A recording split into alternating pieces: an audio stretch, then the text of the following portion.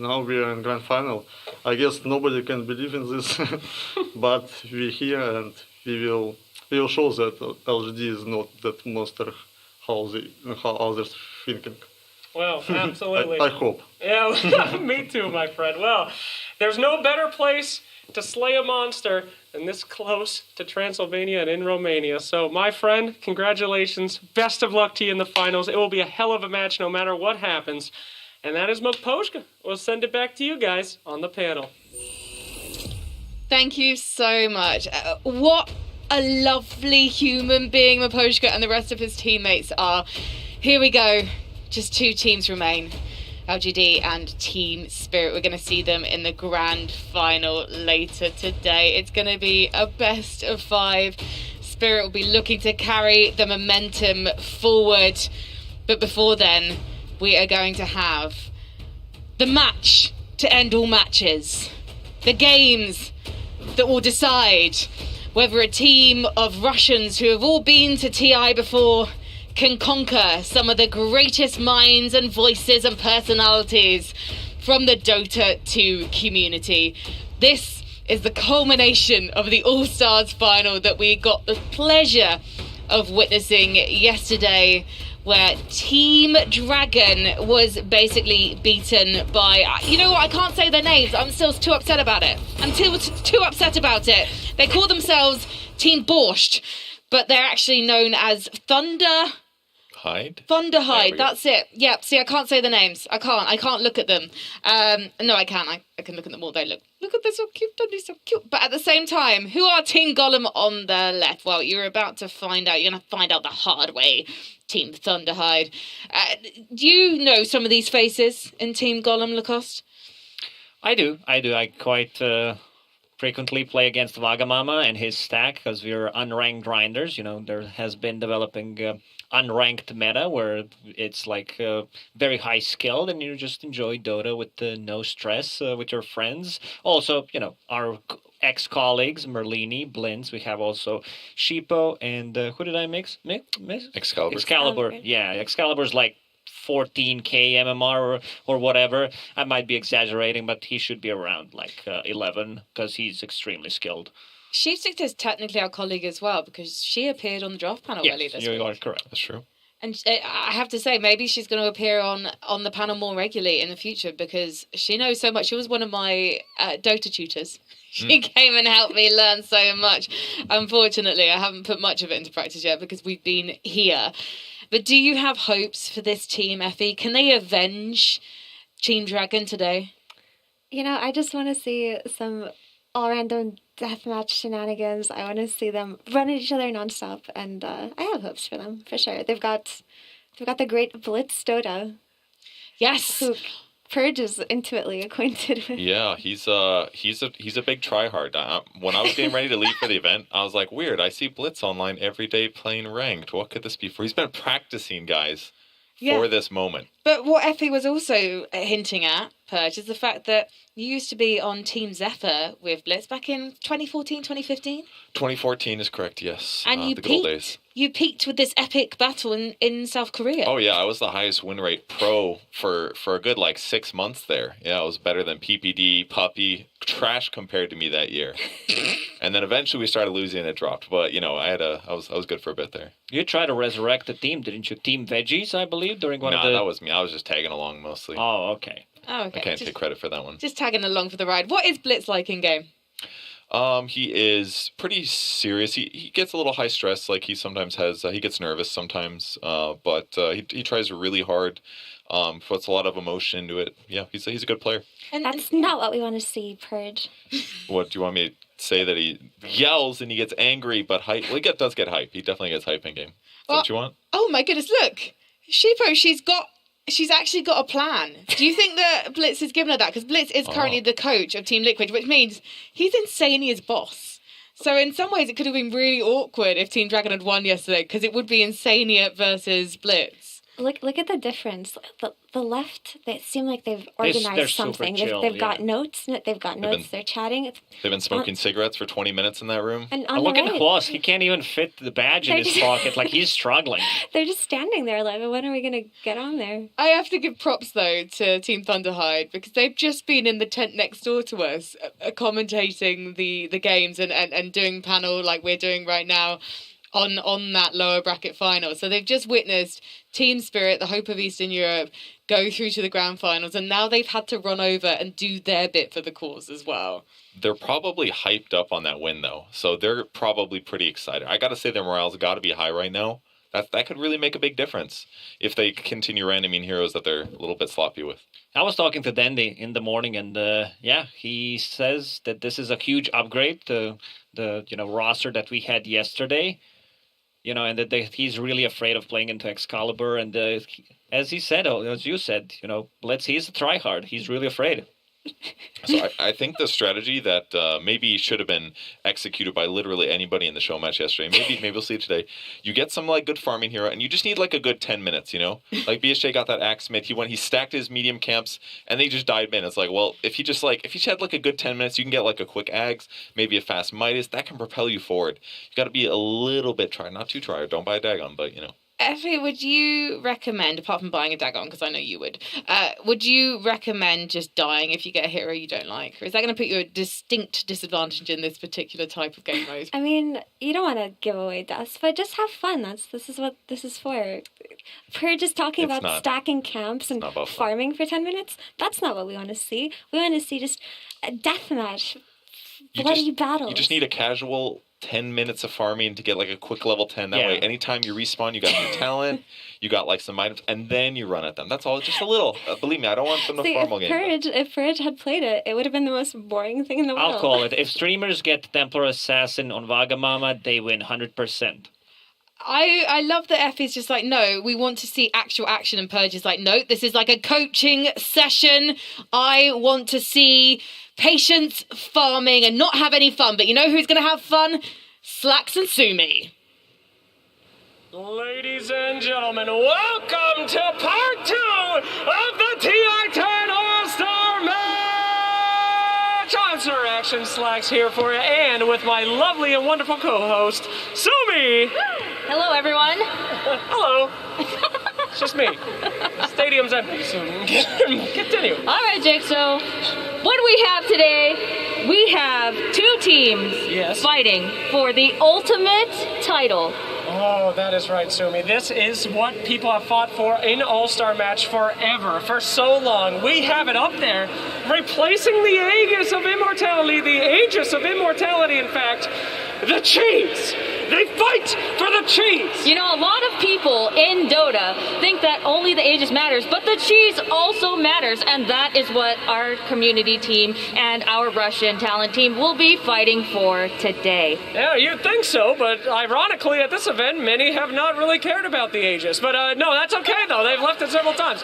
At any rate, though, the All-Star Match separates the strong from the weak. Yesterday, we saw Team Thunderhide, the Russian broadcast team, absolutely decimate those that I shall not name because they mean nothing now. And now they're up against even harder opponents. Yes, they are. They will be fighting against Team Golem, the roster of which we have kept a secret pretty much the have. whole time. Kinda. What do you mean, kind? Oh, wait, until now. Until the panel. Until the panel. But anyway, so Sure. tell me a little bit about what to expect with this mode, because we've been seeing a lot of Captain's Draft, Yes. but what are we doing here? Ladies and gentlemen, welcome once again to All Random Deathmatch. If you don't know what that mode is, well, let me tell you. You start off with a random hero. Every single time that you die in your game, you respawn as a random hero. You keep your spells, you keep your items, but you keep only that. Your pride most likely will take a massive hit. At any rate, you will continue going through this until all of your lives are depleted, and at that point, you may not respawn again and the game ends. Every team has 40 lives. Oh. Every respawn subtracts a life. And once you get down to 0 lives, it basically becomes permadeath for your team. It's a lot of math, Sumi. Too much math for me. Hero die good, ancient die good, hero die for you bad. All right, Jake. Well, it seems like our teams they are both ready to come out. So let's bring out first Team Golem.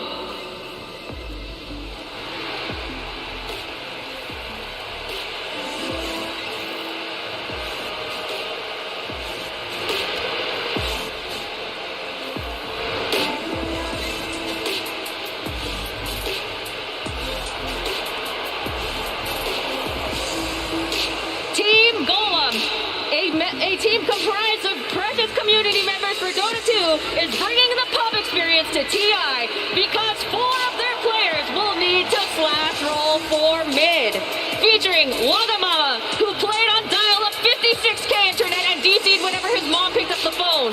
Blitz, who learned how to ride a bike at 23. Excalibur, who tried to go pro in StarCraft but got too lonely playing 1v1s. Sheepstick, who played 1,700 games of Meepo. And the captain, Merlini, who is notorious for sacrificing his bowels during a Street Fighter match. Oh my god. Disgusting. All right, Jake, Sorry. what's up next, though? Oh, are we doing next now? Well, you might have remembered them from yesterday, ladies and gentlemen. It is the unstoppable, the hard boys, the Thunder Eyes! Oh, my voice cracked. Oh no!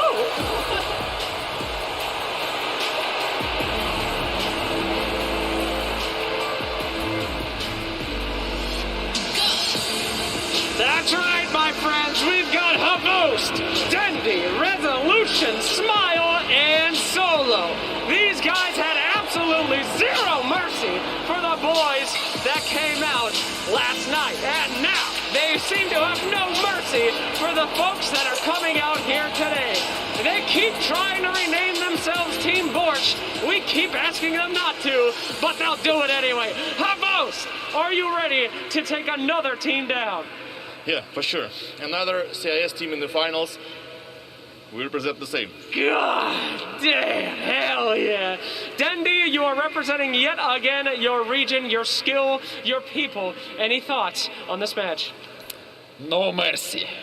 Ooh, I feel it. Resolution, you always say something nice. Would you like to say something not nice this time? You don't have to, it's okay. I think we come to this match as the favorites, obviously. I mean, look at them. Like, this is not going to be a game. Wow. Super easy. That was surprisingly brutal. Thank you very much. How we feeling for the game, boys? I have no idea how to play Dota, but we'll eat them. They got no chance. Okay, seem confident yet again. Team Thunderhide getting ready to roll with this. And now we have a quick interview with our very own Team Golem. Sheepstick, tell me, you saw your friends get a little bit obliterated yesterday. How will you do things differently to secure the win? I mean, we've been playing competitive ARDM for 17 years now as a team, so I think we're, a little bit better than those, washed up players. So I think we got it. Washed up players! They called you washed up players! Oh my goodness. We're on a roll here. All right, do you have anything that you want to say to Team Thunderhide? Hi, Roman. Hi, Dendy. Hi, everybody.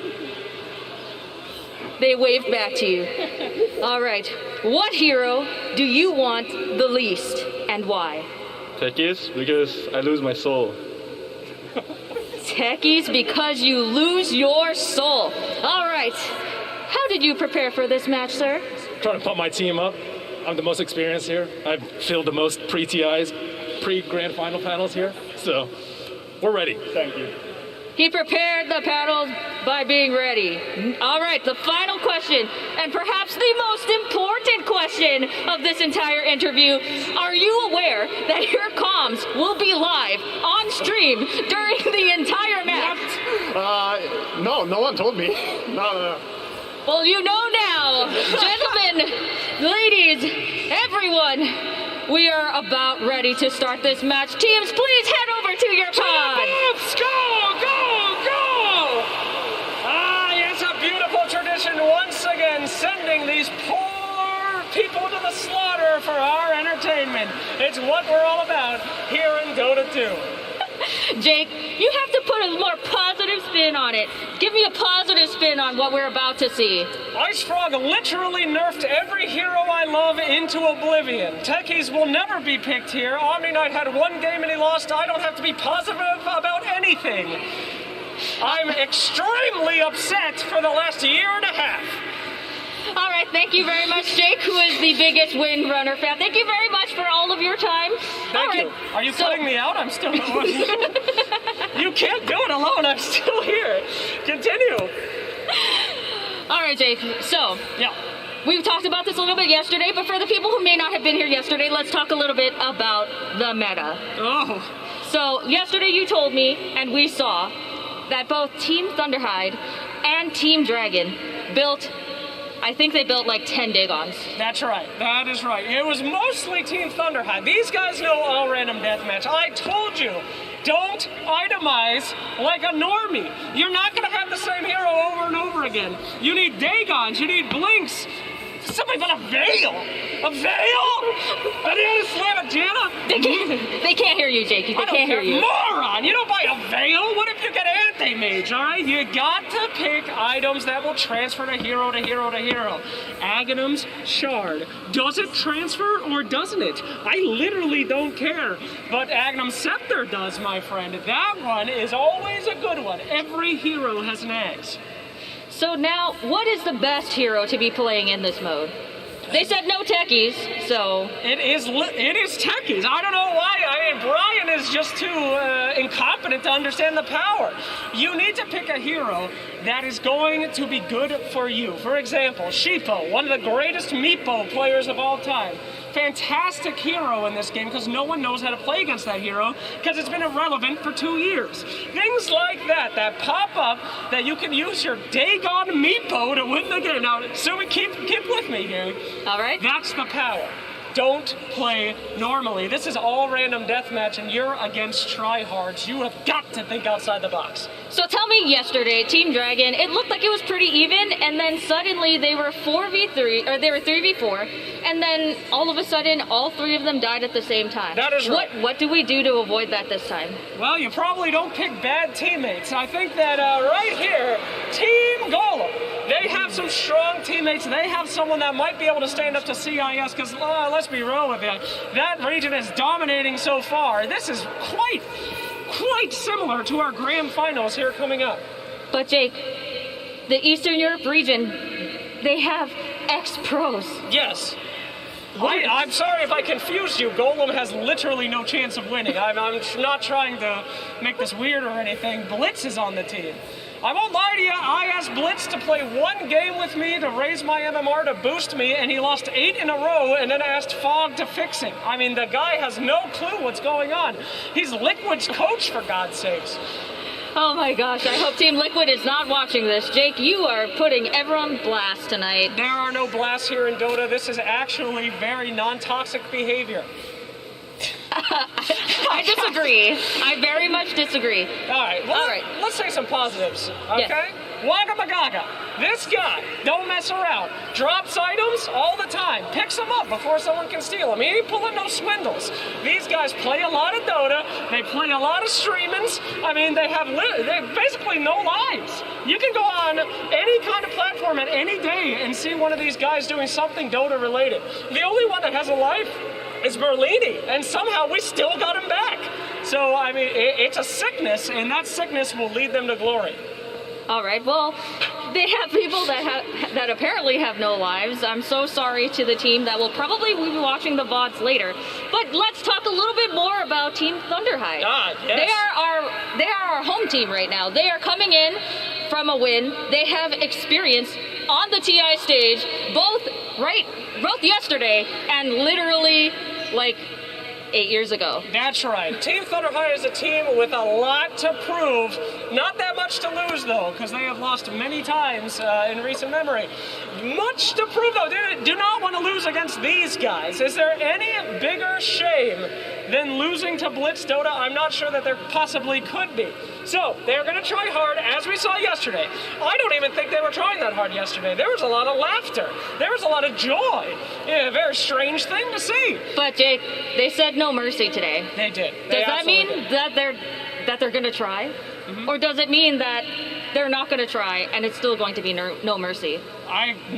What? Not going to try? It doesn't matter. Whatever you just tried to say does not matter to me. What matters is that Dendi was not smiling when he entered the arena. I've never seen that before in my life. And delicious cheese. I don't know if you've seen Team Golem. Many of them look malnutritious. I think that they are actually going to try to just live by getting that cheese. It is a big motivator for them. Hunger, literal hunger. We have to balance this out. So I'm going to say Team Thunderhide, okay? Team Thunderhide. Ah, yes. Team Thunderhide. I mean, they're just motivated by being here. When's the last time Havost has been to a TI? I mean, they just want to literally come. So their motivation is to continue to stay on the stage for as long as possible, potentially warm up the seats of Team Spirit, and that could help. It's chilly sometimes in Romania. If they can get enough accumulated lower heat to support their brothers in the region, I think that that is a big motivation for them. So I'd expect a longer game. I'd expect a lot of cheese to be eaten outside the booth to make it a healthy playing environment, and I expect them to do extremely well. Do you think that the fact that they are experienced Dota players and captain's vote will transfer over to ARDM? No, I don't think their experiences at all will transfer over to AR. I don't think anyone's experiences transfer to ARDM except for panic and fear, which is something that a lot of support players and Dota players know. So captain's mode is for tryhards, all pick is for the people, and all random deathmatch is for people that just gave up. And if there's one thing we have in plenty on this stage, it's a lot of those people. Are there people who like main ARDM? Main ARDM? They I hope I never meet him, Sumi. I really, really do. But if you're watching out there, keep on trucking. You're good. You know who's the real sickos? The ones that made ability draft. What the hell? Yeah, Purge gamer people. My God. All right, I like ability draft. That's Sorry. great. All right. All right, he's stepping away. That's fine. Sumi. Yes. What hero do you think would be the scariest hero to see late game in an all random deathmatch? And this is a trick question, so really think about it. The scariest hero? What do you mean scary? You mean scary as in, oh no, I have to play this hero? Or scary as in, oh no, they have that hero? I'm saying thick boy waddling out of the jungle, level 30, with random items. Which one do you not want to see rolling out? Well, honestly, Tiny. Tiny. A strong hero, potentially. But you have to have the right build. Shadowblade. That is true. We haven't talked that much about. Shadowblade's a fine one. Invis, Vince, as we in the Dota community say. So who says that? Huh? Who says that? Somebody. If you say that, please type yippee in the chat. Anyways. Items that make you invis, items that make your movement change. Don't get things like Ghost Scepter, that's pathetic and hilarious, unless you're planning on building E-Blade, which is also pathetic and hilarious, but at least you can pretend like you're participating. Either way, itemization is extremely important. It's literally one of the only things that you can control in a chaotic mode, like all random deathmatch. Do neutral items get dropped in all random deathmatch slacks? What, is this a quiz show? I don't know. I mean, never played this in my life. I don't know. Probably. I don't know, Sumi. I can't even... Shut up, Sumi. You don't know. Yes, they do. Okay, great. I just said that very confidently so that he doesn't know if I actually know or not. The answer is yes. They work together. Okay, well, no worries. Our teams are about to get into it, Sumi. Yep. I want your final guess. Who will be taking it here for the grand champions of the All-Star game? All right, well, I'm going to go ahead and pick Team Thunderhide because they are experienced and also because that means you have to pick the other team. Yeah, Golem will definitely win. Yep. Here it comes, guys. Full faith. Let's throw it in. Ladies and gentlemen, the time has come to play the All-Star match. Let's play some Dota! Wait, why is my minimap on the right? Wait. Oh my god, I have Aiden set up. Roll the carry. Dude, no, I have Aiden set up. Oh my god, wait, how do I... Oh, thank you, sir. You're a savior. Guys, Dude, I have... we gotta try hard. I need to win this to get a new stream title. Let's go. Okay, go rush, go rush. I have Yo, badge. they're already there. Hurry up. Yeah, get in there. Get in. Get in. Wait. We're not fighting yet. We're not fighting No. yet. We're getting in there. We're getting in there. Go. Gentlemen's agreement. Gee. Go. Yeah, let's go. Go. Get him. Dude, why are they not hitting Roche? Dude, they're not helping us. Help us. What the fuck are you doing there, dude? Yo, hit. Sheep, don't tank too much. I'm No. trying.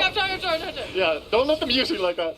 We need to... Dude, they need to change aggro. Yeah. Why are they doing this? No, this is great. Dude, they have the melee hero. They are supposed to tank it. Oh, why is he on the back line? Yo. Be careful with the stun. Let's not BBM. I'm going back in. Alright. Alright, it's half. It's almost time. It's almost time to Okay. pick first. This is good. Let's go for. I'm gonna astral the SF. Okay. I should have gone stun. I fucked up. Oh no. Just build up bashes and then chill. Right. I'm power shotting when it's dying. Okay. Power shotting. I'm healing. Alright. 3, 2, Go! Go! Fuck, that's so much faster! Kill him! Kill them! Kill them. Stick! Yeah, Stick! Yeah, get wrestled. I have one more bash. Bam. He has Aegis? Oh. Kill him They again. got Aegis? Kill him again. Okay. Kill him again. Body block him if you need. I have the bash. I'm TPing bottom. I saw him. Get in front. Alright, I'm body blocking. Oh. I don't have any more I'm bash. hitting. I don't have any more It's fine. bash. It's fine. Yeah. Do you have a power shot? I'm Yeah. doing vision. Oh. That was pathetic. I thought he was gonna juke. He just kept running. That wasn't even a juke. He just walked in a straight Yeah, that's line. what I mean. Dude, He come didn't on. juke. He didn't juke. That's the juke. These players are washed. Do not think they're gonna juke. Yeah. All right. Dude, I have all of Aiden's hotkeys. Yo, help me. I'm going top. You and me, Merlin. Alright, is... Oh, what the hell? Are you farming? He just didn't come to Yeah, I'll lane. farm. Okay. I'm so Sell out. underwhelmed. What are you talking about? This is my favorite caster voice line by far. Yo, help me. It is actually really good. Hey, I'm trying, man. Run. Keep fighting him. Okay. Keep fighting him. I have no regen. I spent it all on salve. That's because you're selfless. Yeah. You have to be a bigger piece of shit. I'm sorry, man. Uh-oh. Yo, help me. Oh, you're dead. Well, why would you say help me? Like, that was I just got baited in by you. Nah. We needed a new hero anyways. What the? Just reroll. I'm CK. That's kind of lit. My hotkeys were wrong. Oh my god, Aiden sabotaged me with his Is he gonna push her everything. again? Oh, watch out. Damn. That's bullet. Do you have stab? Oh, I can stab it. South. There you go. I fucked mine up. It's fine, I got one. I thought he has. Yo, wait. Yo, there's that fucking Wisman. What the fuck's going on? Did you not have TP sheep? I kind of want to I reroll my hero. used it. I came back to lane after Roche. Oh my god, I griefed you. You griefed my game. I'll take that. That's okay. All these range. Yo, leave. Yo, leave. there's three of mid. Oh my god. TP's mid. I don't have one. I'm TP on your I'm own kid. TPing. Are you okay? I don't know. I have some heals. I'm stunned. Nice. Turn. Not sure about turning, but Steve! I'm farming. Steve! I'm dying, dude. It's okay. Oh, I got Arc Warden. They're all stunned. That's You got Arc? Arc early. No, I have stunned. Everybody. Ravage. Where's my team? I'm really enjoying tank creeps right now. I don't know. Where's my team? I don't know. I'm Ogre. I'm keeping Arc Surge basically. I'm gonna clean up this, dude. Steve, if you just want to nerd it and just AFK farm, I'm 100% okay with that. Arc Warden is actually really strong early game. I got this, guys. Like, this is a strong hero. Nice. Come on. Getting your What the fuck's he Grandmaster. How did you get your Grandmaster and your Master Tier hero first and second? Did you talk to someone? Nice, guys. I'm coming mid. I got the Ember, dude. I got the Ember. I'm doing recovery laning. I'll rotate soon. I'm coming, Steve. Yeah. You getting bottom? No, I'm not. I can't afford it. Don't wait. Do you want a salve? Yeah. I don't have one, so. I'll buy you one. I actually bought myself. It's all good. Oh, I have to pull for myself because my core is so useless. Yo, Steve, help me! Oh shit. Steve, help me. I'm on it I'm this juking, hard. I'm dude. juking, I'm juking. Yeah, I'm coming, dude. I'm baiting. Stun in one. Turn. Yeah, we got him. Get the jug. No spin. There's no roach to kill him. That's true. It's part of the strat. Oh, I'm being 20 done seconds? by a viper. I'm going for sniper. Finish him off. No. It's fine. Go for more. I have ignite. 1 second. Okay. Dive. I'll place the ward.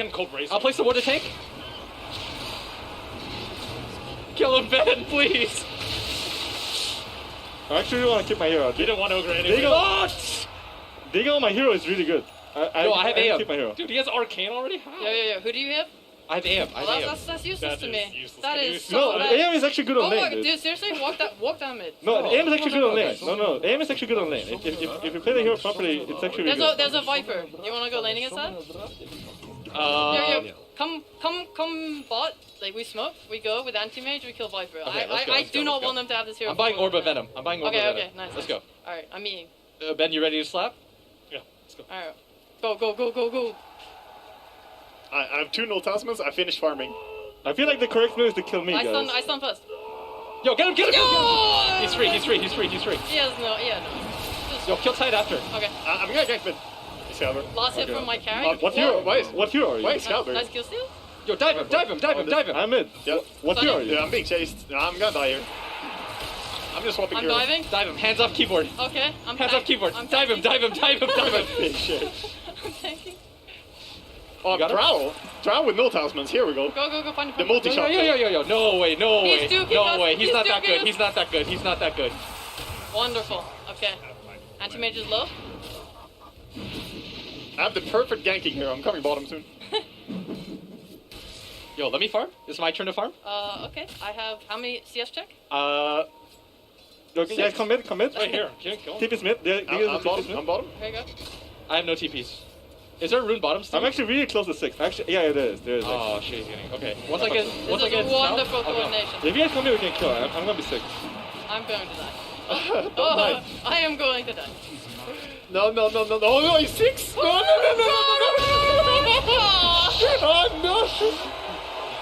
Dude, what is... Arsar's just been farming this entire time. Alright, I'm ready whenever. I need to get the south first. I'm ready as soon as I get the south. Okay. Yo, it's nighttime Do you have and I Venom? have Do you have night Venom or stalker. not? This is pretty good. I have orb. Okay, you jump on them. Okay. Just I wait. think he sees you. No way, dude. We didn't buy wards. Why would they buy wards? Look at the way he's moving, dude. No, Wards dude. is cheating. He's just smart. Yeah, he's just a... What player is that? Is that Dendi? It's Dendi. It's true. Oh, yo, help me. I'm coming. On the right? Yeah, I'm coming, dude. I'm dead. You can kill him. We can return kill this. Yo, you're going to Doom? Kill them too. Okay. Oh, he has such a big one. Buy raindrops? Oh shit, I already have some. Dude, I don't have my keys bound for like bringing my courier. I'm playing like Syraxis like right now. I gotta manually select my courier. No.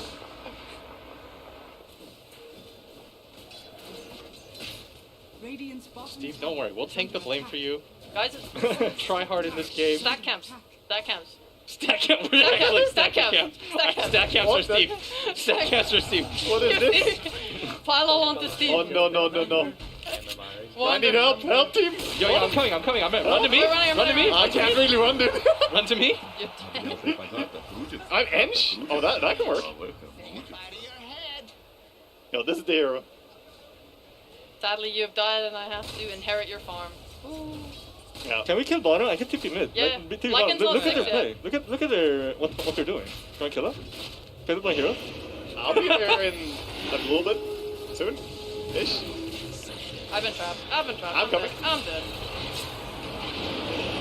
Yeah, get rid of Undying. Get him.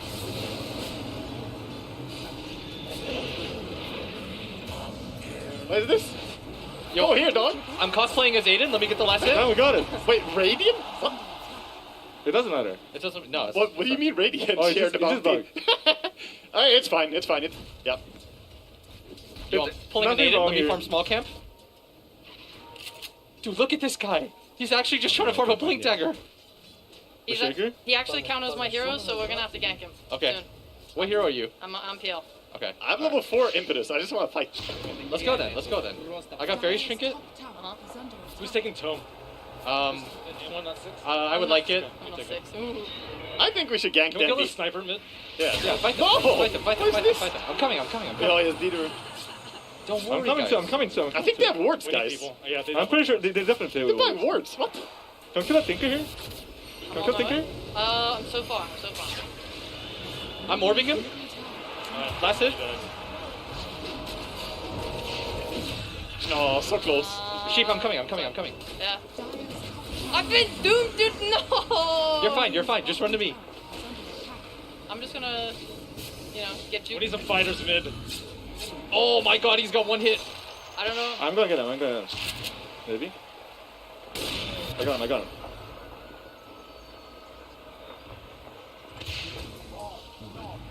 Oh shit, I typed and I died.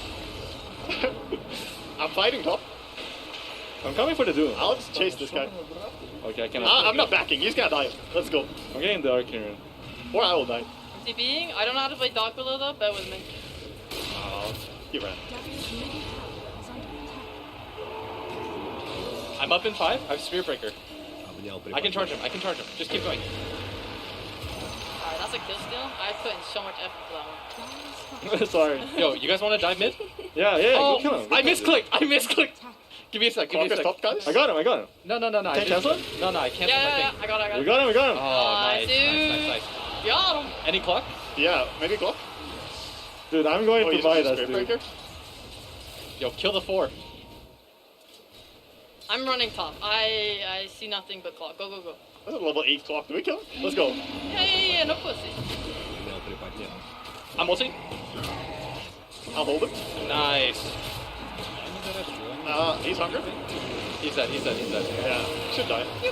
Okay, he's alive. Oh, he killed the. No. He's dead. No, he doesn't have the hunger. It's gone. Oh my god. I couldn't dunk him. I God. couldn't dunk him from there. You're so bad. I don't have a Quelling Blade. Yeah, dude. I'm not saying you're getting kicked out of this game, but I think you're getting kicked out of this game. Oh my god. I made you. I trained you at the training camp. Now you gotta kick me. Wagger's training camp? No, I was never there. Do not associate me with your friend. All of your success is my success now. Yo, these guys are farming. They're farming ancients. We have a stacked ancient camp too. Okay. For Steve. Did our Steve farm it? Yeah. That's Steve, true. all I'm in on fine. being our Oh, I know. Oh, Oh my god. We lost. Yeah, We lost. dude, I lost my Midas, dude. all of our net worth just went down. Yeah, what hero did you get? I got Darkster. He's a doctor carry. I'm TPing mid. Oh no. Seems good. Are we doing better than the English now? Oh, yo, they're going on us. Do you have any stuff? You don't? Oh, shit. Only have crapper. I'll TP top. Yeah, I have spells. This can work. Maybe. I need to wake up. I'm keeping top. I am dead. I'm just slept forever. We didn't kill them all here. Shit. You missed me. Ooh, what about you? I'm gonna show you. Kill Rezo. Okay, yeah. Why is there a clock here? Can you micro your illusion? Stop his point. Oh, sorry. I'm coming to you guys. Yo, they're dying here. Yeah. I'm If coming. we play together here, we're gonna kill them all. I'm coming. No! What's this? I'm TPing? I don't want to No, sleep. I'm not TPing. Oh, no, they sleep. Oh, I almost have called. We can fight. Yeah, go for this. Oh, Oh my god, Waka, no! Wagga! My god! Dude, I'm dead now. Oh, Wagga's Disaster. Kind of want to suicide with Sure. What are you? Shen. Dude, just die. I'm on my way, man. I do want to help you. I'm coming top, kids. Are you alive, Sheep? Maybe. I'm dead for 8 more. Does it have ult? She's fine. Yeah, she's gonna kill I'm them all. healing so much. She's gonna kill them all. It's free. Easy clap. Nice one. I got another point in the. Oh, free kill. Right here too. They tip back. That man hated Bane. Not toxic, by the way. I got him. Dude, they're challenging us. Go. Go, Roche. Go. Okay. Wait. Alright, I don't have any salves. I'm making though. my I way. gotta get some resources, guys. Wait, we're wait for two, gonna wait for two. Okay. Wait for all. I need to get some resources. Okay. Okay, Sheep, do you need a heal? I'll give you a minute. I don't think. Dude, we're gonna get Echo in the pit. No. We killed Shaker. We killed Shaker. can't. Oh, we killed it. You take Aegis but not Excalibur. Okay. Are they all up? Alright, go. Where's this? Go, get in there. This creep? Yo, you guys want to be scumbags and just kill them?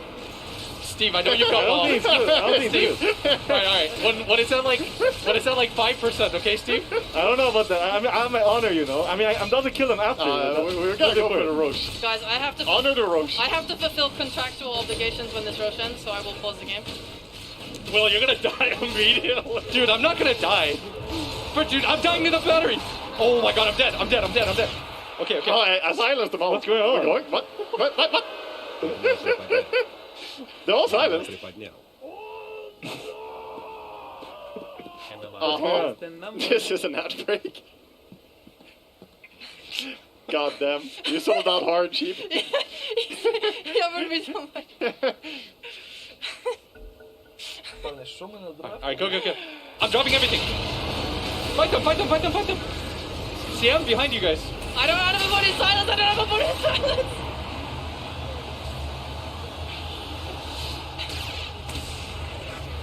Nice, guys. They're all dying. Kill the truckers. Oh my god, 50 health. Get him. Oh, he's so low. This guy's so low. Okay, guys. Okay, I have nothing. More tactics?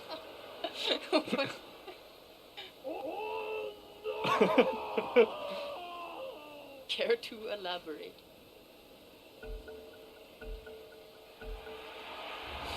I have a warlock. That's not what I What want. hero do I get? I'm a witch doctor. I have Pug now. That's Not kinda- bad, not bad. Oh, kinda Dan, good. you're getting all the bad heroes. I know. Pine's not bad. Oh, who? Whoops. Alright. Okay, guys.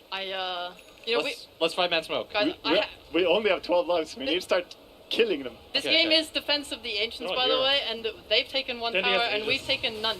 None. Towers does Towers don't matter. Can we push some This is towers, not please? lives. They're all fucked That's up. done. Okay, fight around me. I'm actually super strong. I actually got a really good hero. No, me and Blizz are gonna push this tower. Who's yellow? Tiny's TPing bottom? Okay. I'm coming bottom. Dude. Yeah, I have Go some. fight. They're Go all fuck them running up. through our triangle, by the way. Yeah. Fight them. Go fuck them up. Place a ward and fuck them up. Yeah, we can kill them here. Wait, kill. I have Yeah, all. don't go Tiny. Go here. Oh, why? I want to kill Tiny. Do you have a ward? They have the broken hero. You want to let this guy They're get going money? behind us, you know? No, fuck it. Alright. Sure. Alright, I'm stampeding. Get him. Oh, is he dead? I don't know. I hope No, so. not yet. I'm trying my best. Oh my Go god, the he's alive. banner here somewhere. You know what? Go behind us. Yo, fight together. They're sandwiched here. Finish off that banner. Then he's got Aegis. Oh, yeah, Aegis. Oh, you don't kill him. We're getting Tiny. I'm gonna hide and use my slow. Stun? I'm channeling. Okay. I'm gonna stay here and do this until. Someone stop me. Oh no. I'm stunning too. How do we not kill? Not a single person. Dude, we killed the Tiny. Oh, we didn't. Yeah, we got him now. We got him now. No. No, I'm healed. I got you. You're good. Oh, I'm healing. Heal. I'm up in 10. Guys, I have my best hero. I have my off-lane Faceless Wedge. And my Meteor Hammer, I have enough money. Nice. Get in there, Ben. I see you have all support items. Yo. I have him. This has to be the least intimidating Terrorblade ever. Oh my god. I love this build on Terror build. It's nice. It's sick. The Urn of Shadows. I mean, you get free damage, so. Who needs items? Oh shit. Oh my god, Solo got my hero. I hate to be the one to say this, but your Midas might not have time to pay off Excalibur. Yeah, I mean, I was awkward when I bought it. That was the idea. I'm coming mid. I have Chrono, and I have a Mir I'm hammer. around mid. Okay. I'm coming. We can fuck them up.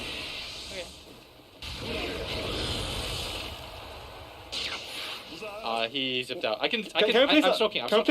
Yo, we need to place a word before we fight. We need to play around the word. What kind of 5K game do you think this is? What kind of words? 5K. What the fucking words, dude? Alright. Okay, I need you guys to give me vision, but with your body. Can we have a war? With our body.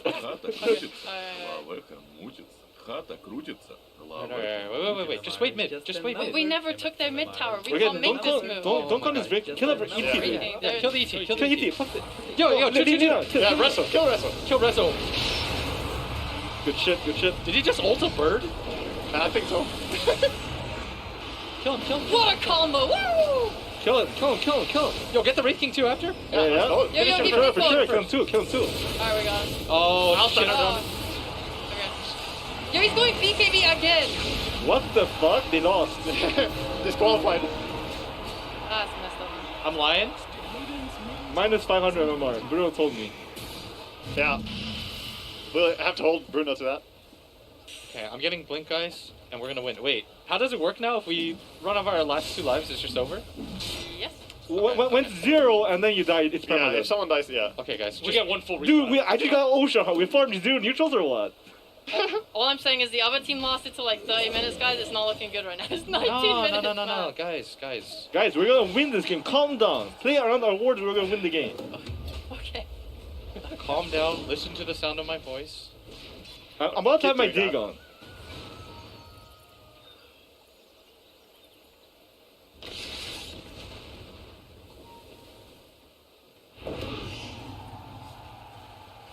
I think they want to die mid. What the fuck? You silenced my birds and killed them. Oh my god, he destroyed them. That was rude. I'm dying. I'm actually just dying. I'm dying. I need to heal. Oh my god. No! I'm coming, guys. I don't have a chrono, guys. Don't fight for 74 seconds. I'm coming, guys. I'm coming.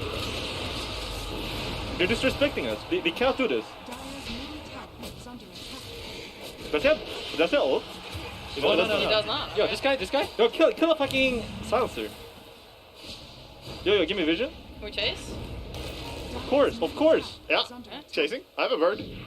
The bird is coming. Sick. I'll stop. There's a storm here. Nice. See him. Yo, help me. I got you, dude. I bashed. They're both done. It's free. It's free. I don't have stun yet. He's out of mana. On.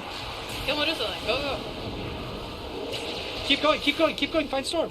Nice, dude. Keep fighting.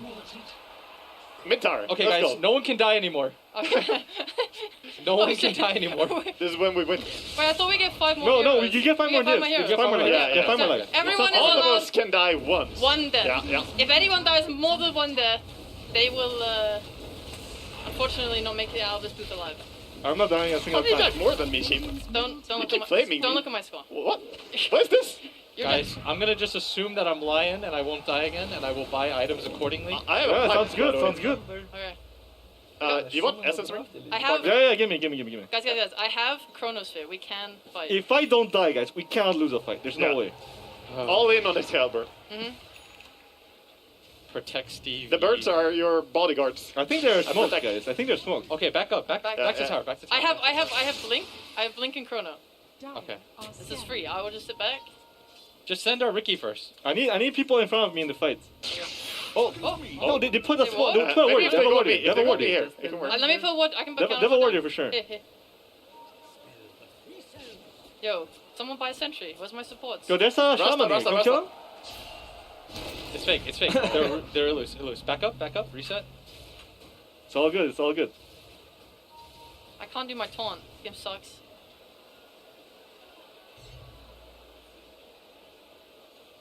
Okay. Next Pagna word, we fight them and kill them. Yeah. I'm training I mean, we can already fight. There's no slugs. They're here. Okay. They're playing on. This one's fake. Oh, it's real. What the It's fuck? real. Kill Let's him. get him. Storm's right here.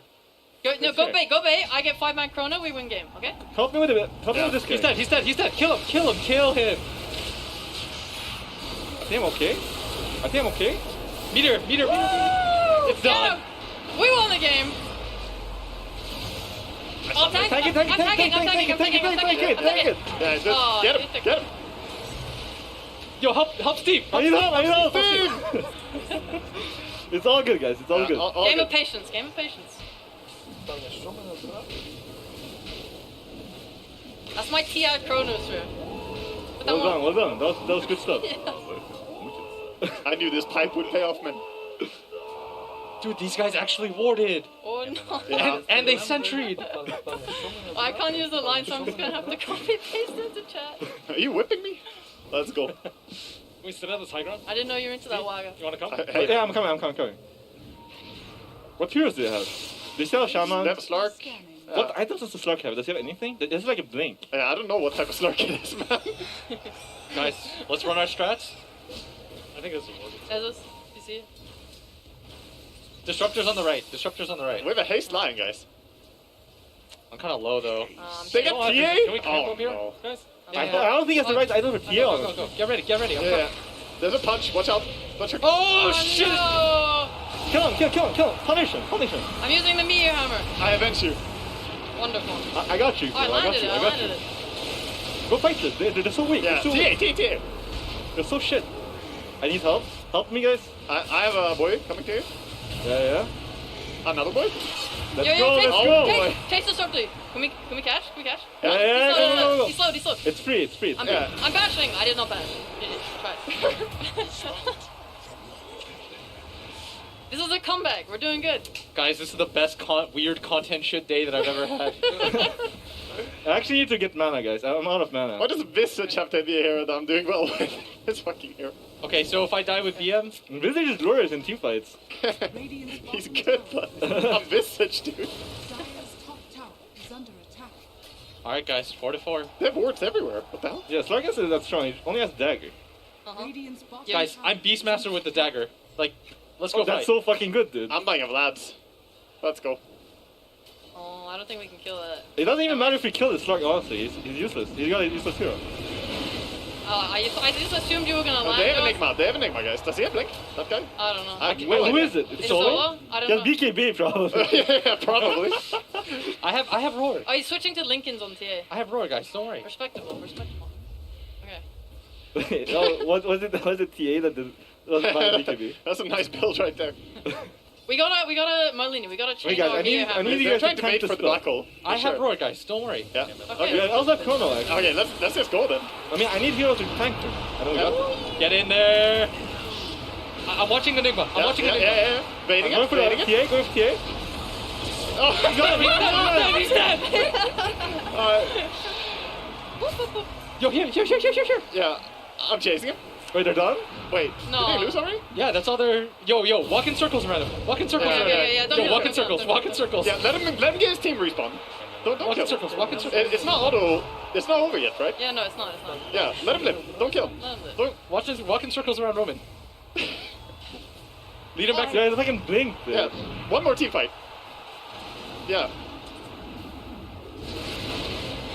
Walk in circles. Just walk in circles.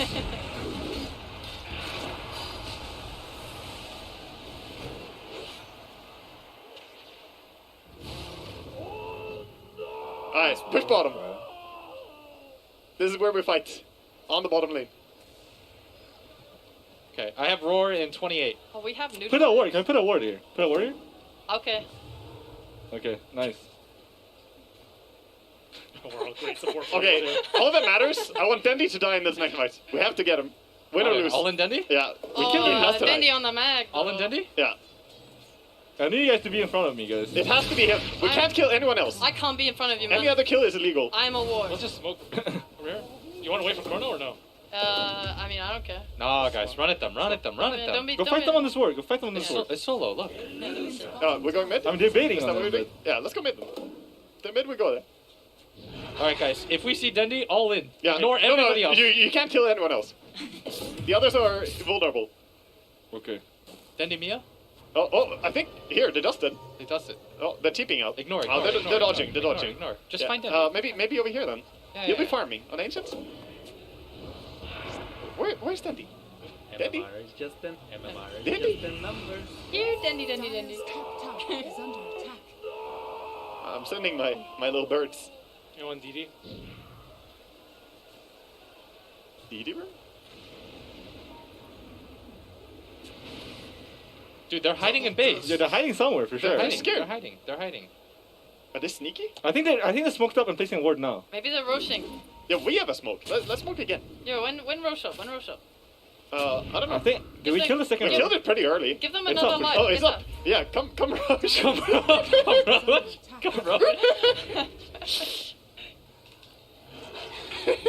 This time, it has a refresher. No, don't kill my bird. They're coming. Yo, to so the it's pit. attacking. He's on attacking. Yeah. We'll be mattered, guys. Yeah, be, Dude, they have blink on yeah. B. No, they don't, Ben. Relax. don't worry about it. Relax. All right. Just don't stand in the pit. We only need 5 heroes in the pit. Yeah. It's fine. Kill the Hosino! Kill the Kill Andy. Get. Yes! Go. With the wing condition. Oh, Nice. Guys. I got the big thigh mom. She's here. Are we out now? Dawnbreaker? I have Dawnbreaker, Oh baby. my god. Hammer Mommy is here. Hammer mommy. Who's... Sorry, detection? Detection. Detection? Oh my God, they're doing it. He's finishing Roche. Oh, he's dead. He's I can hold in 15 seconds. Oh no. Oh. No, stop winning. I want to be Stop Dawn. winning. I want to be Dawnbreaker. That's it, please. sheep. Our time on the main No. stage is over. Please live. Let me on. I want last. Oh, there we go. Oh no. You didn't even get the...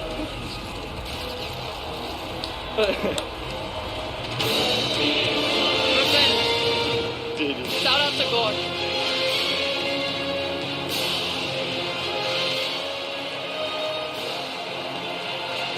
We did it. I can't believe they broke the pact, dude. What was that?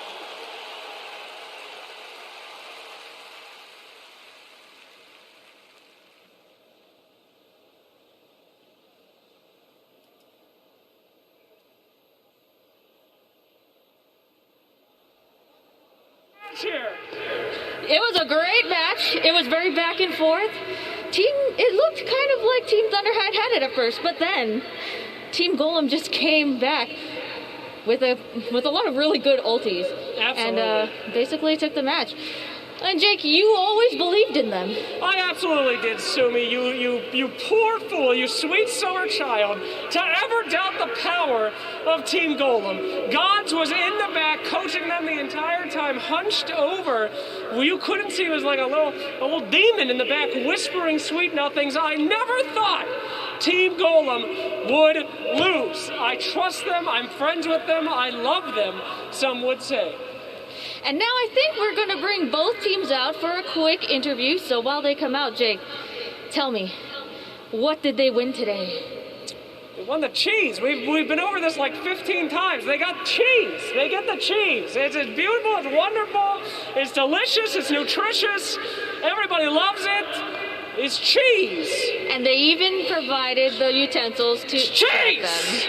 They get cheese. Ladies and gentlemen, welcome your winners! Blitz.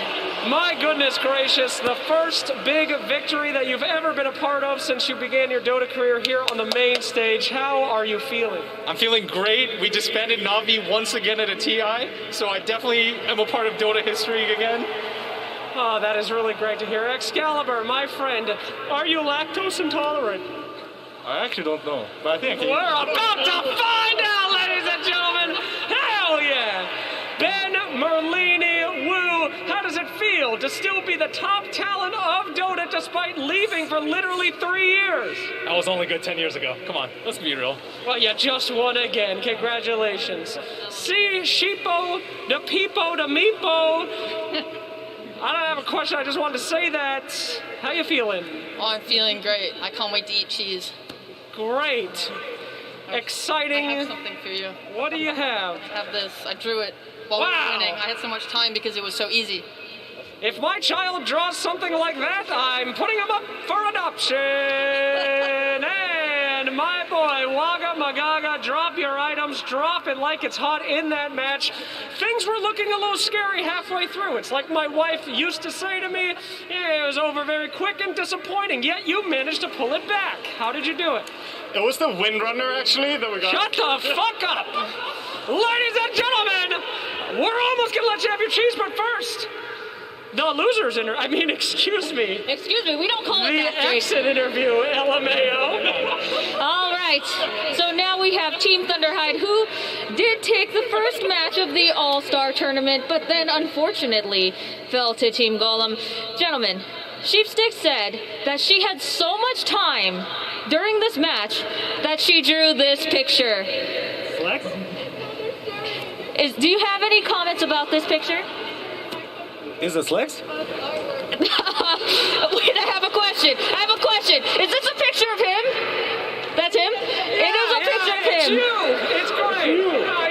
You look good. Would you like to keep this picture? Yeah. Yeah? All right. They may not have taken home the cheese, but they have taken home perhaps an even better prize. Now tell me, during that match, I believe it was you that said the other team was more difficult. Do you think that now? Yeah. We'll come back stronger. They will come back stronger. Also, Team Dragon was apparently stronger than you, even though you won. All right. What are your thoughts about playing all random deathmatch on the TI-10 stage? I think it's the best show match in this In this universe. in this patch. The best show match in this patch. Very good. All right, next.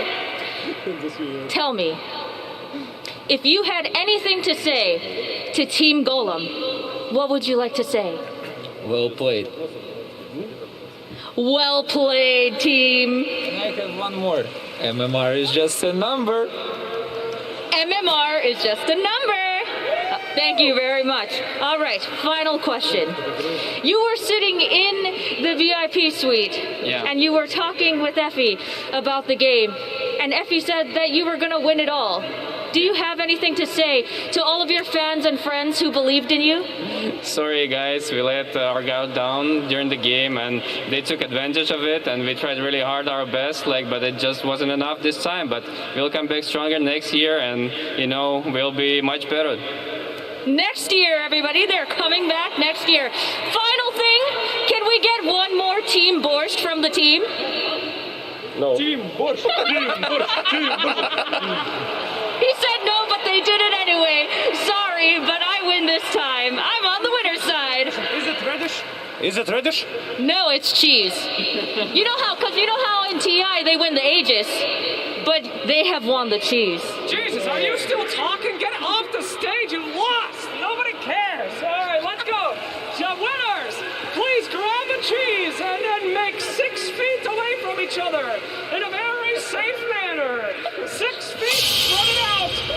Ladies and gentlemen, get ready for the ingestion. It's what you're all here for in this sick ritual. Maintain safe distance, remove 9 masks, and eat 9 cheese! Eat it! Yes! The dark ritual is complete yet again! All right, thank you so much, everybody, for watching the All-Star match. Team Golem has won, and now we will see who will win the Aegis as we throw it back to you.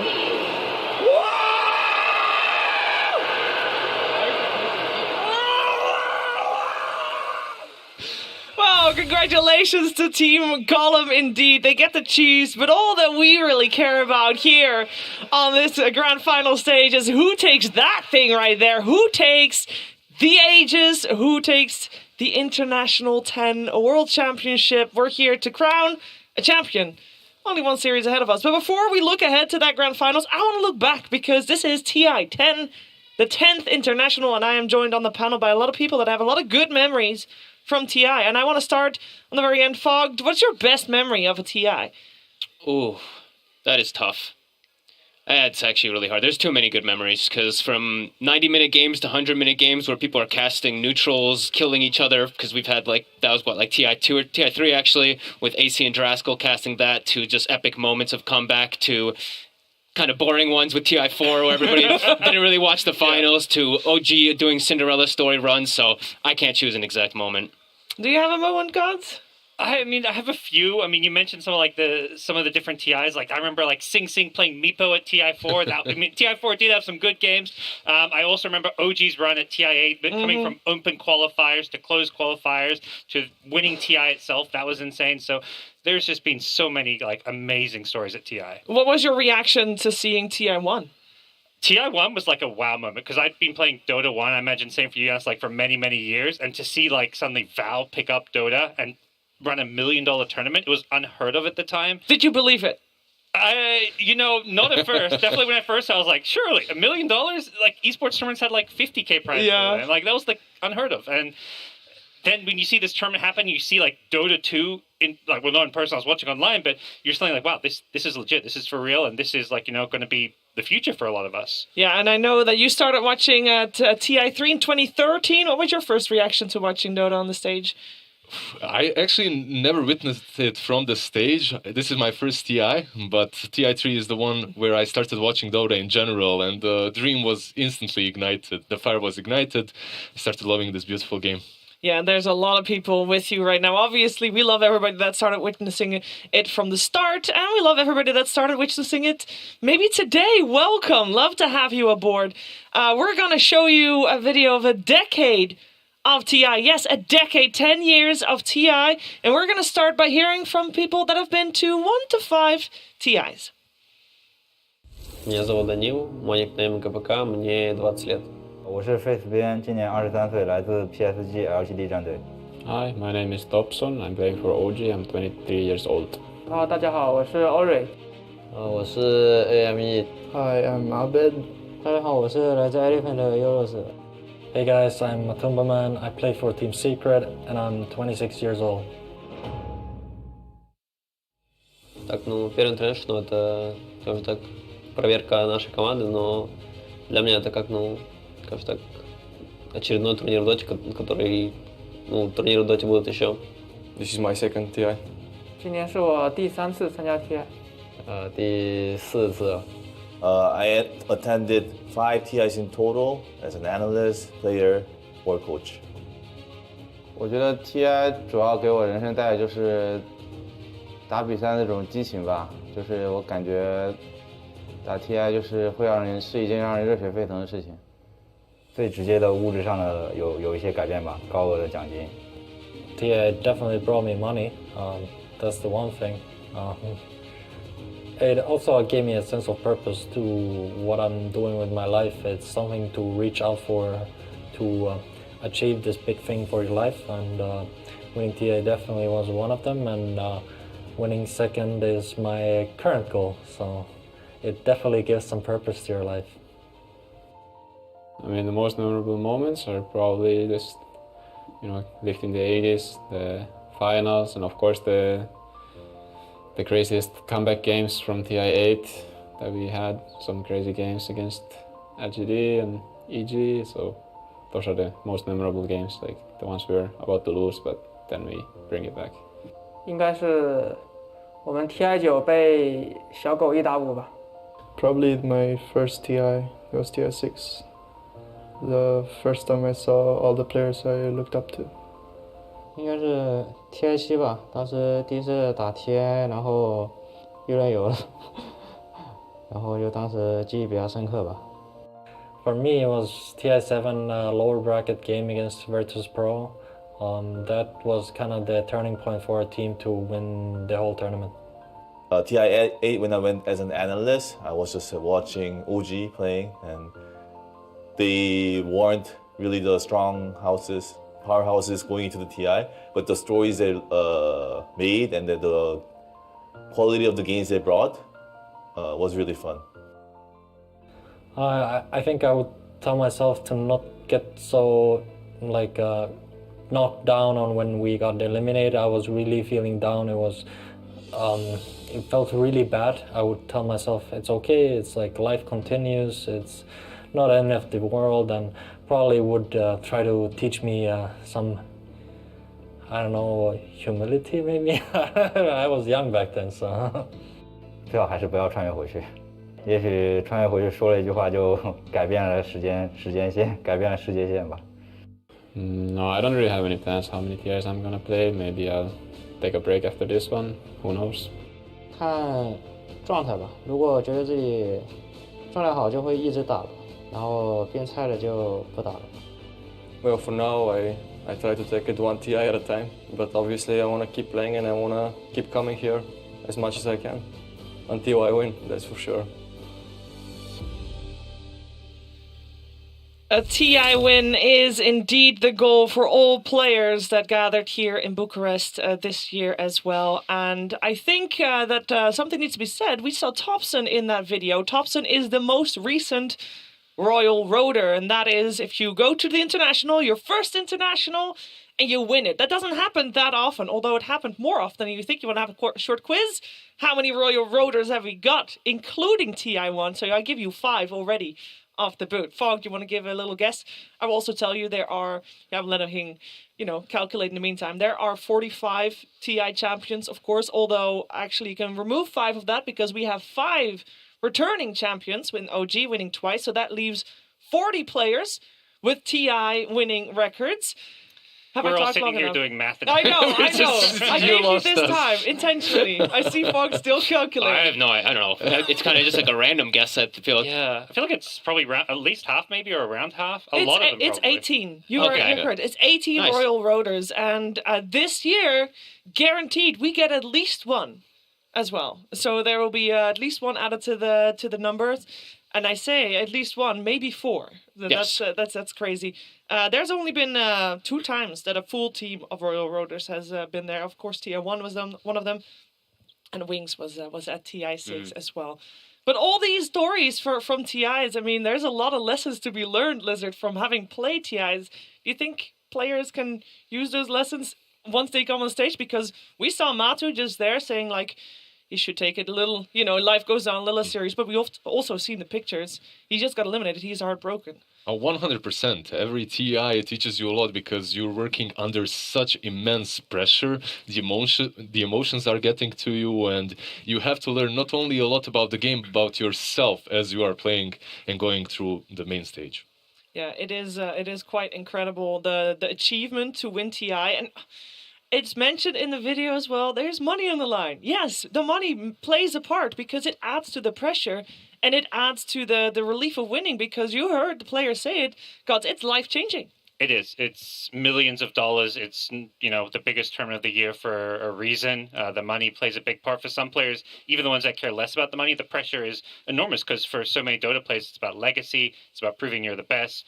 But that money is always on the back of anyone's mind. And it's just the competitiveness, right? I think that's something that always drives all Dota players. It's sure you want that win, but it's just your competitive nature. Because even a lot of us, they're playing show matches, but you can hear some of the players, like Insane is like, guys, shut up and listen to me. Like, even though it's a joke match, like a lot of these players, it's innately built into you, that competitive spirit. Yeah. So we just heard from players that have been to 1 to 5 internationals. Let's hear from some of the players that have been through a lot more, 6 to 10 internationals. I'm Shumil, 22 years old, playing for OG. 我是 Maybe.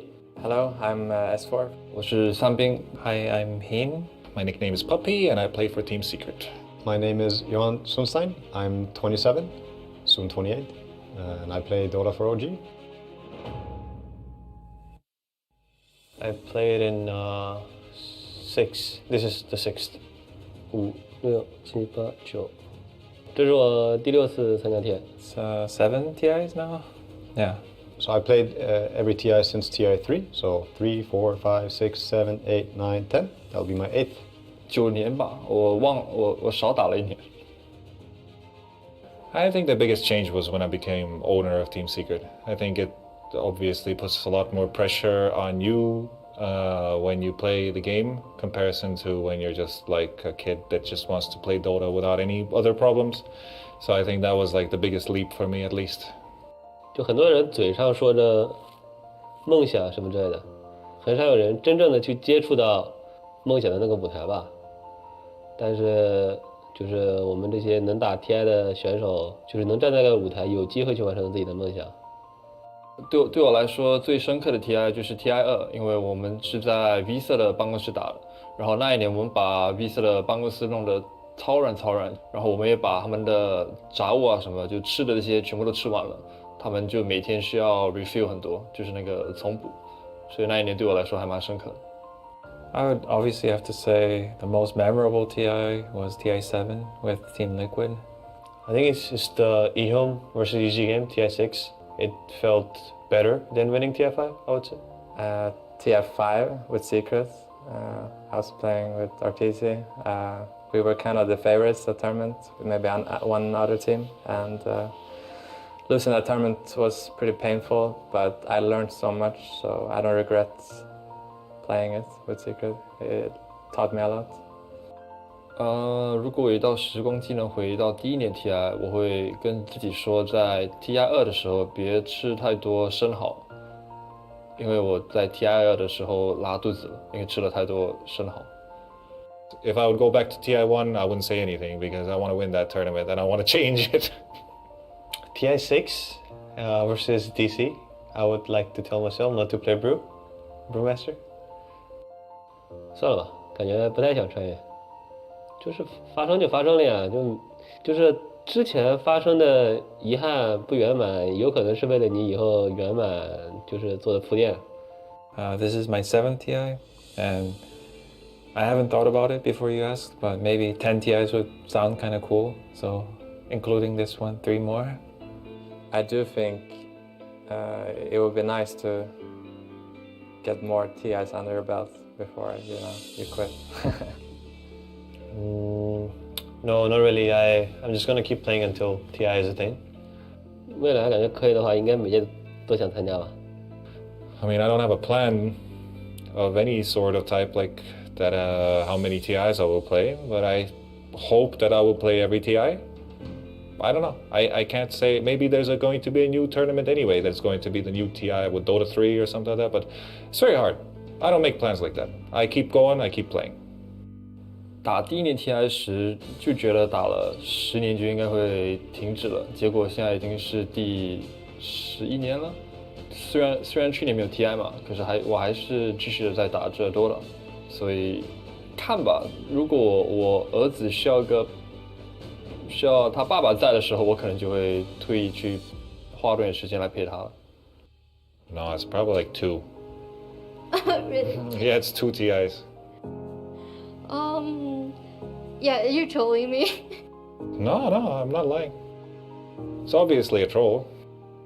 I've played 10 TIs.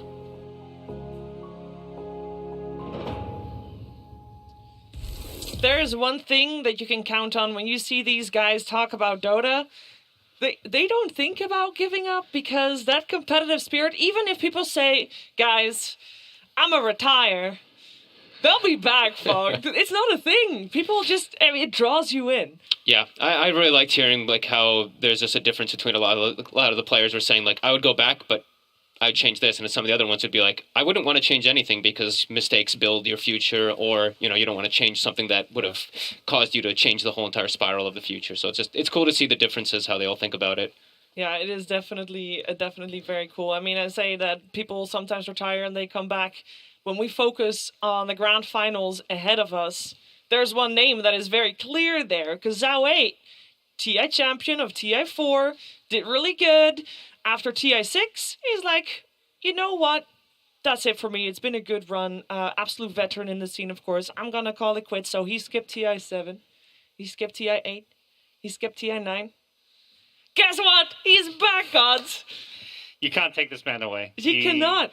He is the equivalent of Puppy when it comes to the Chinese Dota scene. He's an absolute legend, not just for the fact he won TI, but he's just always been regarded as the, best drafter and captain of the region. Yeah. Okay. Let's see how the teams are doing. Let's see how PSG.LGD and Team Spirit got to this moment in time, got to this grand finals here for the International 10. The road to this place is unyielding.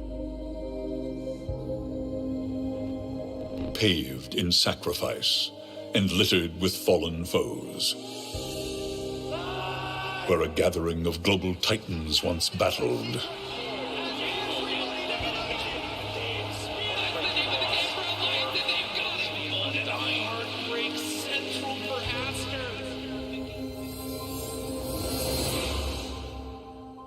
And 2 contenders now remain.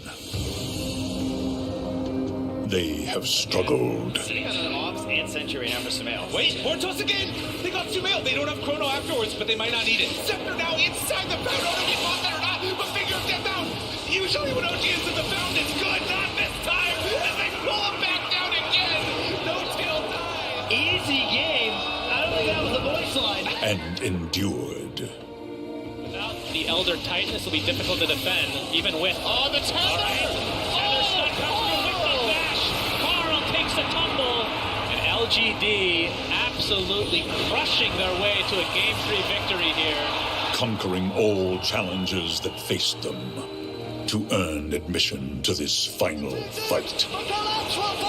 Static Storm controlling Firefly now as Shitara gets out of the second round of the Chronosphere. Over to 1 million they go. JT drops the Echo Slam, but they're all falling on IGs and out to kill. Yatoro is down to get a rampage for the Draw Ranger. Yatoro! They reach now for the province of legends to answer a call to greatness that echoes across time. Break on the Tidehunter, absolutely beautiful from DM. And now the grip onto Ame. They want to kill him in time. Do they have enough? No. Ame with the turn. Ame, are you kidding me? What in the hell was that? All this damage being applied to Monkey, give him Montu. If he gets taken out, that's a dieback from Montu. Double kill from GQ. LGD are doing it, Cinderin. GG's just called, just like that. One team will forge their own legacies. With the eyes of the world upon them, and the Aegis of champions on the line. What comes next can never be rewritten. But tales of ultimate glory never grow old.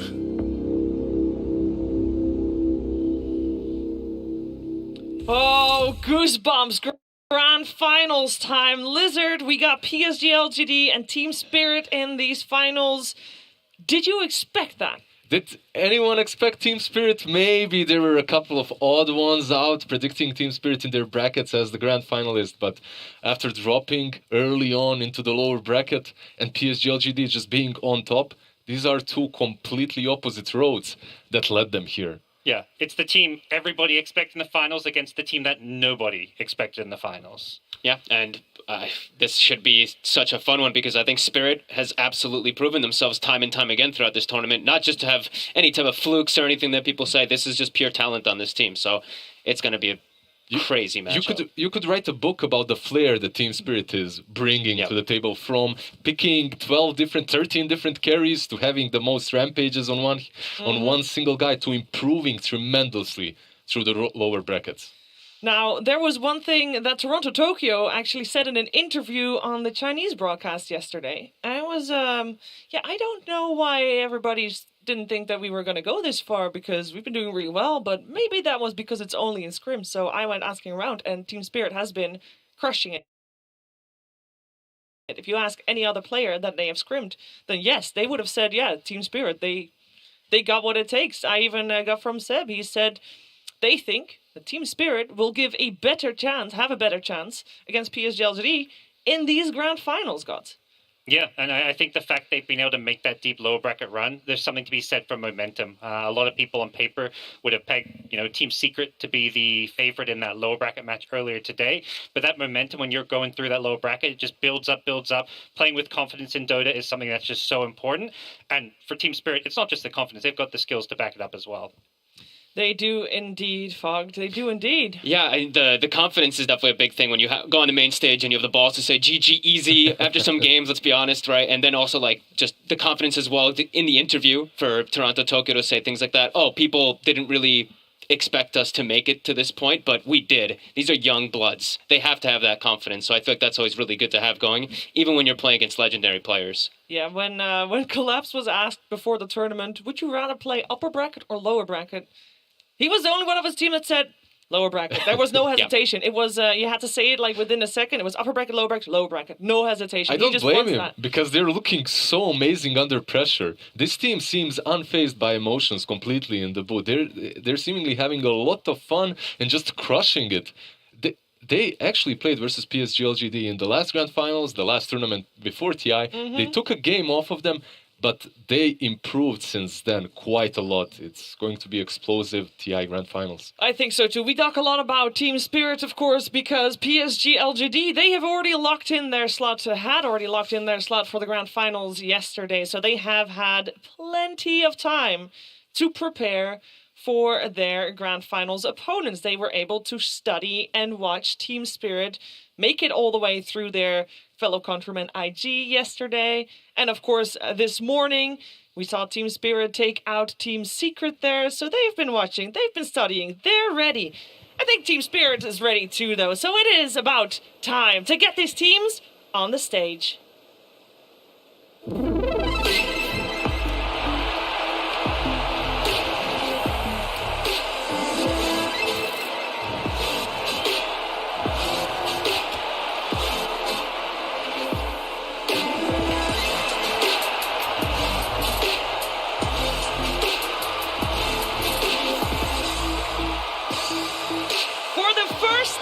Since 2013, we have an Eastern European team taking their place here in the Grand Finals of the International Team Spirit. Have wreaked absolute havoc in that lower bracket, and they are ready for their final boss in PSG.LGD. Of course, Team Spirit, they got Yatoro, they got Toronto, Tokyo, Collapse, Mira, and Miposhka, led by Coach Silent. Yatoro being the youngest player at this international as well. You can see him here, looks a little different than his picture as he has donated his hair to the Dota gods. Let's see if it helps against PSG.LGD.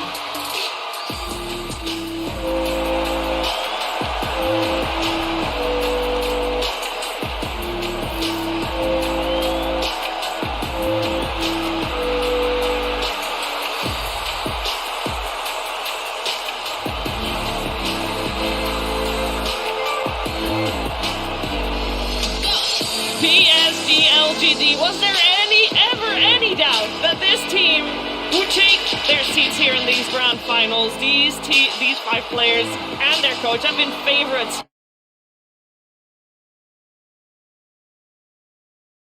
For the last few months, everybody saw this one coming, but the way that they've done it, the flair that they've done it with, that is something unparalleled for sure. We got Ame, Nothing to Say, Faith Beyond, Jing Q, Y, and Chao 8. And they will take their place in the booth as they get ready for their best of 5 Grand Finals.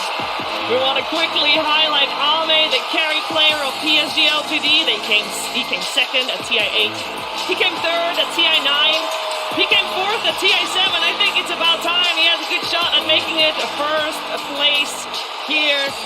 All 10 players and their coaches headed into their pods, headed into their booths.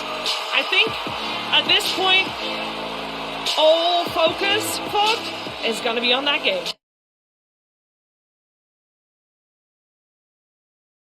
Absolutely. I mean, this is going to be a really cool battle of minds as well, too. As we mentioned multiple times, of course, when you get to go through the upper bracket, you get a lot of more information coming into these Grand Finals. So for PSG.LGD, Xiao 8 probably did a ton of homework. He's probably got a lot to say to his team. And then for Team Spirit, this is, you weren't expecting to just face PSG.LGD. You had to make it all the way here. So now it's like kind of maybe last-minute scrambling for some of these notes. So it's going to be interesting to see how the mind of Miposhka and Silent work versus PSG.LGD when they have all that info. And the same, what Papi was saying, right? There's a couple of strategies that everyone is using at this tournament, so you can adapt to them and just think of it like that. Because PSG.LGD, they have been under the microscope for the last couple of months, right? Because of that, maybe for Team Spirit it's going to be a little bit easier, and it's not just anyone that they're facing in the Grand Finals, but still, not a lot of time since the last match that they had. Absolutely. Also, on the side of PSG.LGD, there's 4 4 players and a coach that have been in these pods on the grand finals before. 3 of them ended up being victorious, which, by the way, for Faith Beyond and Y, they are those Royal Roaders that I talked about. This is actually their second TI. They've got a 100% TI win rate. So I think having that under your belt, Gods, the pressure on the side of PSG.LGD shouldn't be there.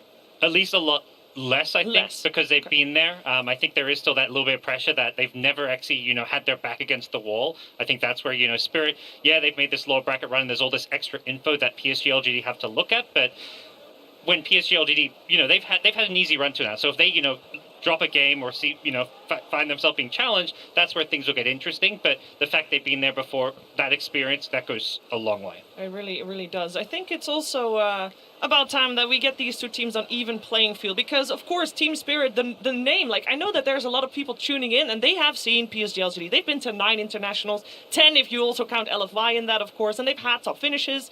They do well. For Team Spirit, the organization, Fog, this is their first international, so there are going to be a lot of people like, who are these guys? But these guys, at the moment, we can consider them on the same level as PSG.LGD coming into this grand finals. Yeah, absolutely. I mean, they've proven themselves so many times throughout the year. They've grown so much. I mean, I even mentioned it, I posted on Twitter earlier, these guys almost got relegated to lower division in DPC Season 1. Somehow they've crawled their way, they've learned so much, and yeah, it's just really spectacular to see that these young bloods have been able to make it all the way here to grand finals after such a tough road. Yeah, Lizard, how is it possible for Yatoro to have 3 rampages I don't on know. the main stage? It's insane. Not only does he have 3 rampages, how many heroes did this man play? It's just ridiculous to think about it. Usually when you become a pro and you're young, it's because you have a couple of heroes that you really maxed out. Yes. Yeah. Like you played 500 games of some Jug, Sven, and 2 more extra heroes. This guy seemingly plays anything. And he's not just young, he is the youngest. Yes. The youngest player in the internationals made to the grand finals with such a hero pool is incredible. Absolutely incredible. Let's take a look at these 2 teams and compare them head to head to see who comes out on top of this one. Combined TIs, 6 versus 11. There's a big difference there. Most of the difference is, of course, going to be in the coaches. For Zawei, this is his 7th TI. His first as a coach, by the way, interesting to note. For Silent, this is his 5th vote. Yeah, it's really cool when you get to hear the differences like that, but I still have to, I know everyone keeps talking about Collapse and Yatoro, and they even talk about Silent a lot with the brain and the coaching, but I have to give Mipushka so much credit on this team. I think he's the big one that I'm looking at where, Zhao, he's 9.8 KMR, 10 KMR, played it several TIs, been here forever, but Mipushka's a guy who's been digging and digging and digging through tier 2 teams for years and years. Yellow Submarines, Comanches, all these tier 2 Eastern European teams, and now he's here in the grand finals. It's a beautiful story. It really is. I think a lot of people might remember the miracle run that Empire had at TI7, but they had to play with the stand-in because their carry was not there. That was Mipushka's squad right there. And they still came top 8, which is absolute credit to being able to lead a team that has a fresh stand-in to be able to take it that far, and here he is. He seems also having the mindset of, you know what? I don't care about this all the shebang about this grand finals. I'm just gonna focus on the Dota. Yeah. He's just full focus on the games. He comes across whenever there's an interview, very calm. He's got a very good head on his shoulders, and I think something that we've kind of commented on when we see Spirit win these matches or come back, they don't show a lot of emotion. They're kind of for them, it's like the job isn't done until they win TI itself. So there really is this kind of team effort that is always focused on the next game they have to play. Yeah, we heard it yesterday in a winner's interview as well. Is the focus is.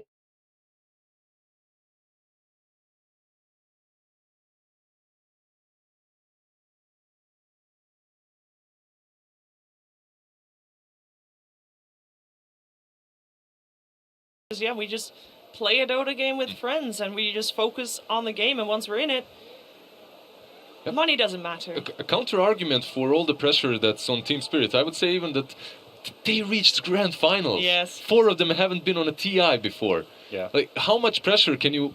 Obviously, it's a lot, but at the same time, you're living the dream, you're enjoying yourself, and the momentum that they've got because of that, I think is going to be a huge tailwind for them. Meanwhile, PSG.LGD, they have a couple of accomplished stars, and I think the pressure is actually on them. Yeah, there can definitely be said a lot of things said for the pressure on PSG.LGD. Nothing to say is here playing his first international, by the way. Also potential for that Royal Roader. And this team has got all the pressure of an entire region. Can they bring it home for their country is the question. We're finding out. The draft is right around the corner. Team Spirit versus PSG.LGD. Grand Finals, Game 1. Hello everyone, welcome to the draft panel of the Grand Finals of TI10. I have here with me Seb and No-Tail. And I just want to start us off with a question. I mean, Team Spirit, they've had this amazing run. They have a lot of momentum. But LGD, they've seen more Team Spirit's games. Which ones would you guys prefer going into the finals? What do you mean going? Like the momentum or having more information? Because Team Spirit had to play more games. I would have to say, looking at both teams also for what they are, LGD should be very comfortable, learning more, knowing more, having nothing to be afraid of. But if anyone could shake their boots, it should probably be Spirit, because you see the momentum, you see you see your Toro and you see how they're feeling themselves as well, which I think is the only type of Dota, or the closest type of Dota to also go into such an organized and experienced drafting team. It's going to be very hard to surprise them, and it's going to be very hard to throw them on the back foot, but I would say Team Spirit's the one who could do it. And it's already starting. I mean, the draft here, the information is that LGD chose first pick and Team Spirit went Radiant. Mm-hmm. It is their bread and butter, the Radiant on Team Spirit. I mean, it has been, dominating the tournament so far, and Team Spirit is one of the teams that abuses the most, the Radiant side. LGD, they are doing the same that they did against Secret yesterday. First pick domination, they had it both games and they made it work twice. They get it again, but this time around they did not get the Tiny from Team Spirit, which was a big theme. And it's also a big message, right? Because Team Spirit just beat Tiny Lycan against Secret, but now they play against potentially the LGD's Tiny, and they don't want to deal with it. Does it have anything to do with the bans that LGD went for, or are they, switching gear? We'll see. With first pick. And now they get the normal ET versus the IO, which a lot of people would prefer. And the way you might maybe want to deal with this is now try and get a hero that protects versus the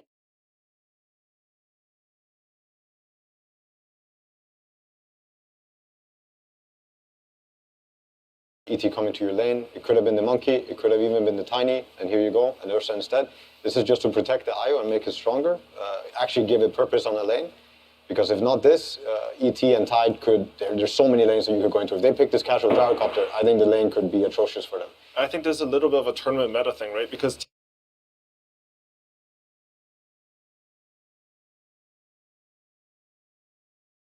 teams, when they pick the out, they've been banning out the Ursa against them in the second phase. I think Ursa one of the few agility carries that can match up against other Titan. You have the ultimate to get through. Exactly. Yeah. He can't man up on the lane. Even he can't. His aura doesn't pierce in rage. Exactly. You can't get close to him. It's a lot.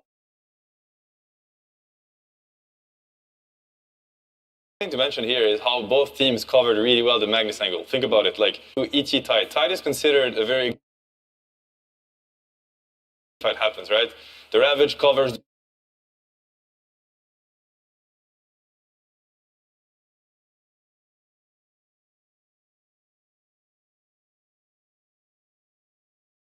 a big AoE spell that you're gonna fight RP and stuns. It's really hard for Magnus to hit, and he's gonna counter initiate with Ravage.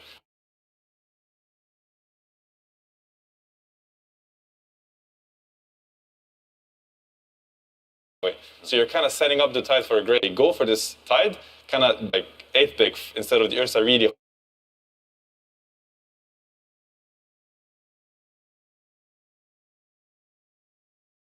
And this is one of the first games on the main teams have crushed games with Magnus. They decide to still going to be good, and especially going to be good with the Ursa. There's a Yatoro hero, I don't know if we've seen. Has he played? Maybe he had, actually, like maybe in the group stage, but he...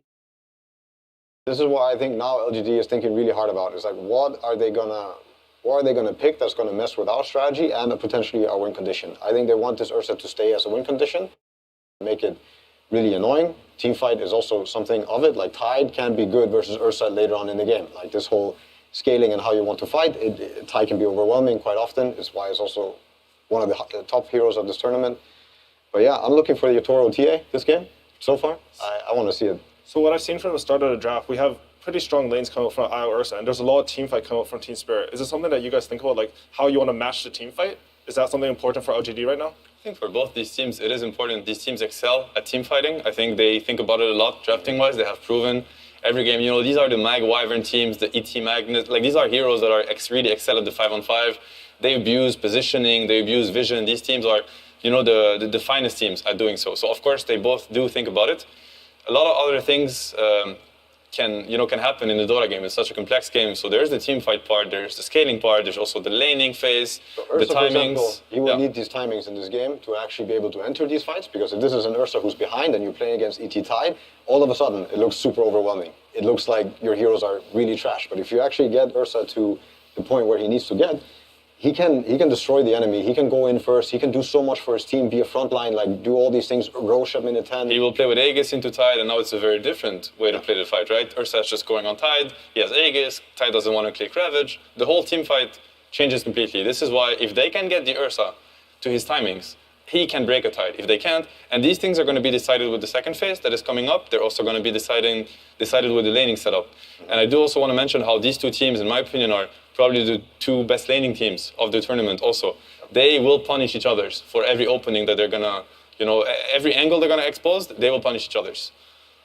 So the Ursa timing, is that something you'd like to see, like LGD, should they commit the rest of their draft towards making that timing stronger? I think we were talking on the panel yesterday about Secret. They sort of went with some Wyvern Magnus, but they didn't commit to making that strategy work. So I think Secret's early Roche and early timing strategies were some of the fastest and strongest and well executed of the tournament. Ursa was a big part of it. Enchantress with TA was also another way to see it. Tidehunter would like the game to be a little bit slower. Like if Dota starts happening in minute 15 to 18, you got your 1-2 items, you're very happy. Ursa doesn't allow that to happen. He might be going Roche at minute 9. He might be going Roche at minute 12. These things speed up the game and force them to maybe address that in the draft. If they can't address it really hard in the lane to slow down this Roche happening. I want to mention how you see LGD's approach on the second phase, right? As Johan mentioned, like they banned the Troll, they banned the PA, they banned the TB. They're banning what they think. Yeah, they're banning what they think is going to scale into the Ursa.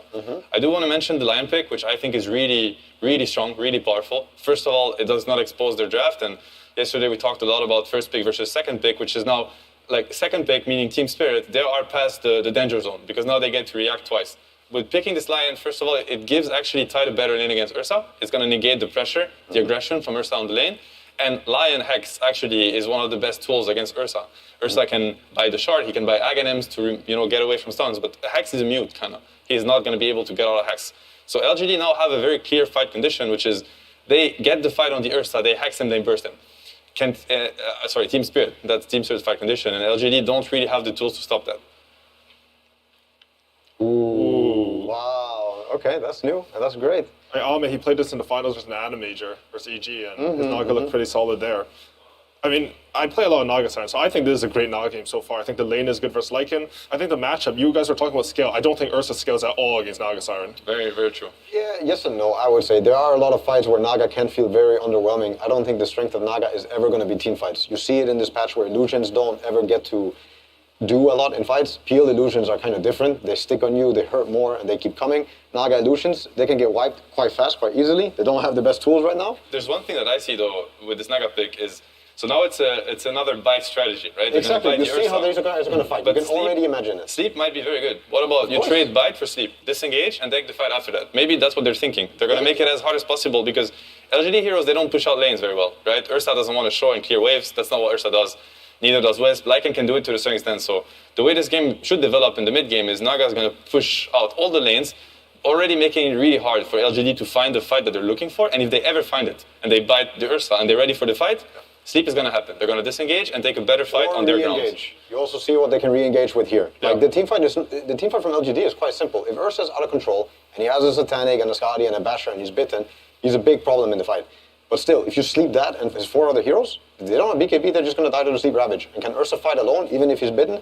I don't think so. And they're going to have the Hex, they're going to have the Net eventually, they're going to have an Anchor Smash to slow him down a bit. Like LGD's team fight is very obvious and is very committing right now. There's a few things I think that Team Spirit, they're also Radiant right now. Naga wants to live in the Dire jungle and she wants to cut these 2 waves around the Roche area and push them away. If they feel like going bottom, they don't get the Roche with an Ursa strat. This is another way to also break their lineup. I think Spirit right now, they could be quite comfortable with how they can talk and approach these fights because If LGD doesn't have this bite going, doesn't have this, it's very underwhelming what their lineup does. Disruptor Lycan IO is not going to kill many heroes on the map. You know, I actually thought it was LGD playing Naga. I just realized it was Team Spirit because I'm blind and I can't read. But for you guys, which draft, like from your personal perspective, which one would you prefer to play? I mean, we don't have the last picks yet, but... I mean, I feel like LGD, they have a way to snowball the game. That's how I see it. You know, the Ursa IO timings with the Lycan, I like it. I do feel like this is one of the first times where I don't give LGD a strong upper hand on the draft. If anything, I'd maybe even give the upper hand on Team Spirits. Let's see if there's a Tinker coming now. There's a lot of picks. I don't think Tinker got removed. Tinker versus Naga, Tinker scaling teamfight. Tinker is a huge hero. That sounds good, because that'll help their teamfight scale into late game. They have a huge damage issue. They have a massive, massive damage issue. Okay, Pango is also a hero that comes with a lot of potential scaling teamfight damage. If you get items. Sleep also play. Like, they cannot disengage anymore. Ravage, right? Yes. It's unreliable now. The sleep. It's also a hero versus Tidehunter. Force bad ravages, kill him. Also good hero versus ET. Very good last pick. A bit scary in the sense that it's a mid hero that can get very punished one-on-one, very weak laner against a lot of matchups. But you know, that's a lot of confidence from nothing to say. One of the best mid laners, if not the best mid laner in the tournament. And I'm sure their support are going to help, you know, with the mid lane and stuff. Very, very good pick. Very good last pick. If I still had to choose a lineup that I would want to play, I actually have more faith in this Naga lineup. If they play well around the illusion wave push, again, I don't think Naga is the one you look for to crush the team fight. She needs to do her part. She needs to do the sleep, maybe get some illusions on some supports. But this game, in my opinion, should be looking like Tide, Lion, ET are messing with them and getting some pickoffs through the lanes, forcing TPs. Eventually, they get very far ahead, like economy-wise. And this is going to lead to more openings. Naga can maybe join the fight, get under Riscati, take over the fights with a goal advantage, or just keep playing the map. I like how you're talking about how Naga splits up the map also, because when you have Naga Star, what I found is you want your other heroes to be able to pick off the enemy heroes, right? They already have that with Lion. Yep. They have some additional damage with ET. So if they're playing the actual Naga game, I agree with you. I can see it being very successful. One more to kill on the side lane. Clap them when they split up. Yeah, they split up, they try to deal with Illus, boom, the burst is going to happen. Lion, ET, Void Spirit, any hero will die 100-0. And Naga will force LGD to split up. They will force them to...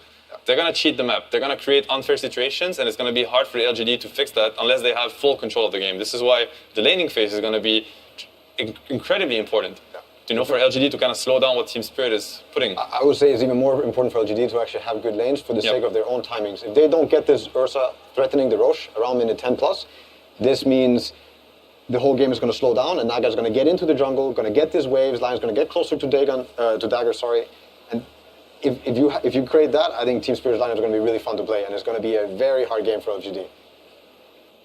Very interesting draft. I would also say that the lanes are a bit scary. I think this ET on the side lanes is completely untouched. They don't have a single stun for him. He's going to get the Spirit, and he's going to bottom lane is going to be fun. Bottom lane is going to be a lot of fun for this ET. Very strong lanes from Team also Spirit feeling himself this tournament. Yep.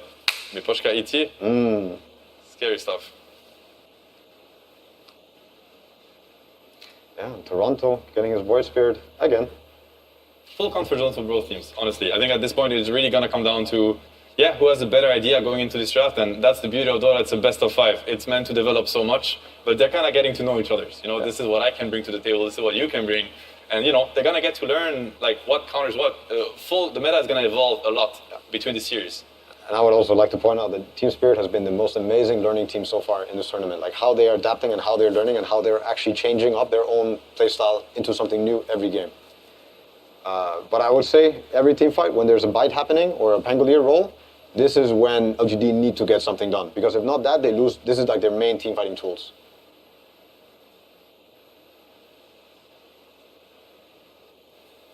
And now we're about to start the game, and we're going to have an interview with the coach of Team Spirit Silent, along with Sumi. Thank you very much, AUI. I'm here with Team Spirit's coach, Silent. Silent, we are in the grand finals. This is where everything comes out, right? All the strats will come out. Did you prepare anything specifically for PSG.LGD, or are you going for comfort? Honestly, we didn't prepare anything because we wasn't have enough time. We was preparing for Team Secret, so we're just gonna play and having fun. All right, so you're just aiming to play the game. Did you have anything specific in mind with this draft?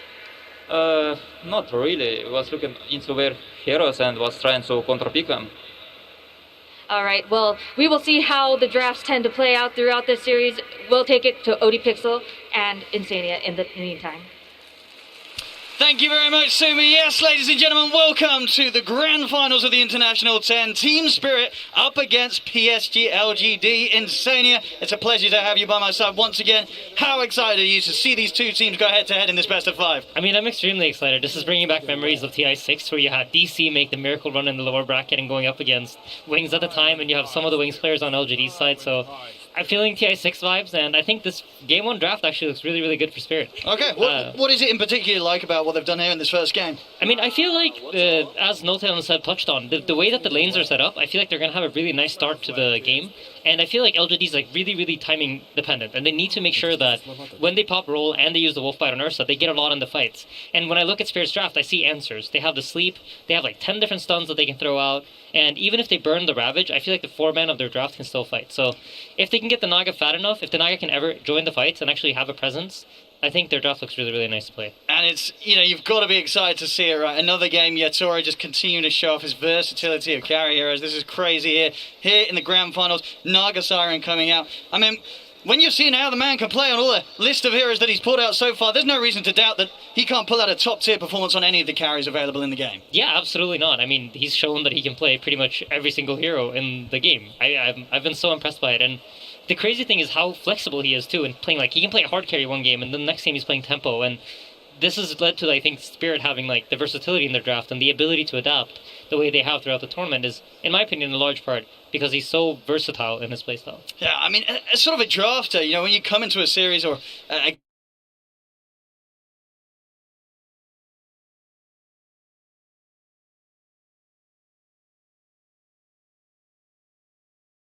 against Team Spirit, what do you do about the fact that they have sort of this special power in Yatoro's sort of hero pool? Like, do you just sort of ignore the carry? Do you still bother banning them out, or do you look elsewhere? Like, what is the best way to tackle this team? I mean, if I knew the answer, I'd, would have probably known how to beat them by now. But I feel like the thing is, they just seem to. You deal with collapse, then Yatoro goes out of control. You aim for Yatoro, and then you have collapse and Toronto Tokyo going out of control. And I feel like a lot of this is heavily due to the fact that they play so well around vision. When I looked at the teams throughout the tournament, I feel like what Spirit has done that no other team does nearly as well as them, and I would even bring LGD into that category, is they control vision. They're really good about playing around wards. They understand when they can fight into wards, and they understand when they have to avoid it. So I think for Team Spirit, this game is going to be a lot about can they deward LGD, remove LGD's information, and have more information to play with. Sure. And for PSG.LGD, of course, they've managed to charge their way straight to the finals through the upper bracket. When you look at what they've got here in this first game, what is it about this lineup that's worked sort of with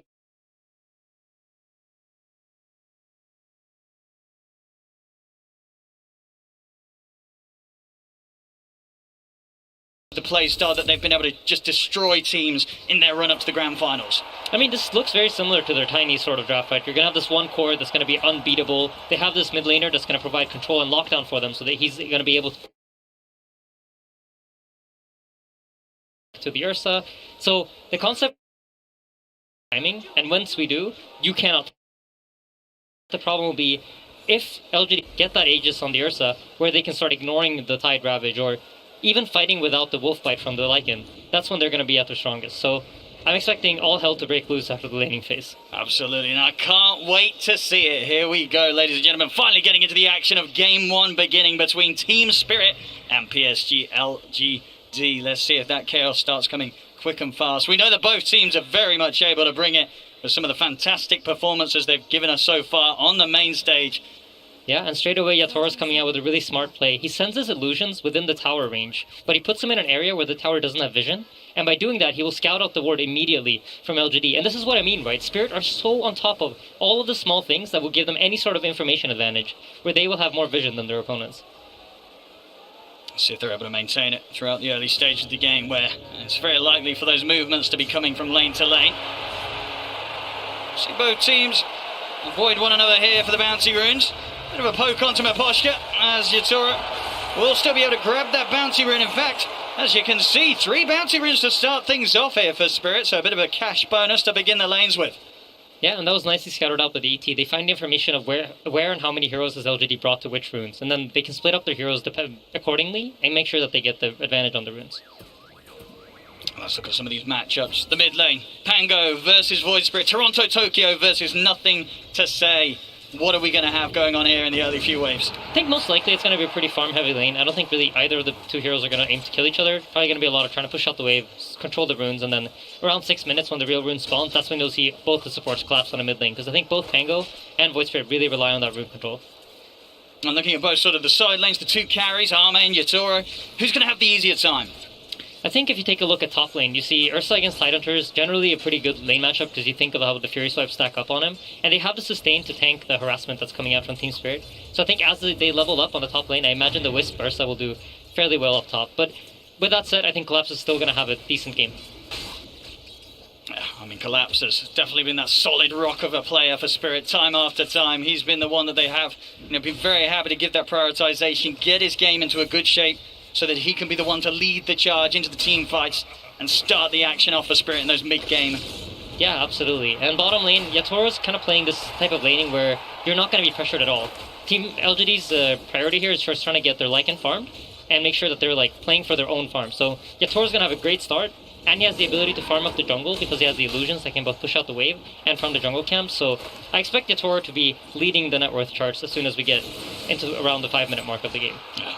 One of the reasons why Yatoro has been as scary as he can, even if the lane was a tough one, he always seems to be able to recover. So the fact that he's going to have a decent time to start off things, you know that he will be on track to hit some pretty insane CS. It really is going to be completely down to how much PSG.LGD can find in terms of getting their Ursa involved in the kills early on.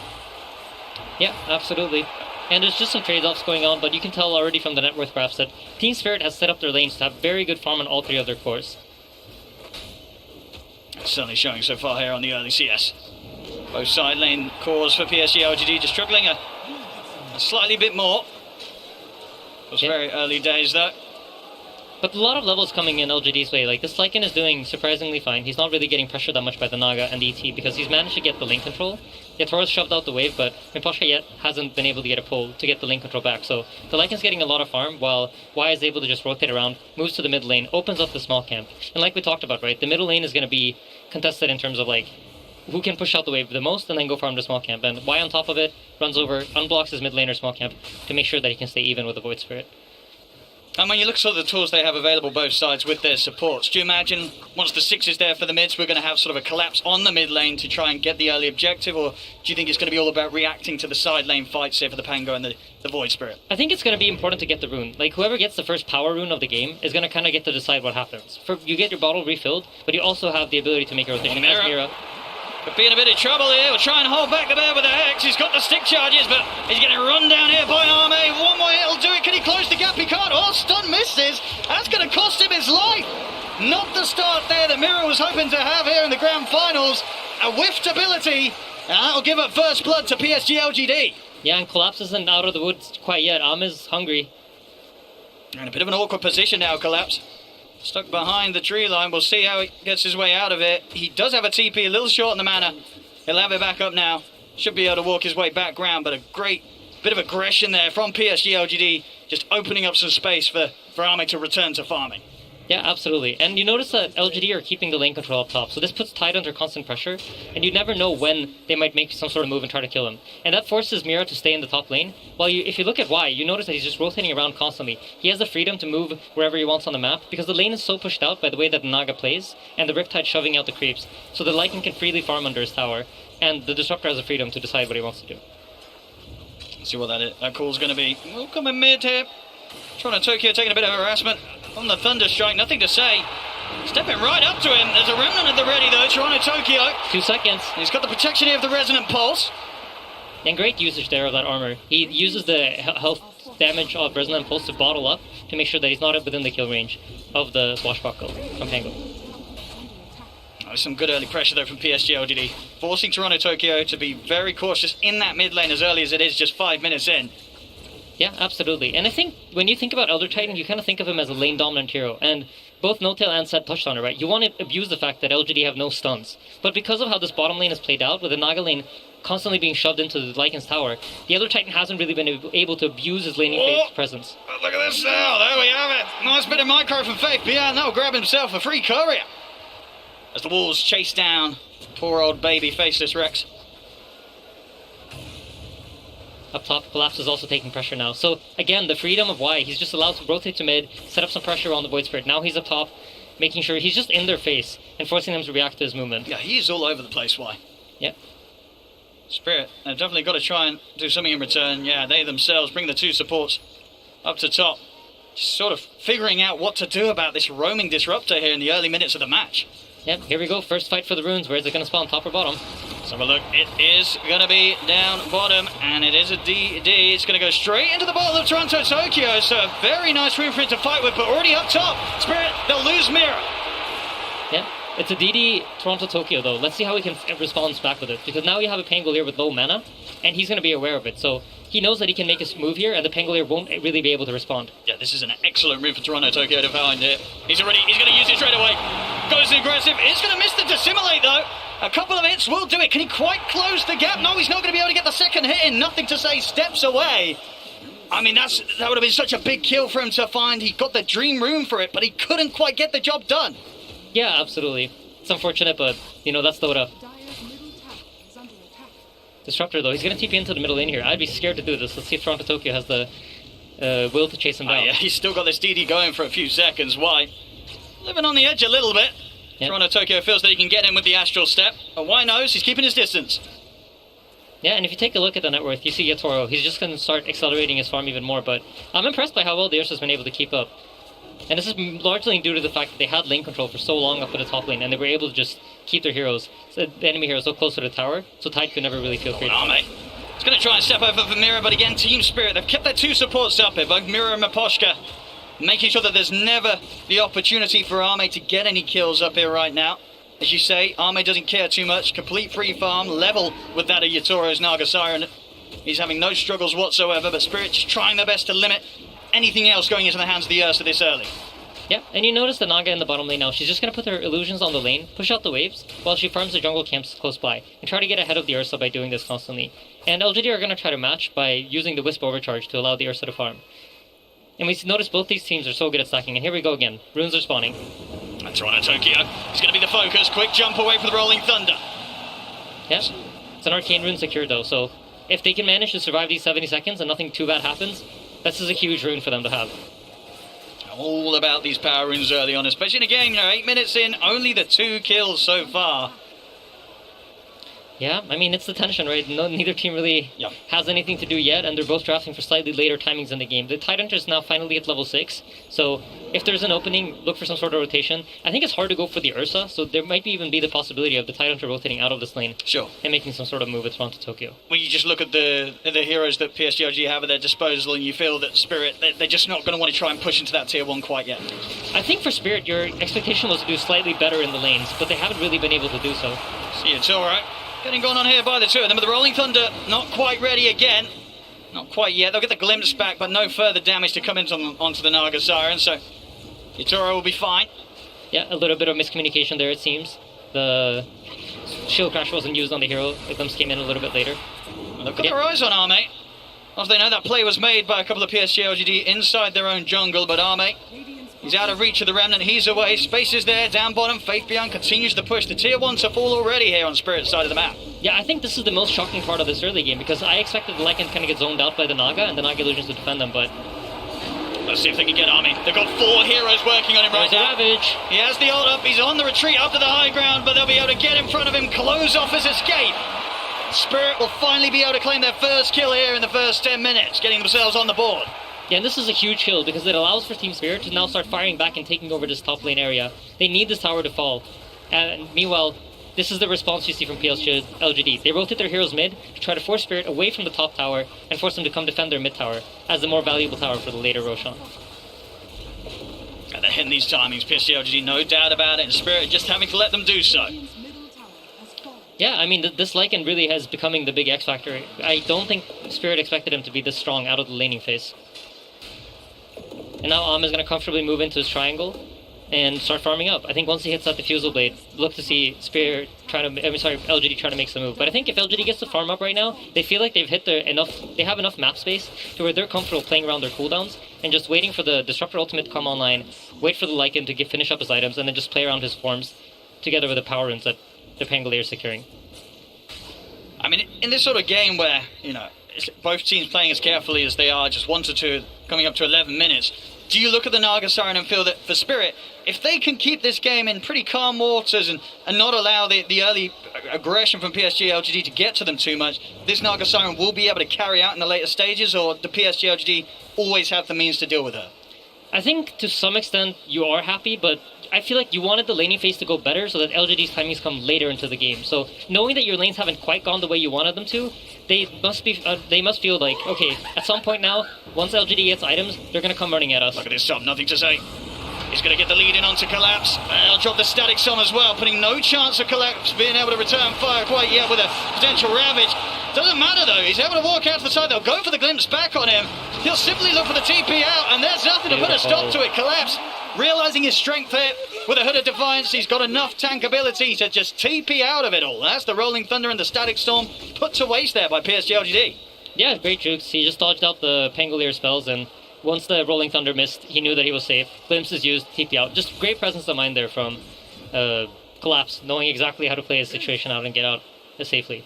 I love what LGD are doing though. If you take a look at the top lane, this is one of the things I loved about how OG ran the Wisp into position 3. They recognize that Wisp's item timings are really important for you to keep these heroes alive, because if you think about how healing works in Dota, heroes keep growing their hero pool, like health pools, but the healing items are static amounts of heals. So 250 health on a hero that has 1000 HP is like a lot more than it is on a hero that has 3000 HP. So if you hit these heal item timings early into the game, that really enables you, and they've given Xingqiu the top lane to sit here and farm comfortably. See down bottom. Why? Quite a dangerous position here. The side of the jungle of Team Spirit in Toronto, Tokyo will be quick to put a stop to it. Naga Siren also closing in on the Manta, and by the looks of it, she's going to get that item before Ursa even completes his Diffusal Blade, so Yatoro's probably very happy in this game, feeling comfortable with how it's going right now. And when you look at sort of what they have against him, do you feel that a lot of the map is pretty safe for this Naga Siren to farm in? As long as the Song and the TP's up, will he get away most of the time? I mean, most likely. I think the tricky thing here, if you're LGD, is how do we deal with the illusions? How do we deal with the Naga putting illusions in our jungle that will scout out our movement and force us to play away from Roshan? Because as Dyer here, No-Tail and Seb also very touched on this a lot, the Ursa wants Aegis. This is his most key item, especially when you're going up against big cooldowns like Ravage, like Finger, Earth Splitter. You know these long cooldowns, people don't want to use them on your Aegis, so it's going to be important for him to get it. And the Naga, as long as he's able to play top and put illusions in the top Dire jungle, it's really hard. Like, what are you going to do? Because their heroes don't have ways to effectively kill the illusions. And you feel that Spirit, their lineup, is geared up pretty well to deal with the fact that PSG.LGD will look for the Roshan. They won't be afraid of turning up and trying to put a stop to it. I mean, I think that's where the information game is going to be important. Can Spirit actually use the vision that they're getting to fight off LGD's timing? Because I think that is like the big question mark. Is the Ursa going to be too strong for you to kill? Or is it enough to just sleep away half the wolf fight duration and then try to fight them afterwards? I think we're definitely going to see Yatoro start to increase the lead against Arme. Bottom lane White, he'll drop the Static Storm, trying to save himself, but collapsing. Mapushka will run him down, take him out. Faith Beyond, he's looking to get involved in this with the backup of Nothing to Say being brought over by Xingqiu. They will get Mapushka. Can the three of them get Collapse? They're trying to commit their best onto him. They will leave the two cores behind as Xingqiu trying to let Nothing to Say and Faith Beyond finish the job, but they just can't. The damage isn't there. Toronto Tokyo is also starting to sweep over, so PSG.LGD, they have to back up and just accept the trade as it is, the support for support. Yeah, and Collapse now knowing that, you know what, they can't actually kill me without the Ursa. It's only the Ursa that can threaten my life. Just comfortably sits bottom alone, pushes out the waves, gaining as much farm as he can. And in the meanwhile, Yatoro just pushes out top lane, farming out all these top jungle camps. If you take a look at the Dire jungle, there are no camps alive. I mean, Yatoro's farm, he is creeping further and further ahead of Arme's Ursa. You know, if there's not going to be any blood being spilt and it is just the creeps dying, this Naga Siren is just going to charge ahead in regards to farm. Yatoro is going to be huge. Yeah, and he's going for a very interesting build. He's buying the Aghanim Scepter, and the Aghanim Scepter allows him to use his Ensnare on heroes that are either slept by his ulti or spell immune. So this will give them a way to deal with BKBs. And traditionally, the way you deal with, for example, a Tidehunter Ravage is by buying a BKB. Or in this case, you have the Pangolier with Rolling Thunder. So he's actually going to be able to lock down the Pangolier during his Rolling Thunder with his net. It's a very, very smart item decision here from the Naga. A very long lockdown and reduced cooldown and increased cast range. He's going to have no trouble finding the target that he wishes every single team fight. Yep. LGD also heavily reliant on the Pangolier for the lockdown, so I wouldn't be too surprised to see him use it, specifically just to make sure the Pango can't roll over his teammates. And I guess sort of the smart approach with this item is the fact that this sort of deals with this timing where PSG.LGD is going to be more ready to fight than he is, right? He can just sort of be the anti-fight. He just stops it, gets out of there, can keep playing his game. And suddenly one of the crucial parts of PSG.LGD's initiation, it's shut down completely. Yeah, absolutely. I mean, for Spirit, that's the name of the game, right? Can we drag this game on? And literally slowing him down during his roll, forcing his timing to be unable to be used, is just exactly what Spirit are looking for in this game. But yeah, we're starting to see items gear up on LGD's side. If you take a look at the Lycan, his timing is really going to be the big thing. But I think Spirit have won the early game in that there's no Roshan killed yet. And that means the second Roshan is going to spawn slower, and that's no Aghanim shard for Ursa for the first half hour of the game.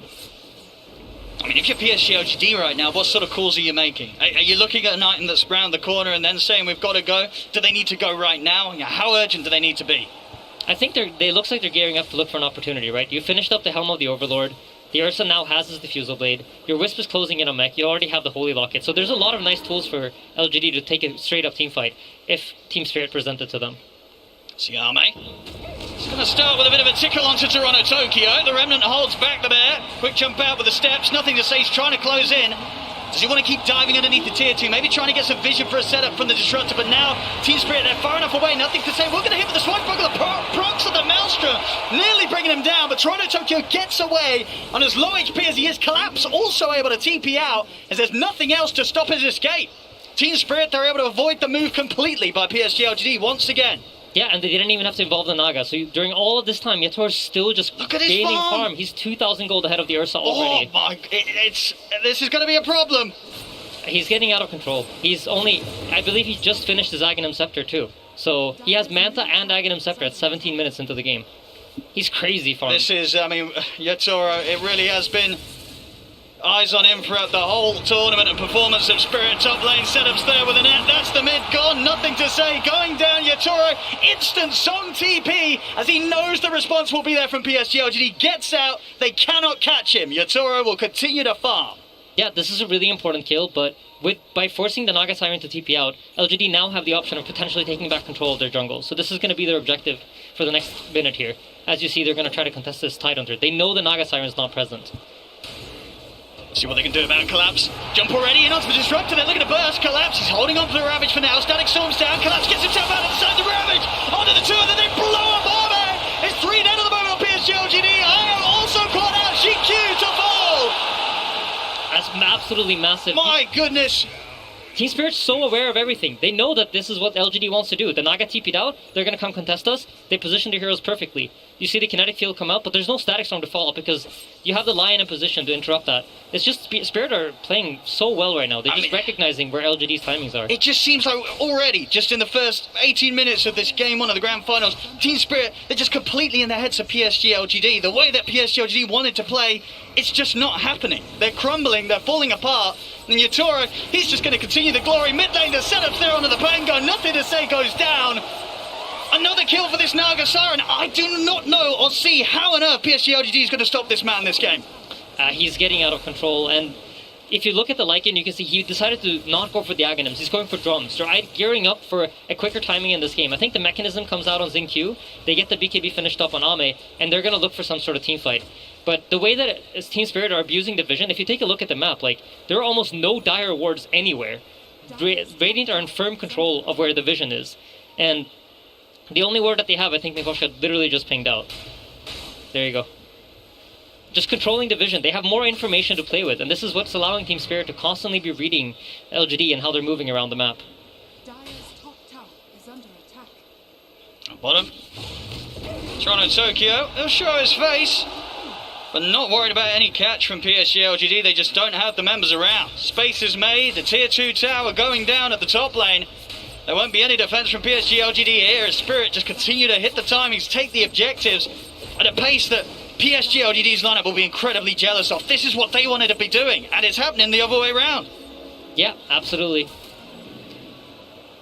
They are starting to finish up some key items, though. You see the Pangolier now has a Blink Dagger, so they have an easier form of initiation rather than just trying to run at them with a roll. So if Team Spirit heroes start getting cocky and playing alone, there is a way for LGD to respond and punish. very close to this mechanism on the Wisp as well. It's just 100 gold away. And this really is the Wisp's big timing. You have both the Holy Locket and the mech to heal up the Ursa. And Ursa's closing in on BKB, so I'm smelling a fight in the waters, Owen. Yeah, the next one, it's got to be strong from PSG.LGD. Another rough fight, and this game could quickly fall out of control. Yeah, and as strong as a Naga Siren is when she's playing this kind of map game and she's able to get the pickoffs, she isn't the strongest hero to fight up against the Ursa. So if you think about how these heroes function against each other, the Naga can't really fight up against the Ursa straight up. So if LGD is able to corner Team Spirit and they can take a fight where it's just a straight up 5v5 with the BKB and the mechanism finished, that could be an amazing timing for them. But Spirit don't want to allow that, so they're deciding to smoke up and make the move on their own first. Let's see if they catch PSG whilst they least expect it. BKB is out for Arme. Why? So let's start things off. They'll go for Y. Take the Disruptor out of the action. And Disruptor's a really key kill, because if the Disruptor isn't alive in the fight, they can't really go for Collapse. Look at Collapse's itemization. This is so smart. He's going for the Yules, together with a Hood and a Blink Dagger. And why is this interesting? Because if you're inside of a Static Storm, and you Yule yourself, and you have the Hood up, and there's no physical damage to hit you, you can actually just blink straight out of it. So just really, really smart item decisions coming out of Collapse here. Well, we'll definitely have to look out for that play. Would be a rather impressive outpost, taken back into the hands of Spirit. And keeping full control around this area, this Roshan, as you say, which is just sort of it's a long distant dream, it seems, for PSG.LGD. They're never getting anywhere close to this pit until they're able to find the fight that they've been hunting for the whole 22 minutes of this game. They'll smoke up now, ready to go. PSG.LGD, they have to find success here. Yeah, absolutely. And if you take a quick look at Lycan before the fight breaks out, he's decided not to go for the wolf fight. They recognize that they won't be able to play the strat the way they intended for it to. So he's going to be building up some damage items as well. Smoke. We'll dispel here on Toronto Tokyo. Same to be said for PSG.LGD. They know that both teams are waiting here up to the side of the river on the respective edges. And now, Arme, he's going to sneak into the Roche, start to try and take it out here. Yeah, for the first time in this game, they've been allowed to take back the Dire Jungle and try to apply some pressure to Roche. So I expect Team Spirit also recognize that, you know what, we've given up the Dire Jungle. What would LGD do with that? Well, they would go to Roshan. So see Spirit, check this out. Arme's going to slow it down a little bit. The Spirit's coming in. They know that they know. Stop in. Once the IO, they're going to lead it. There's the jump straight away. They're looking to burst through the IO. And the Aegis to fall into the hands of Arme. Arme's able to get the Roche kill, get the Aegis. They get the Static Storm down. The Rolling Thunder has run in control. Toronto Tokyo. But he's out with an Astral Step. Toronto Tokyo actually makes it out of there. Dissimulate as well. PSG.LGD may have got the Roche. They may have got the Aegis. Toronto Tokyo will still go down as Faith Beyond was able to wrap around and find him. Yeah, really nice play there from LGD. What an unfortunate event there for Xinkyu. He gets pulled into the Roche pit. You really want to stay outside with a tether, but stay tethered to Arme, but he takes one step too close, and then the Wisp comes inside the Roche pit, which gives Spirit the perfect opportunity there to go in. But I don't think they were quite expecting the BKB, so all in all, I think they're happy with this. You know, they gave up the Aegis, but it took them 24 minutes to get there. So Roshan number 2, which really is Ursa's key timing in this game, to get that shard so that he can play most of the fights enraged, is going to come much, much later than they expected. But definitely the beginnings of PSG.LGD getting this game back under their control. Yeah, absolutely. Now they need to abuse the fact that they have the Aegis to try to gain some map control here. You want to try to get the lanes pushed out, force Team Spirit to play reactive to you, and then once you are able to corner the mid, you're going to find that team fight that you so much want. So the hard part here for them is how do we deal with the Naga illusions, and how do we stop them from just using illusions to push the lanes back and make us play the map game. I mean, which hero are you sort of putting in charge of dealing with them? I mean, they picked the Pangolier as an answer, right? And if you look at his itemization, he's going for the Maelstrom. He's trying to have some more damage and have some more presence to kill the illusions. And luckily for him, Yatora hasn't really bought any items that tank the illusions up. He's more so building his hero up so that he's able to fight into the Ursa. He's going for that Bloodthorn. It looks like he's going to follow it up with a Heart, so he's also gone for some sort of hybrid build where he can actually get solo kills if he catches people out alone. And for Spirit right now, despite the Aegis falling into the hands of Arme, are you still very willing to fight? How much do you need to respect this Aegis on the bear? I think, teamfight bottom. Xinkyu's in trouble. Xinkyu will manage to make his way around the Remnant. Quick tether back over to the safety of Arme. Yeah, I mean, for Spirit, I think you want to fight, but it needs to be the right fight. You ideally want Yatora to try to force some hero around the map, and then once you know that the PSG.LGD's heroes aren't in position to connect, then you can go for some sort of smoke. Then you can make that move. But the difficulty for them is you can't necessarily go on the Ursa. You don't have the tools to bring him down at the start of a team fight. Got the eyes on the two of them bottom. PSG.LGD, Arme and Xinkyu. on their own down here for now. There is a relocate available, and of course with the Aegis Army, a very hard target to jump. Pressure continues from Yatoro and his illusions in the mid lane, keeping these waves shoved right up towards the base of PSG.LGD. And down bottom, Team Spirit are just waiting patiently, but LGD have recognized that they TP'd bottom, right? So it's very likely that their heroes are stuck on that side of the map. So here they come sweeping up towards the dire jungle, understanding that Spirit cannot already have moved their pieces from all the way from bottom back to top after the TP response to the tier 2 tower. So just smart play coming out from both sides. I think we saw this in the VP Spirit series. Team Spirit are going to be really, really smart about only fighting under their vision, or where they feel comfortable that they have the information they need to take the fight. I think in this way, LGD's like maybe sometimes a little bit more reckless and will play with like assumptions. Like if they see you bottom, they might try to aim to fight you top, which we saw earlier. And in the early game, Spirit read that perfectly. So if Spirit's able to get a good read like that, you might see them pounce. Yatoro very ready to enter the fights now with his aggressive item of the Bloodthorn complete. They're able to get that locked down with the stuns, with the Lion and the Tide. That amp up of the damage will allow them to just destroy whichever hero they target. Yep, and something that I noticed Team Spirit do a lot when they feel like they're on the back foot is take over the enemy triangle and try to set up control here. And this is something that I'm sure LGD are aware of too, but Lycan's in trouble. Got the setup here. You see the damage here with the Bloodthorn really amping up. It's not quite enough though. Faith Beyond makes it away, has the plate mill and Hyperstone done already onto the way to the AC. An additional bit of armor certainly helping out. Yeah, and this is an opening now for Spirit. The Lycan form is down. One of the big tools in this team fight is gone. So in the other series when we saw LGD play the tiny Lycan, the Lycan's form himself doesn't really matter. It was all about that wolf bite. But in this game, because he decided to itemize his own hero, the 60 seconds of downtime here is quite big. And you see LGD pulling back their pieces, not willing to play aggressive on the top lane anymore, recognizing that they don't have all the tools necessary to win a team fight.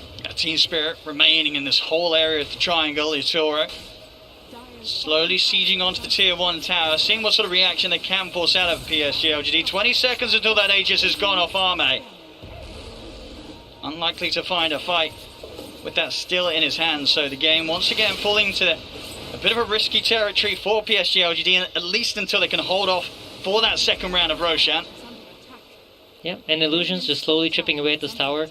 They don't really deal a lot of damage, but it's something that, LGD might respond to. So they're keeping heroes close by that in case LGD just feel like, oh, it's just an illusion hitting our tower, they're ready to pounce. And you see, Nothing to Say reads that too. He understands based on the fact that there's nothing happening on any of the other lanes. Both our middle lane is pushing out, top lane's pushing out, Lycan's getting a lot of farm from all these waves right now.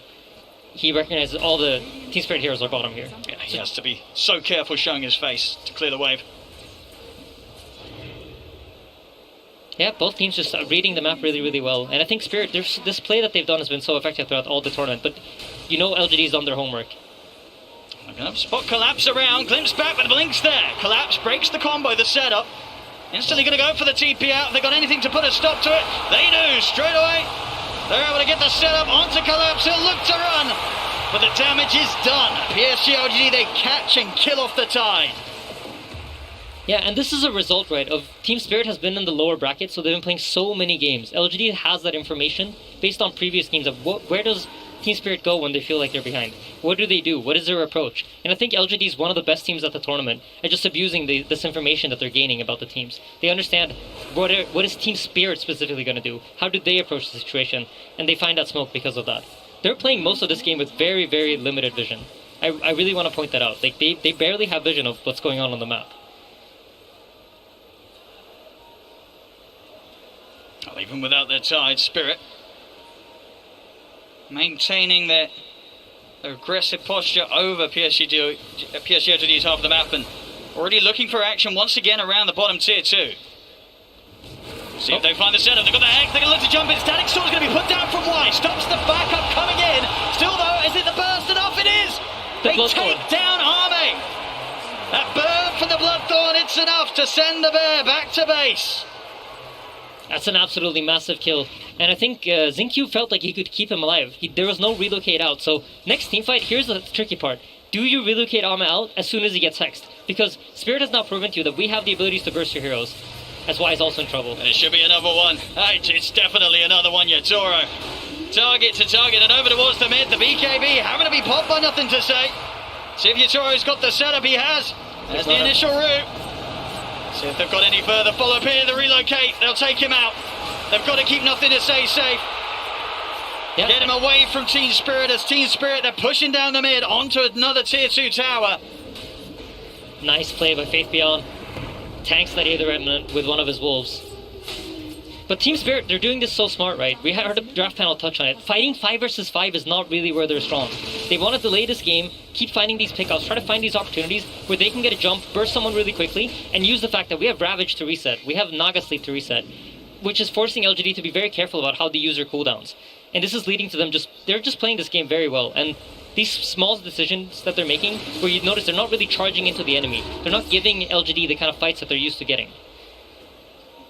I mean, and with the heart done on Yatora, 26 armor, 3,500 HP, how hard is it for PSG.LGD to really ever get on top of him now and take him out with the focus of Arme's Ursa? I think the biggest thing is that the illusions are tankier. If you take a look at how Yatora is playing the fights, he's staying very far back with his primary hero, using the Bloodthorn and using the Ensnare, and having the illusions deal the damage. And if LGD really don't have heroes that want to hit illusions, Ursa wants to sit on top of a hero, just keep hitting him, keep hitting him, keep hitting him. You don't want to hit these illusions where you get 5 to 6 hits in, and then you gotta switch over to the next one. That's a way of making the Overpower a fairly useless ability. Of course, that timer that they'll be having in their mind, the Roshan, potential respawn in just over a minute. And that minute feels really long, Owen. Let me tell you, right now, for PSG.LGD, that minute is coming very, very slowly. We see Tidehunter starting to eye up a Shiva's Guard. That's going to make it even harder for the Ursa to stick on top of him and deal damage. They also just bought a Force Staff on the Elder Titan. I think for Team Spirit, they're recognizing that, you know what? LGD's not going to be able to kill us if we're just able to kite out their BKBs. And that's why you notice, Nothing to Say also has bought a BKB. I think the idea of this is he wants to try to use it to break out of, to have a longer period of time in the team fights where he's playing under Magic Community, because there's just so much lockdown coming out from Team Spirit. Ghost Scepter on Mira. Toronto Toki has Yules and the Kaya Sanj, also eyeing up on the Shiva's Guard, but I would be surprised if he doesn't change it up. And on the courier, he has a full BKB too, so I'm really liking Spirit for this game 1. They're in a very dominant position here. They're scaling up very nicely. With the timer, they know it's going to be around the point where PSG.LGD are going to be checking out that Roche pit, looking for the respawn. Spirit, they're heading over to try and do something about the presence. They're going to jump straight in on the Xingqiu, burst with the finger.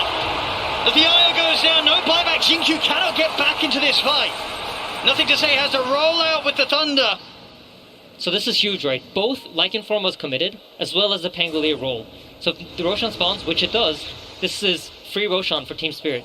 And remember how much we talked about how badly you want this for LGD. It doesn't even matter if the Sagas comes to use for Yatoro, they just want to make sure that PSG.LGD doesn't get it. And this is the only shard, Aghanim shard, that is dropped from Roshan throughout the entire game. So that's 1,400 gold that now Ame is going to have to spend for himself. I mean, it just goes to show how solid of a position that Spirit are in, where just a couple of ults expired by PSG.LGD and a dead IO, and suddenly the rest of the lineup, they cannot do anything about Spirit taking the Roche. Continuing their lead here, 7k up.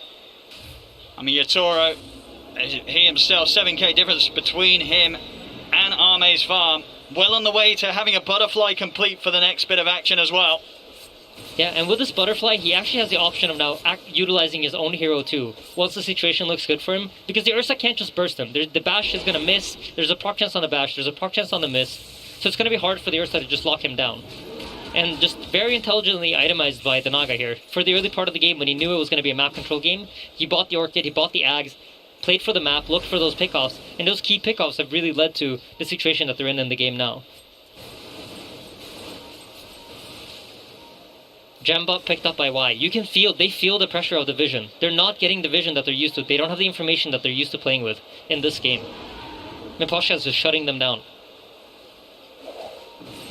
Oh. And Rage forced out. They're just going to have to stay well away from Spirit. 4 very, very scary minutes of Aegis on Toronto, Tokyo. PSG.LGD, they do not want to fight into this. But every minute that passes where they cannot look to brawl is going to be another just minute of pain here with the increasing momentum and mass of the cause of Team Spirit. Yeah. And surely right now, PSG.LGD are discussing how do we take a team fight? What is it that we need to do? How do we need to use our abilities in order to catch Team Spirit off guard? And for Team Spirit, I think a lot of the communication is like, we need to make sure that we do not let LGD come out on the map. We don't want them to get out and farm. As long as we can keep them locked into their base, we can get all the items that we want, and then we get the fight that we want. And everything's going to happen on our terms. So you see, they rotate over to the top side here, expecting LGD to run out on the top side of the map. And here we go. It's time to look at that fight, PSG.LGD. Execution has to be immaculate. Yeah, they're scouting with the Wolves. They're getting the info they want. They're looking to try and start the Collapse, but Collapse is able to blink away from the lead-in. They'll turn their attention over towards Yatoro, but with the instead looks to hold him back. Nothing to say, is able to get out of it. As they'll get the Static Storm set up onto the Nagasaki, but the illusions, they're just forcing back. Why? Swashbuckle's going to miss. I mean, Yatoro, he's barely been scratched. He's back up to full HP. PSG.LGD, they have to run back to base, but Collapse, he's in with the Ravage onto the two of them. Silence down onto Armeo, pop the BKB, turn towards Toronto Tokyo, but they cannot stay for this fight.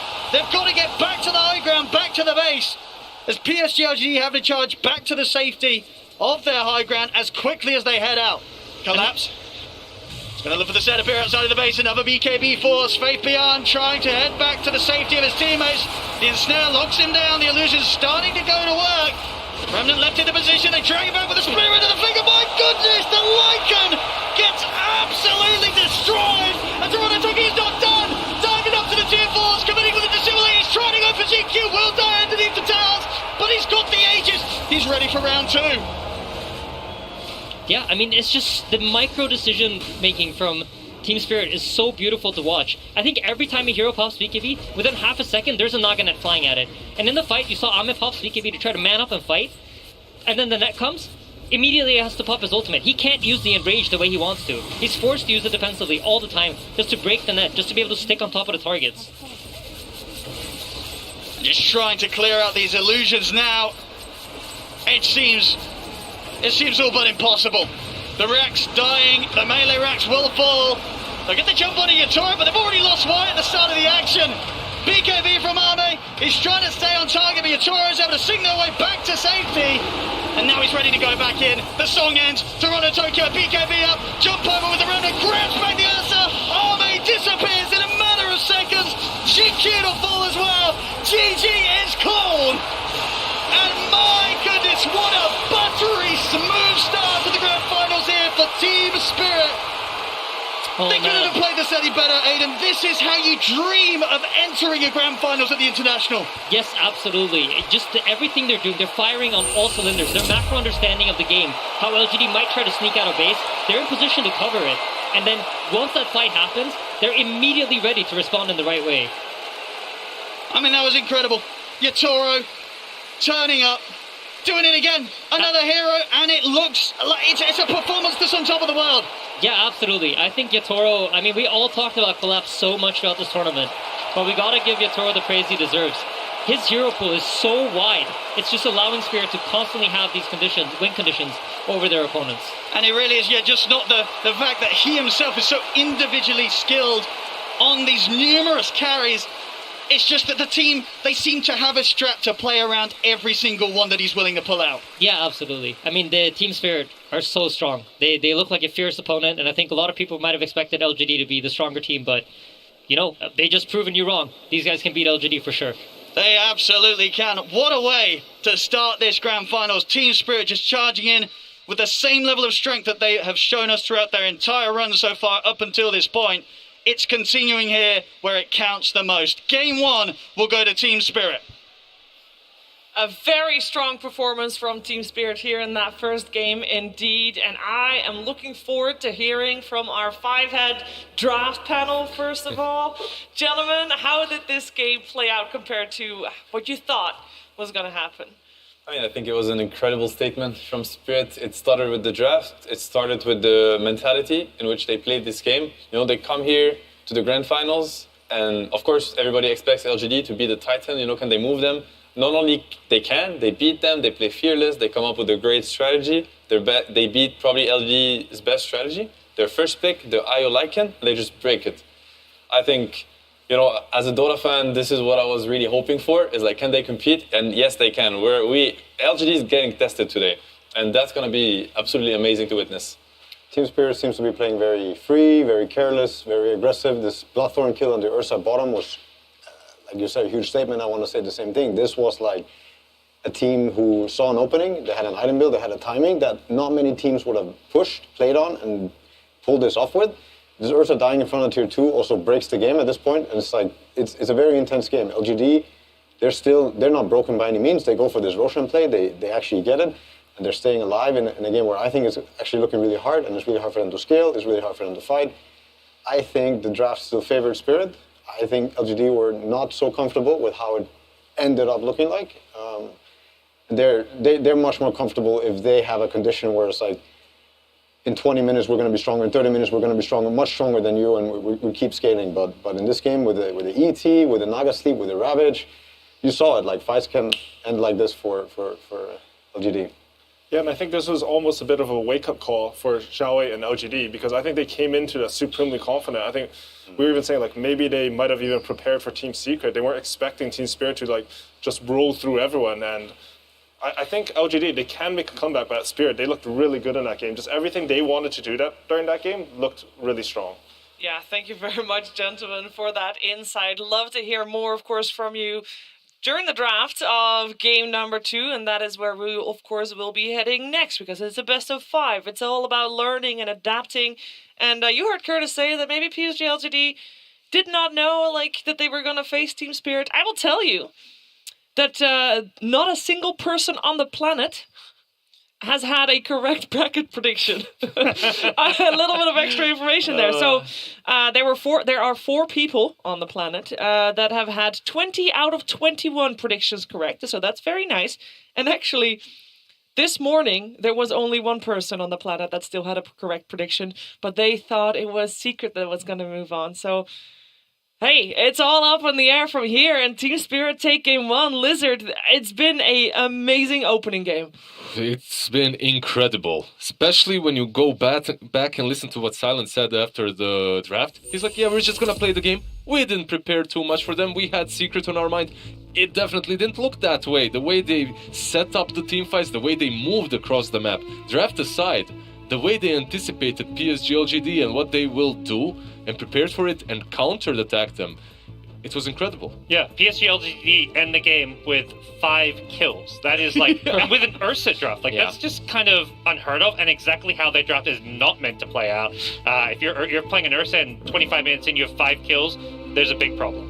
Yeah, and I definitely want to piggyback on something that No-Tail is talking about. I think every single game that I got to either cast or every single game that I reviewed, looking over PSG.LGD, even for months now, they always drafted themselves a win condition for later stages. This is one of the few games where I think as soon as that Naga's picked, they're like, we actually need to find something to counter this, to play fast with. I think that's why they went for this Pango. And I think it was just a genius idea, a genius draft plan from Spirit throughout the whole thing. A genius draft plan, indeed. It looked so strong from them. Was there any chance for PSG.LGD to defend high ground after it went so awry in the early stages, God? I felt like once things started going wrong, there wasn't a comeback. They needed to get ahead early and then snowball from there, going from Roshan kills to hero kills, and just really, get this massive lead that just kept on growing. So once this Naga, illusion started coming online and pushing out waves, the game was kind of already slipped away by that point. And even though PSG.LGD, they had a beautiful plan in this Pangolier last pick that can perhaps take over the game and deal with the Naga later on,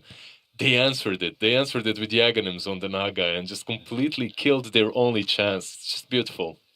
Yeah, PSG.LGD has, been the final boss, as you say it, for this grand finals. And what is that? What is that? Tsunami? Yeah, you're right. I mean, it's final boss. I've been crunching the numbers, and I think I finally understand. This whole time I was preparing as if Secret were going to be the representatives of not just Western Europe, but Europe in whole.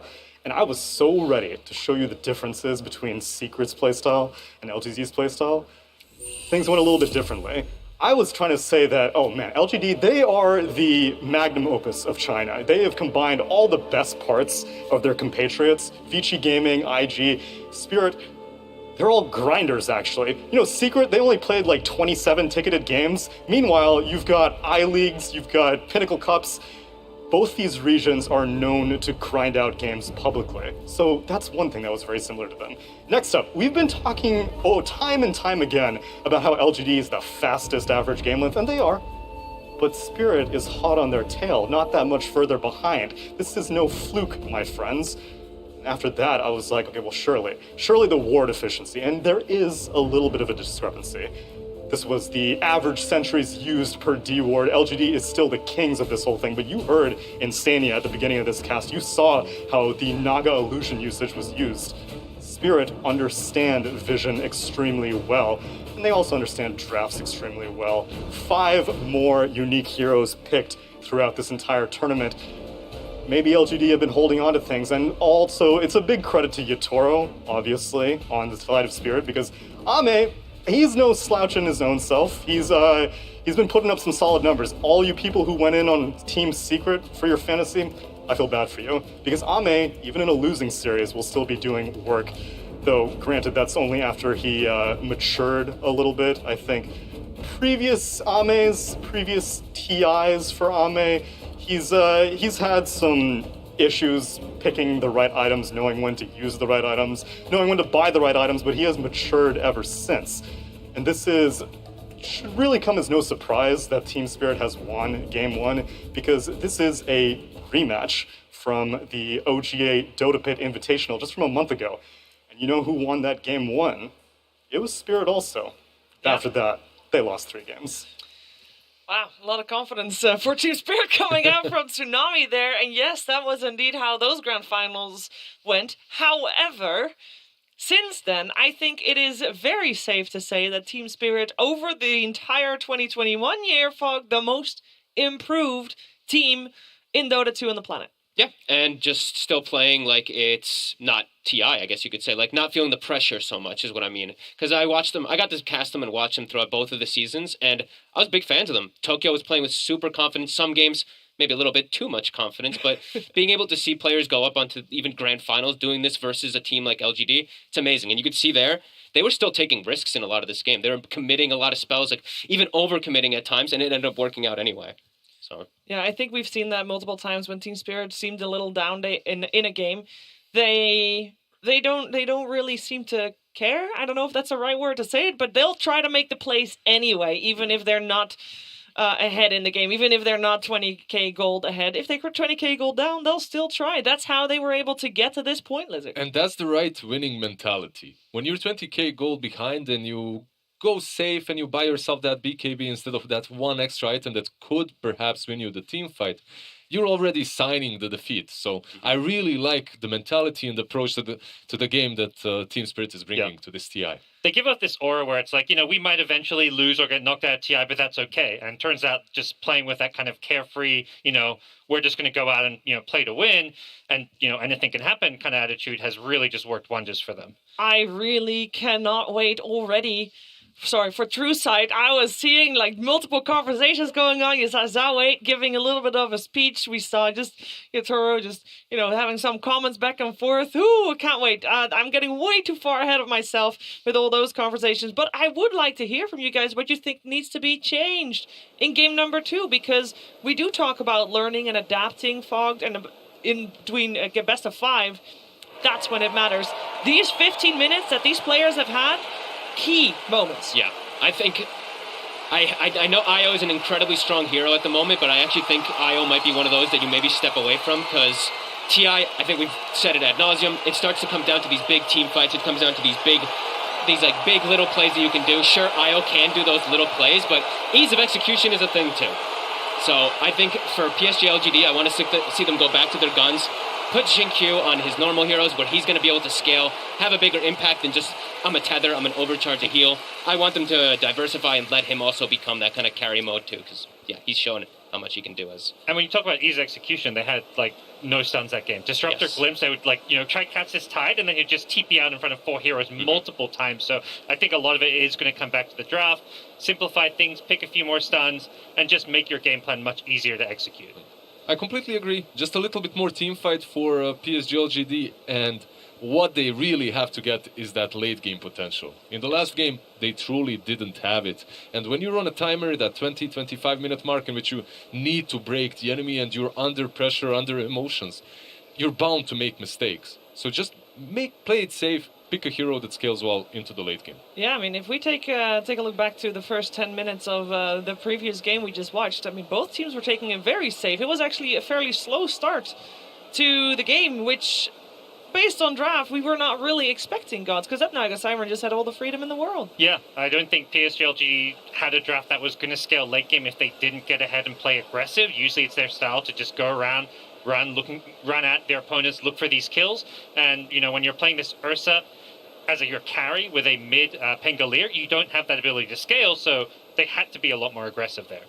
They really did. And we know that PSG.LGD can recover in a series, so I'm very curious to see what they bring to the table in this game too. Of course, also, this will be something that Silent and Miposhka will have discussed at length, because they know PSG.LGD will come up with a new plan as well. So it's it's one-upping each other constantly in this best of 5. I want to just also quickly remind everyone that it is so phenomenal that we have 9 out of the 10 players on the stage being they're only the first or the second international that they're at. We are seeing, I kind of feel like the new generation of Dota players here on stage, Fog. Oh God, don't say this. It's time. No, okay. This is true. But then the older people are going to start retiring, and then we got like Seb and No-Tail coming for our jobs. So okay. No. Well, they are already here, and you're still on the panel. Too late for that. Savor the moment. It is truly beautiful. I love when you see these young guns and just having this confidence. I think that's the biggest thing that everybody's just said is confidence. Spirit's just been oozing it. The future of Dota is bright. When you have all these young players coming out of multiple different regions, it really means, the next TIs in years to come are going to have some amazing new talent. Yeah, are you a little bit jealous, Lizard? I'm very jealous. I'm super emotional. Watching Team Spirit in particular, because I was in that Eastern Europe Tier 2, Tier 3 teams. This was a dream that for some is happening at the moment. It's becoming reality. All I'm you also need very to do, happy. apparently, is on day 2 or day 3 of the event, you're like, Dota gods, they need to be worshipped. You shave off your head, you donate it, and here you are, grand finals. There you go. That's your Toro story right there, in case you're wondering why you look so different from all the pictures that you're seeing. That's the reason. He literally said in an interview, I felt like I needed to sacrifice something to the Dota gods. My hair. I like how they're doing all these like little things too, where you're saying like I even saw when they won the last game too. Mira's like waving at somebody in the crowd, right? He's just like, hey, yeah, we won, guys, cheer for us. It's like, wait a minute. I am very sad that this is not an actual crowd, because of course we have the LGD crowds coming in from our sound sweetener, but now Team Spirit doesn't have those crowds, because I know, like you've probably seen in a lot of different streams that, for example, the Eastern European audience right now. All-time high. Like, they are incredible. They are, of course, big fans of the guy on your screen right now and his whole squad, and they are rooting for them. And if we could hear them in an arena, we would not have been able to hear anything else, guys. Every crowd loves an underdog too. Like, wherever you are in the world, this Team Spirit team would have won the hearts of the fans. Wherever you go in the world, there's always a huge amount of supporters for PSG.LGD. Obviously a crowd is missed, and, we hope to see it again in future years, but, these two teams still producing amazing Dota with or without a crowd. Yeah, so what do we want to see in this game too? Like, are there any heroes that we feel like Yatoro still has to play? I want to see a collapse Mars. You talked about the IO maybe going through. Give us IO collapse Mars. All right. Well, we are going to find out if we will get a collapse Mars, or what else will he play. We're finding out right now. Team Spirit versus PSG.LGD. Grand Finals, Game 2. Hello again, welcome to the draft panel, the second game of the TI10 Grand Finals, again with Seb and No-Tail. And Team Spirit, they took game 1. But I actually had a question I wanted to ask you guys. So in the first game, LGD had choice. They took first pick, and Spirit responded with Radiant. In this game, Spirit had choice, but they actually took second pick, and LGD responded with Radiant. Why do you think that is? I mean, there's definitely a big Radiant advantage, so no surprise that whoever gets to choose side will choose Radiant. And it does seem that now we have two teams that are going to keep clashing at each other's, and they're questioning the execution versus the theory, because apparently Team Spirit wants second pick and LGD wants first pick. And I think also the way the draft starts is another case of that. This is the exact same scenario of game one. So this is LGD stating that, hey, there's probably something we could have done better, maybe draft-wise, but our approach to these games is the right one, and we're sticking with it. Yeah. No, I always love to see it when you have teams that stick with their guns, and you could say that Team Spirit were maybe really happy with how the choices went down, where they might prefer second pick, or they feel like they're able to punish them really hard, or whatever it is. I think LGD always should be left with okay, now we at least know, like, this is what they want, blah, blah, blah, and this is a best of 5, so this is also them going to be getting to know each other better. This outcome of this game is going to be super important for how the rest will shape out. LGD, they might feel something if they're winning, or if they're losing, there's always a chance that they keep going back to the same thing, but then, yeah, like this game, we're going to probably see, I'm predicting, Team Spirit going for something new again for Yatoro. I think they're feeling themselves a lot and are drafting a lot also on feeling. You also heard Heen talk about that. They're drafting on feeling. And you also see now LGD decided to switch it up, or kind of go away from what happened last game with like lack of AoE, lack of team fight, and they instantly lock in Alesh with the IO to give the IO that. I want to say that, so Team Spirit, right, they really shook LGD. Like they proved that they can beat them at their own game, and I feel like no team so far in the tournament has done that. And I was kind of sad as a Dota enthusiast, is like, come on, like if you're gonna lift the Aegis, somebody has to, make you kind of work for it. And Team Spirit did that, and it's awesome. And now we're gonna see, can LGD show us, the level 2, the level 3, and then it's gonna bring even better Dota. What I really love about what Team Spirit did, they had the same opener open to them. They could have ET tied again. Yep. And, they respect LGD. They respect them so much that they expect them to be ready to punish them for the same draft. So they don't like, you know what, we're not giving you what you think we're going to do. You're going to have to think on the spot. We don't want you to come to this draft with, XIO8, 1 hour of preparation on how to do even better. You have to think on the spot. Bane Magnus. It's beautiful approach. It's mind games between the drafters, and props to Miposhka and Silent for pulling this one out. Yeah, I think it's amazing. This is like a big mental game. It's always been, it always will be, but it starts here. It starts with the draft, and again, so many statements are being made between the draft, between the two teams. I'm like, this is what we believe in, this is what we're going to do to you now, and we're trying to throw you off guard. And yeah, a lot being said. I do want to say that there's something very interesting in my opinion, is like last game, LGD, when they play this West, they're very much looking at connecting early with nothing to say. Mm-hmm. And connecting to a Pangolier that doesn't have the best matchup, it's hard. Pango doesn't really have a way to take over the game. Leshrac, Wisp, that is scary.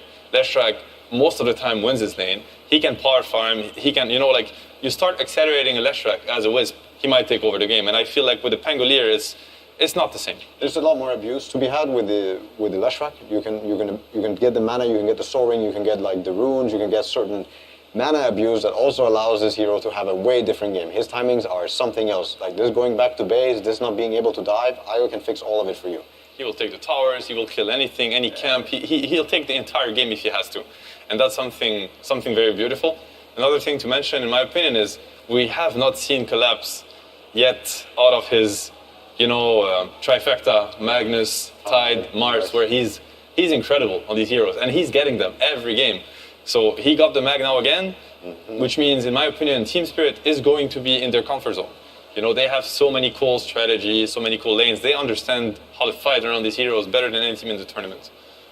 And I think you're spot on with the read that you guys have about Leshrac, because they're just banning to protect their mid Leshrac, right? We see the Lina coming out, the Invoker, and even now an Animate. I don't know if that protects a Snowball. But when you have this hero, I think you pretty much want to play for nothing to say time. I think that's what has found LGD a lot of success in this tournament. I got they're not diverting so much from their West. They think this is the strongest hero for them, but they're adding on to that strategy. There's something I think very important to mention is that, the second phase, how it's going to go down. And like Team Spirit will have to pick the hero that's going to be kind of the pivotal hero. Like they don't want to show, and then they're going to start counter-picking. And it is interesting for LGD to show the Leshrac that early, because no matter what, first pick cannot protect the mid matchup. Team Spirit can just delay the mid pick for as long as they want to. In this case, LG is like, you know what? We're committing to this with slash track. We don't think it's countered. Or maybe they think it's only countered by Lina and Invoker that can match the pace of what with slash track can apply to a game. And now it's like they're happy. No matter what Team Spirit is holding for the 18 or the 24 pick, for the mid lane, it does not matter. Does that mean you think that Team Spirit should pick their mid out of the phase just so that they don't reveal anything more about their draft? Or it makes could a be lot a way. of sense. Yeah. There's always arguments for both. Like if you wanna, depends on how you enjoy playing Dota sometimes, depends on what types of players you have on your team. If you see the mid matchup, theoretically, of course, there's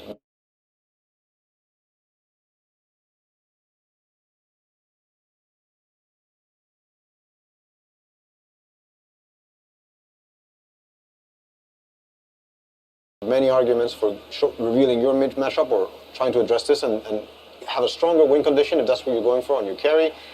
There's also another way where it's like, yeah, you love your mid laner so much that you're going to pick your carry.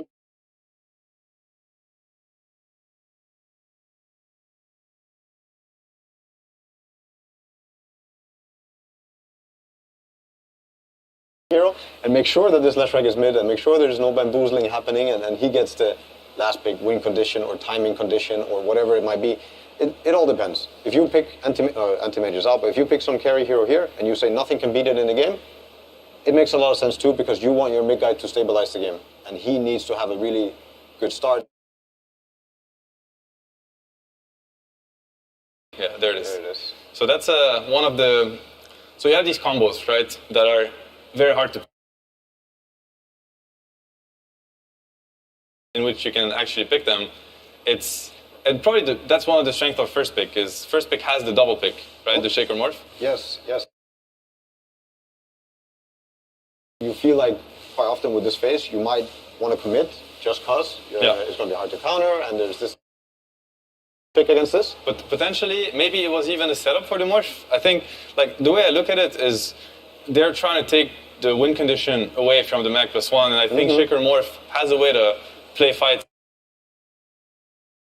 Yeah, they do. Yeah. I think I don't know if they thought about it, but Willow Bramble is one of the best abilities against the Shaker Morph. The Aghanim's, you can't just roll through the fight. If there's Brambles on the ground, you instantly get what they were thinking. But I also think, like Seb said, they're maybe threatening this Morphling to come up. And if they have an answer now they trap them. Or if they feel like they have an why this Shaker Morph here makes a lot of sense. It's not stoppable, drafting-wise. They're picking both heroes, in the same phase. You cannot stop it. Mechanically, drafting-wise, you can't stop it. The AA cannot be picked anymore because they have shown the Bane and they have shown the Willow. Meaning, like the big counters to the Shaker Morph are kind of hard to pick for Team Spirit. It's a win condition. It's a very strong, combo that scales into anything. Very powerful second phase from LGD. And that's what I think... because they understand the weaknesses of first pick, but most importantly, they abuse the strength of the drafting order of first pick. They're like, you cannot stop one. I think it beats anything. Yep. So from your guys' perspective, of the two drafts, like if you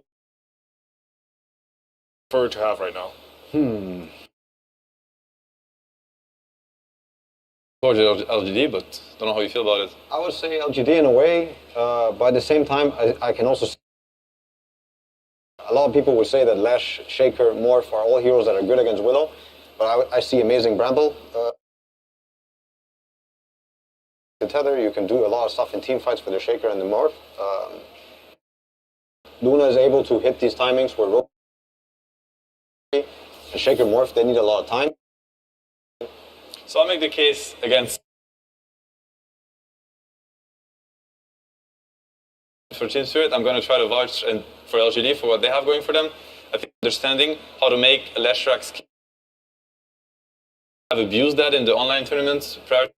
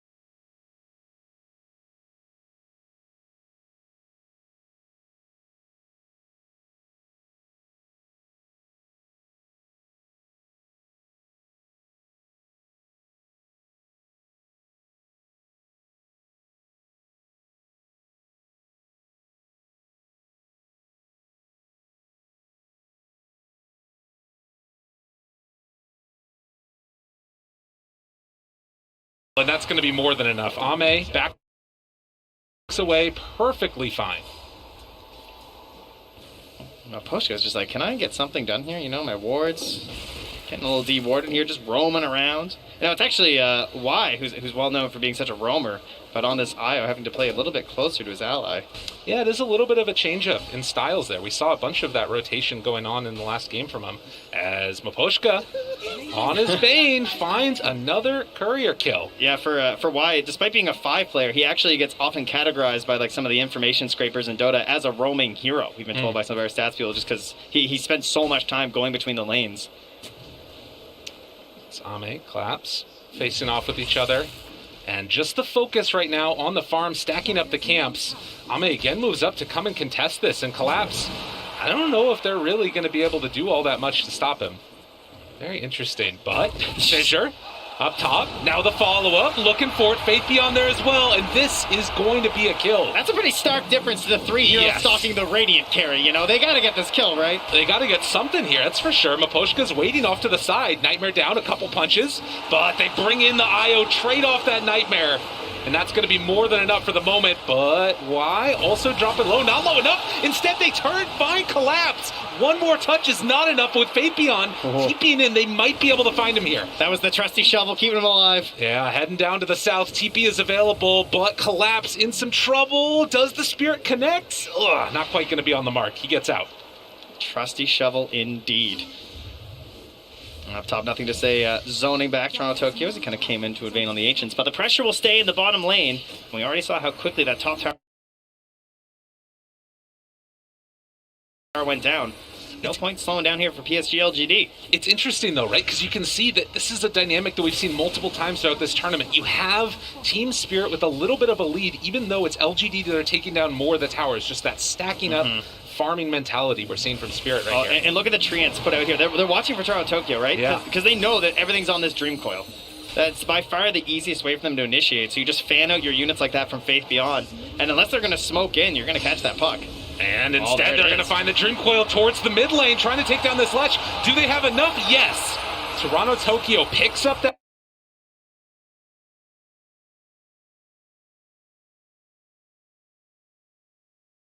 kill. And with that, a 3,000 gold lead this early on for Team Spirit. Bit of a theme, I feel like, from these two games from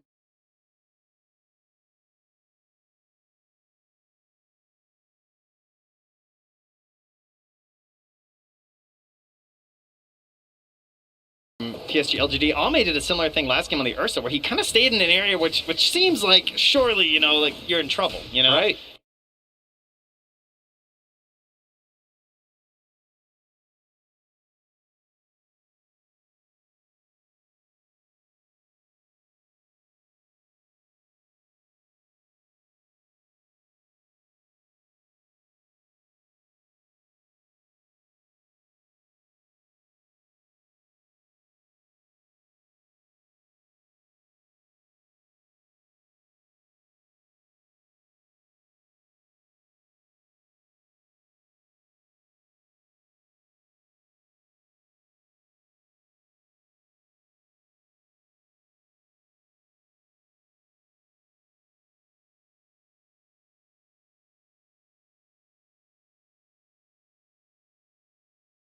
At that point in the game. And even though this is a pretty fast lineup from PSG.LGD, it does have some late game tools, right? The Morph Shaker, of course, if you get to that, can really go against anything at this point. It is a little bit terrifying. You're not wrong. Actually queuing up the Dragon Lance right now on Ame. So obviously you could maybe disassemble that later and build it into the Axe if he wants. Yeah, we see that a lot versus the Luna, because it makes like a really nice little matchup, right? Where she's kind of got this like zone that you're trying to play out of and kite her just a little bit. Gives you that tankability versus all this magic damage there too. Really balanced item to start out with. So Team Spirit nursing that 2k gold lead, as on the other side, LGD trying to keep the pressure onto these buildings. Up top, nothing to say is there. The 4 points in Edict forces out the glyph. Wow, that was a pretty easy glyph to get, not gonna lie. Yeah. Didn't have to commit that hard at all. I mean,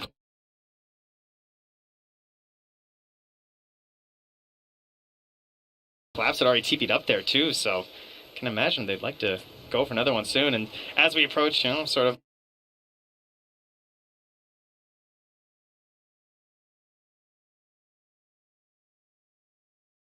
past the laning stage, we start thinking, you know, how's the Roche look in this game? They could take it relatively early, right? You get an early DD with this lineup with Nature's Problem.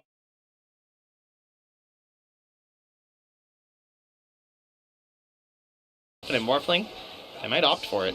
And look at this movement in before the blink dagger on Shaker. Oh, nightmare by Maposhka to dodge the stun, but Yaror is still in some trouble as they run him down. It was good, but it wasn't good enough. Toronto Tokyo's coming, but they are too tanky. I mean, you see these stacked up heroes, maybe you're, you know, sort of.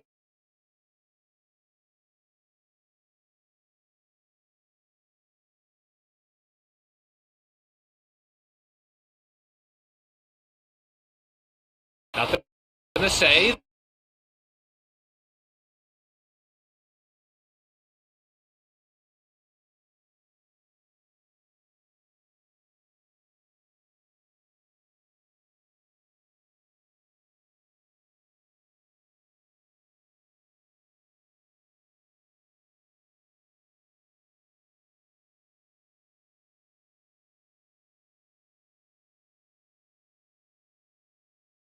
Mosque of Seaweed. The TP could have set something up there. They also have the Orchid ready on this push here, so with the relocate in 5 seconds, everyone can be top lane right now for PSG.LGD.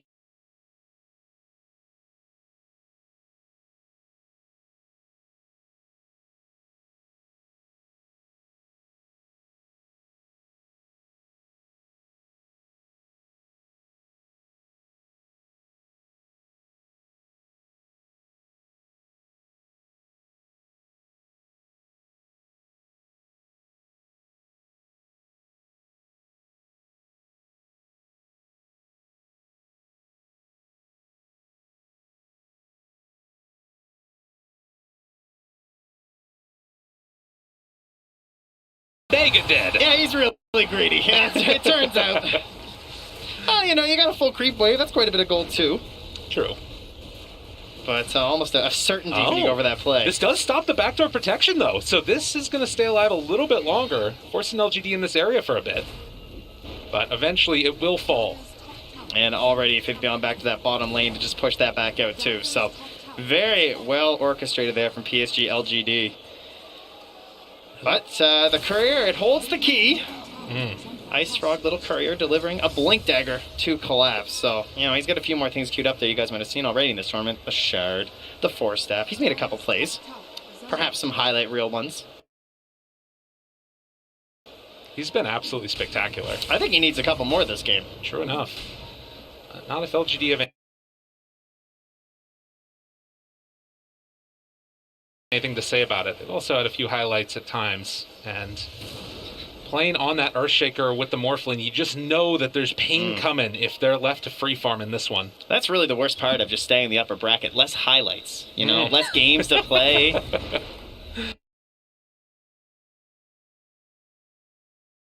True enough, yeah. Especially when you crush your opponent so hard, and then finally being challenged now by Team Spirit. They're up one game again. Cinderella story that hasn't died yet. And seeing if it can continue on here in this game number 2. The BKB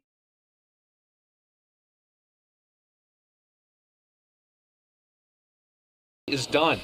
Taking a look at a few of these other items around the map. Collapse has that blink done. Xingqiu getting closer to his, has it completed as well now. So all of the big fighting items online. That's a bit frightening. It feels so good because, like, obviously as the offlaner, you got to get these like earlier items. Get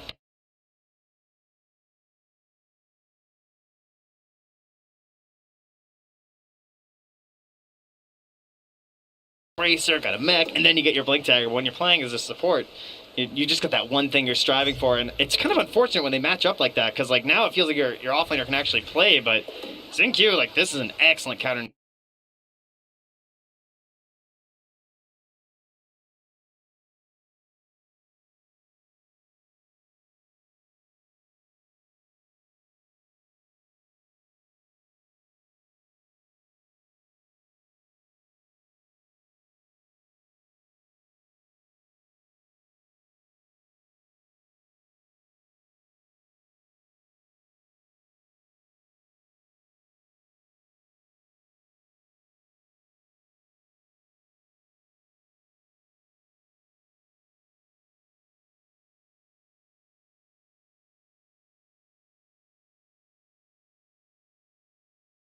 But that's not the end of the world.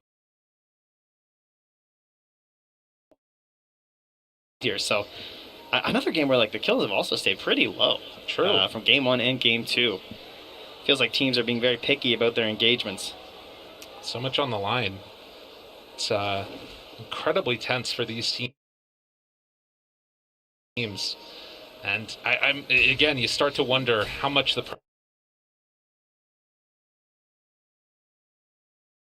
pressure is going to be affecting these plays. We'll have to keep our eyes out for it for sure. But Ame with the Aegis, another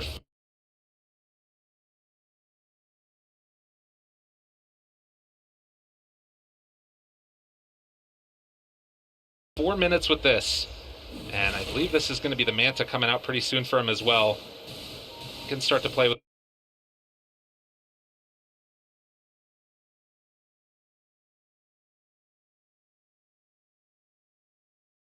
a little bit more free.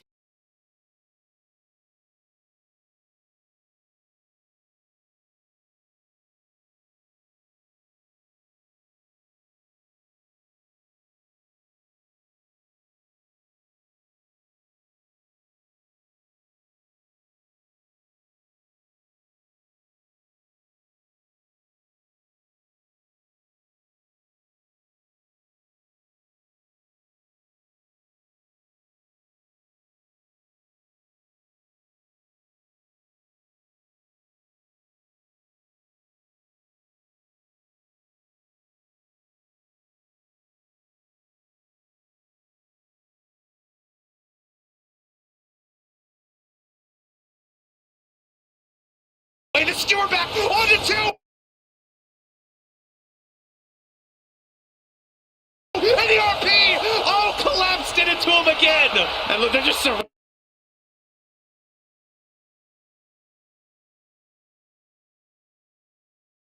him. There's no chance to help. You have the IO, you have the Shaker, but there is nothing else left in the tank there for Ame.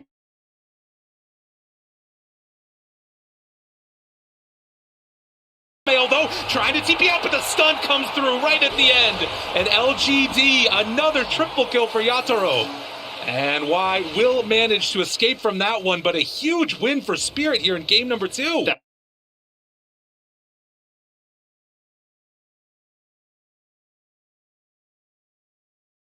That is massive. Oh, what an amazing defense. And Class does it twice in the fight with the skewers, catching nothing to say. Like, you know, you talk about this idea with like the Aegis and like, well, what are you supposed to do with this Aegis? Are we supposed to push towers? Is that the goal right now? So, you know, should it be on the Morphling? You know? Right. Doesn't he kind of feel like the harder target to get in the first place, and instead you're sort of hanging nothing to say out to dry? Like, he gets one skewer and there was no chance to save him.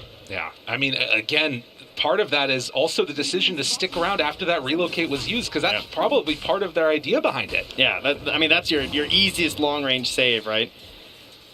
Unreal. 5-6. And Team Spirit playing just absolutely great Dota. Yeah, I'm sensing a smoke-up Echo Slam here soon. You know, this is what you do. You lost your Aegis, and you're like, okay, guys, this is fine. Group out. We're going to smoke. We've got our other tools back. Let's go dunk on some people. Xingqiu so often has been the answer and the playmaker for this LGD lineup. Whether it's the Snapfire or this Earthshaker, whatever it is that he's playing.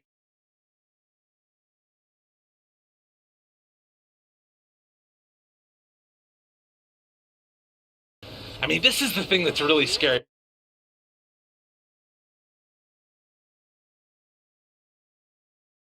And now it also feels like they have some of those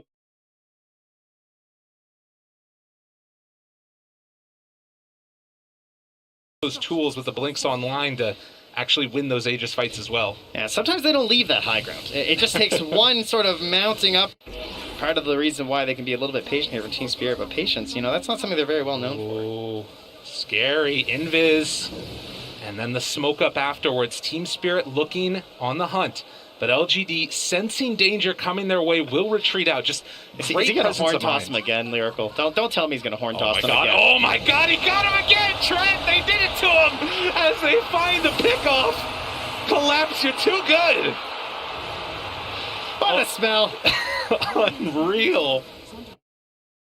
Just finding that one kill and like waiting for this timing too of just this. Oh, they caught him on the zip. They pull him back in afterwards. Why? in some trouble. Skewer, a little bit off the mark, but the Brambles are there for round 2 of it. Team Stay taking down Secret, now looking to go up 2-0 in the series against LGD.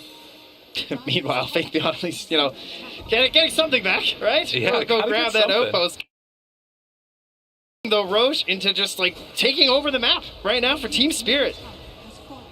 They're just having fun. That's what they say, right? They look like they're having fun. Well, Voshka looks like he's having fun. For someone who's playing Bane, that's as much fun as your face gets, I think. They're on top of it, killing it. And we'll see now if LGD can pull this back.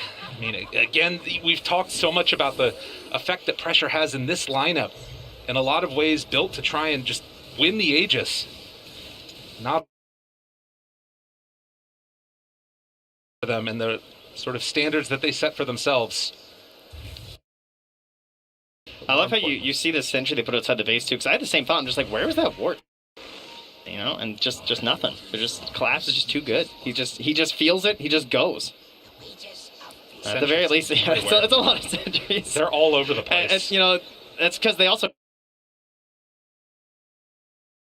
Toronto, Tokyo, so they know that they're in trouble when it comes to the vision game, and so you get into this place where you're just kind of spamming them everywhere. And IO, you heard our lovely draft panel as well as Insania talking about the sustain and everything, and Insania pointed earlier end, right? Yes. About trying to get as many of these these mechs and these holy lockets as early as you can in the game, and when you have to spend on set, you have a shaker on your team, so you're making a sacrifice in terms of the goal to ensure that Blink Dagger is going to be there. You got much out of the shaker. Couple nice saves, but Xinq's still waiting for his big moment. Go in and make that chaos happen first with the rest of the heroes on LGD, and specifically Nothing to Say. And he's the Eternal Shroud going for the Halberd. And it has just not been able to be enough to keep him alive against the big play game 2. And now it's nighttime once again. So what do? We smoke. You got night vision, right? You have on the Treants from Faith.Beyond. They want to scout some of these plays out. That is the vision that they have at night. But the absolutely. As they move up onto the high ground, Xinq feels like he's safe, but they drop down the ward right away. Xinq manages to get out of there, has that shard to create that separation. And taking away vision from LGD. They're just going to do the sweeping motion here, right? They actually scanned ahead to see if he could blink in there. He's checking the high ground. Collapse wants this so bad. He's ready. He feels waiting for the vision. Nothing to say, he's going so far back. He's like, no.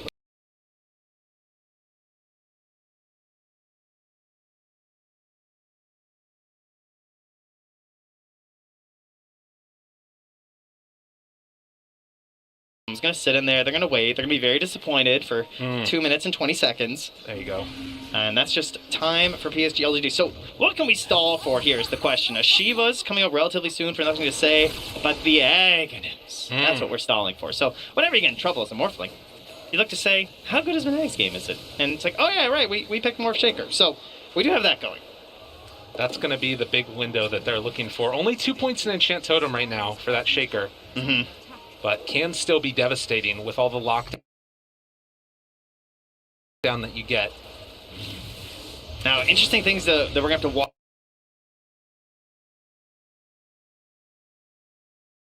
watch during that, though, will be the fact that it's the Aeon Disc on the puck, right? So they're going to be looking to catch and chain and even just try and go through that stats resist as well as actually active on Toronto, Tokyo, and just trying to keep chaining him down because he's not going to have the BKB. And then after that, we also know that Collapse, he really likes these kind of cheeky items, right? He doesn't like BKB. You see the plays this guy's making. There's the Aeon Disc out. Toronto, Tokyo not concerned, just blinks away after the Aeon Disc is procced. And also getting that D-ward again. So the question will be, when they come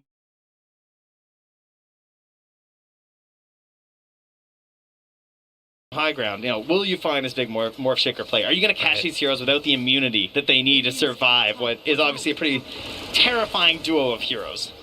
Faith.Beyond shows for a second, Collapse, looks for an opening, sees him there. There's an opening, the horn toss, the pullback with Skewer, and immediately gets the kill. Nothing is free, not even pushing out a wave. That's the kind of punish that you need. I mean, they felt pretty free on this map, right? Because they are moving around as a single unit for Team Spirit, right? And that's why we're spotting some of these heroes just like Faith Beyond's randomly in a spot pushing on a wave, nothing to say. That's why they were able to control the outposts for so much longer than you might expect, considering the situation that Team Spirit was in. But the punishes are free, and so they will go back once more for a disappointing look inside the Roche pit, and then wait another 30 seconds, and then they'll go back and do it again. But look at this. They have that Aghanim Scepter done on the Morphling now. Puck also just finishing an Aghanim Scepter and has an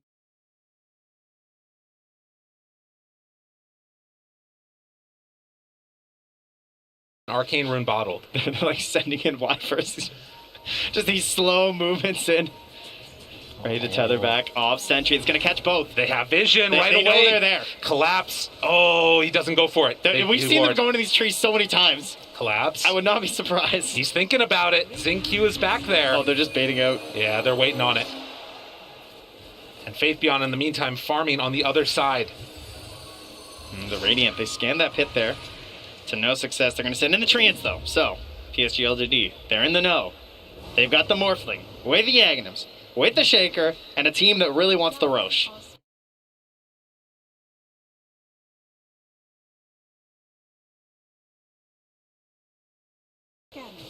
They have a plan.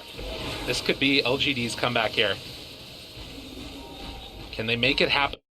Control and force the focus of Team Spirit to be here, and what are you gaining on the rest of the map?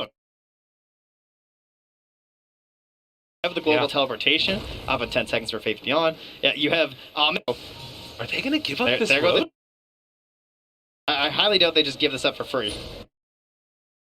They're moving over now. Faith Beyond starting to move into position. They're going to lay down... Oh, that maybe PSG.LGD are just kind of... Roche for this, though? I think they just... Best vision around the area. They actually see absolutely nothing right now. So, I mean, they know they're in there. They've sent in the tree. And when, you know, you're so reliant on... You'd rather just fight on the high ground at this point. All right, well... That one up. We'll see if that comes back to haunt them later. As Mira is going to push out this lane up top. Faith Beyond very close. This is one thing that's definitely beneficial for LGD is their split push potential.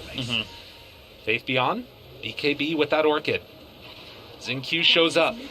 Dotaro up on the high ground, nothing to say there as well. They have great vision on Team Spirit and now showing in the lane. They're thinking about going, they pull him back in and he is done. Can they go for any more now?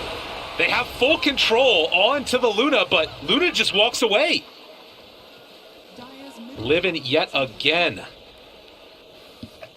Yeah, I don't know. I don't know if he's thinking about, like, is there a buyback play there? Because that's a pretty bold sentry to place down. On just like that, Team Spirit with Aegis in hand.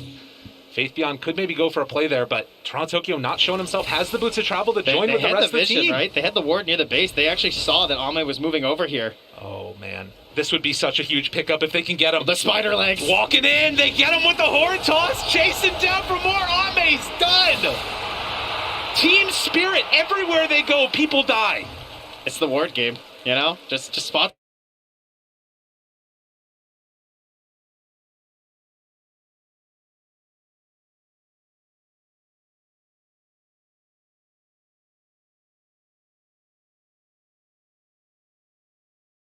Lets them know they chase it down. The glyph available for the Radiant. True. Round and Outaro laying claim to this to try and push up that top side, but they can't.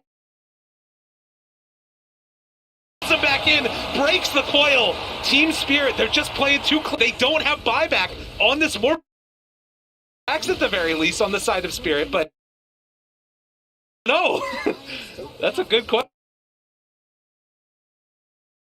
This one down now, the jump in. There's the BK available, but the turn off to the side. Oh, enough to get him out. That was really well done. Right? Yeah. Finds in there with the Orchids, so well done indeed. But of course, there's still lots of time. You know, 2.5 minutes for a Luna to just run back to your base. She's pretty fast. You're not wrong about that. So there's no more glyph either. Does Team Spirit want to make another run at Already 10k gold. It does not look particularly close. Tokyo, so he's just able to push out this bottom lane. He can be there in a flash too, trying to bear from PSG.LGD, but they're still waiting for their shining moment of Morph Shaker. They are in this game, believe it or not. Just haven't had an opening. Satanic now done too for the Luna. Couriers just flying in everywhere, dropping off all these new items, the Team Spirit. I mean, Yaro's almost 10k gold up on the next hero on the enemy team. LGD just don't have an answer for this Luna, particularly with the Aegis. And it looks so free for him. This is the path to victory for Spirit to go up 2-0 over LGD. They gotta guard this wave that's with them, though. Faithbeyond has caught the next one. They're scanning that he's actually still there, so he's going back. Toronto Tokyo, he's gonna try and hunt down Faithbeyond. Oh, and off to the side, they get the vision. Tries to chase him down there. There's the silence, the coil afterwards. Still hits pretty hard on Faithbeyond, but with collapse in the area, they're gonna break the coil and kill off the Prophet. How fast does he need to buy back is the question. Oh, man. Can they actually, like, force it here? I mean, it's going to be a while for the lanes, right? That's kind of why you're able to sacrifice your life sometimes on Nature's Prophet. I don't think they can punish this simply by the speed at which creeps walk. So there'll be a little bit more time now for LGD. But what are you gaining in this time? You know, there's going to be a Scotty done, so that is pretty huge, actually. Scotty on the Morphling versus this Luna. And again, the Satanic. I mean, it's looked so one-sided partially because LGD haven't taken that fight yet, right? Like, and there's still going to be that window when they have the, you know, Ag Shaker and can go in all at once together. It's just they're waiting for that perfect fight. Still have to be careful of that one on Team Spirit. And with this Aegis, you would have to imagine it would come soon. Oh, Collapse, you know, I think he wants his perfect game here. He's the only one who hasn't died so far on Team Spirit. Absolutely carrying out of that offlane. No kills, too. So giving, you know? Such a charitable offlaner. That's the way it's supposed to be, absolutely. Ooh, also, that Aether Lens for the extra range. So much range on absolutely everything in this game for him. But they're going to get set up again. Morphling sending in the courier. This one might get scouted here, and... Oh, it's on the way out. Oh, with the Lucid Beam. Yeah, using the Lucid Beam. And well the shard. played. That was that the Scotty? Oh, yeah, it God, was. killing that Scotty. Almost 3 minutes of no Scotty. But, you know, it's okay. You know, LGD, they don't actually see enemy heroes. They just see enemy creep waves. Right? That's the goal right now. Okay. The creeps are the true enemy. So that's why Faithbeyond, you know, he's not up top where the heroes are. He's down bottom where the creeps are. Just keep pushing them out. Keep them away from your base. Try and extend this as long as possible and then force Team Spirit into a bad position. And, you know, in the last couple of minutes, they've caught up in terms of net worth. Up. You know, you look at this Morph, he just keeps climbing. Will it be enough, though? They can make the most of this, dodge fights, and then possibly get another fight around that next Aegis. That might be their window with the BKB on Ame. I think what's very impressive from Team Spirit is how long they have just kept this single, like, ball rolling around together, and they're not panicking. So a lot of teams, it gets to this point where, like, it feels like you've been roaming around for so long, and, like, now the Aegis is gone, so people said, like, they fan out a bit and they farm, right? Yeah. Morph Shaker will punish that with Relocate, you know, with a Nature's Prophet. They will find you. They will kill you if you try and go it on your own. But with all the lanes pushed out now, Team Spirit, without that Aegis, still going to walk up and hit this a couple of times. You have 3,200 HP on Yaro as well as the Butterfly gun. And they have this ward on the high ground that LGD don't know about. Collapse. They have Collapse. So often, he's been the one to make those big plays. They're continuing to push in the bottom lane. LGD hoping for an overreaction from Team Spirit. As they walk up, start to hit these racks. But likewise, bottom lane is being pushed in. They've morphed in as well, actually. He's fully committed to the Shaker. Terrorize afterwards, caught with the fear and the horn toss to pull back. They got nothing to say. He's so far away. They don't have a way to get to him. He is going to die here as they get the Fiend's grip off and the eventual right click down to death. Oh, Toronto Tokyo in the back. Chase. He caught one on the way Gets in, too. one! Onto ZQ, he's in trouble now as well. They find themselves another pickoff potentially here. ZQ, nothing else left in the tank, falls down. That's a nice play. Very heads up there from Toronto Tokyo, just not letting him just get away with offering up the sacrifice of the Leshrac, you know, not just the goat. We're gonna take what is Shaker? Cow? There you go. We'll take that too. Right. Yeah. They're keeping these lanes pushed out. And this is the only thing. We've seen a couple of teams, you think back to that Quincy Crew game, they were able to keep the lanes shoved in constantly and eventually win with an all-in push. And that might have to be what we see from LGD as well. Maybe a relocate play with Morphling or something like that. No. Do not say that. I won't allow it. You won't allow Not here. Not some DD relocate Morphling. There's a chance. There's potentially a way. You got to be careful of your team spirit. With this global potential that they have on LGD, anything could happen. The last outer tower. Now gone. PSG.LGD. Beyond AC done. And Team Spirit starting to sense Roche going to be back up. 10 seconds. And with that, it could be the window to close this game out for Team Spirit. All right, refresher or eggs? What are we getting? I'm down for either. As it will respawn right now. Get the eggs. Interesting. Smoke up, though. LGD. Is this finally the fight that they feel comfortable with? They have been sitting on this Ag Shaker for so long. Or Ag's Morphling, rather, with the Shaker. BKB now done to boot.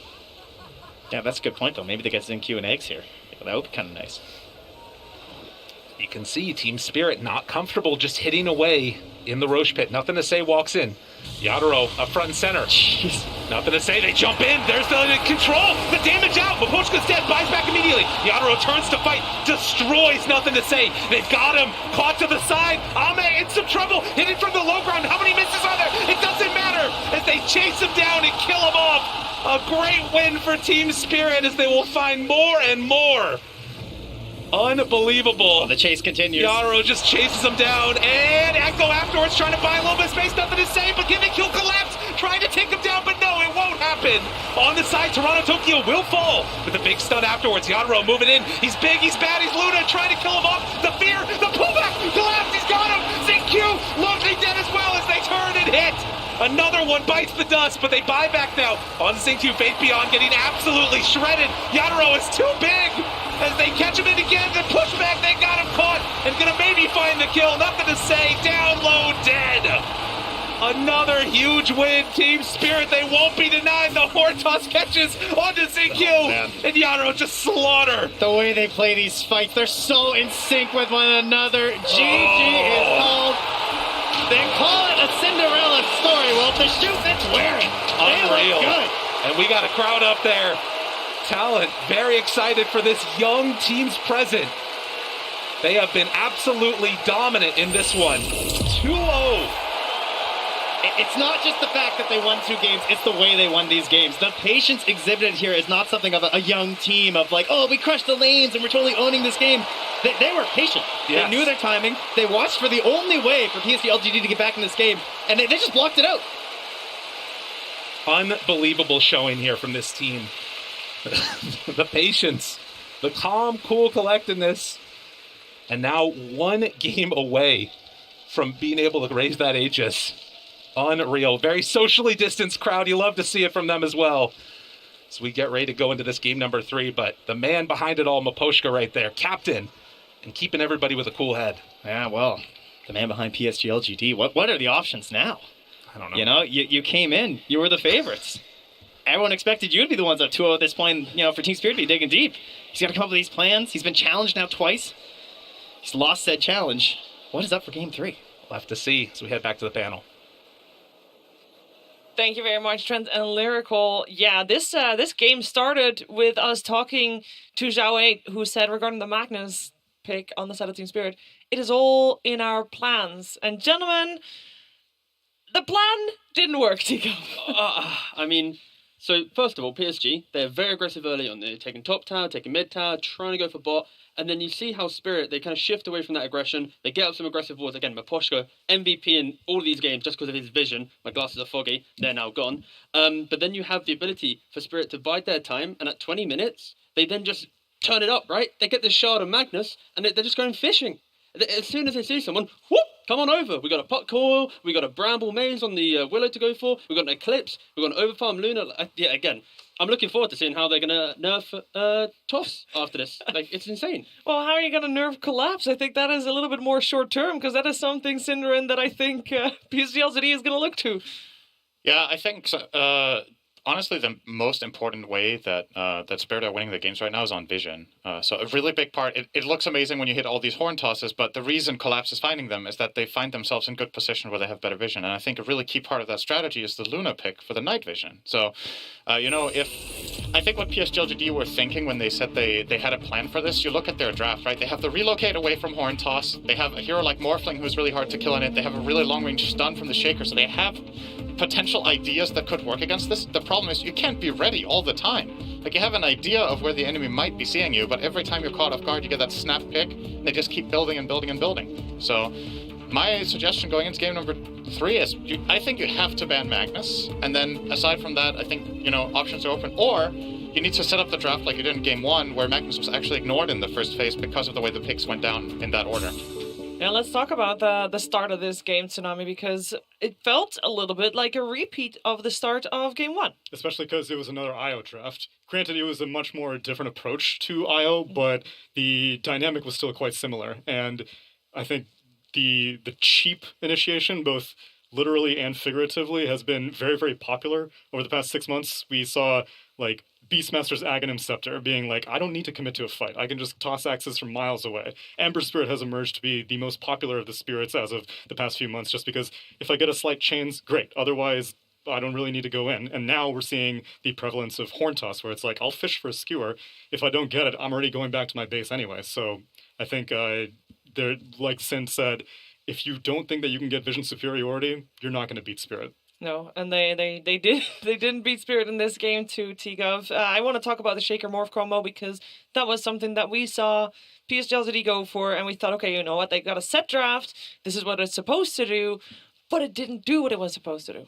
Yeah, again, it's something that you need time with, right? Like, Morphling needs to get to a couple items plus the Axe to then really join into the game. The Shaker needs to get to his levels to enable the Morphling. Like, you need to have your own map to play. And I think PSG early on, they were really breaking down that map. They were taking these early towers, they're utilising that Fury, and they picked off the puck at this tier 2 siege top. It looked pretty good, but it's the fact that Spirit are able to kind of shift away that kind of map movement, and they're over-farming on their heroes. A very small thing, and probably wasn't really noticeable, but Yataro, after fights, there was double waves coming into him. He wasn't even farming the lane. He'd go to the jungle, allow other heroes to take that farm. And it's because you have even distribution of farm to some degree, you're able to continue taking fights every single item timing. You're not waiting an extra 2-3 minutes for the Willer to get a vessel, or, the Bane to get, a 4-staff, whatever. It's the idea that you are being ready at all times. So it doesn't matter if you're playing against Morph Shaker, because you're going to have that 1-2 item advantage the entire game. And the key thing for the key component for Morph Shaker is similarly, it's vision. It's about seeing the enemy team first, so you can get that fissure combination. If you,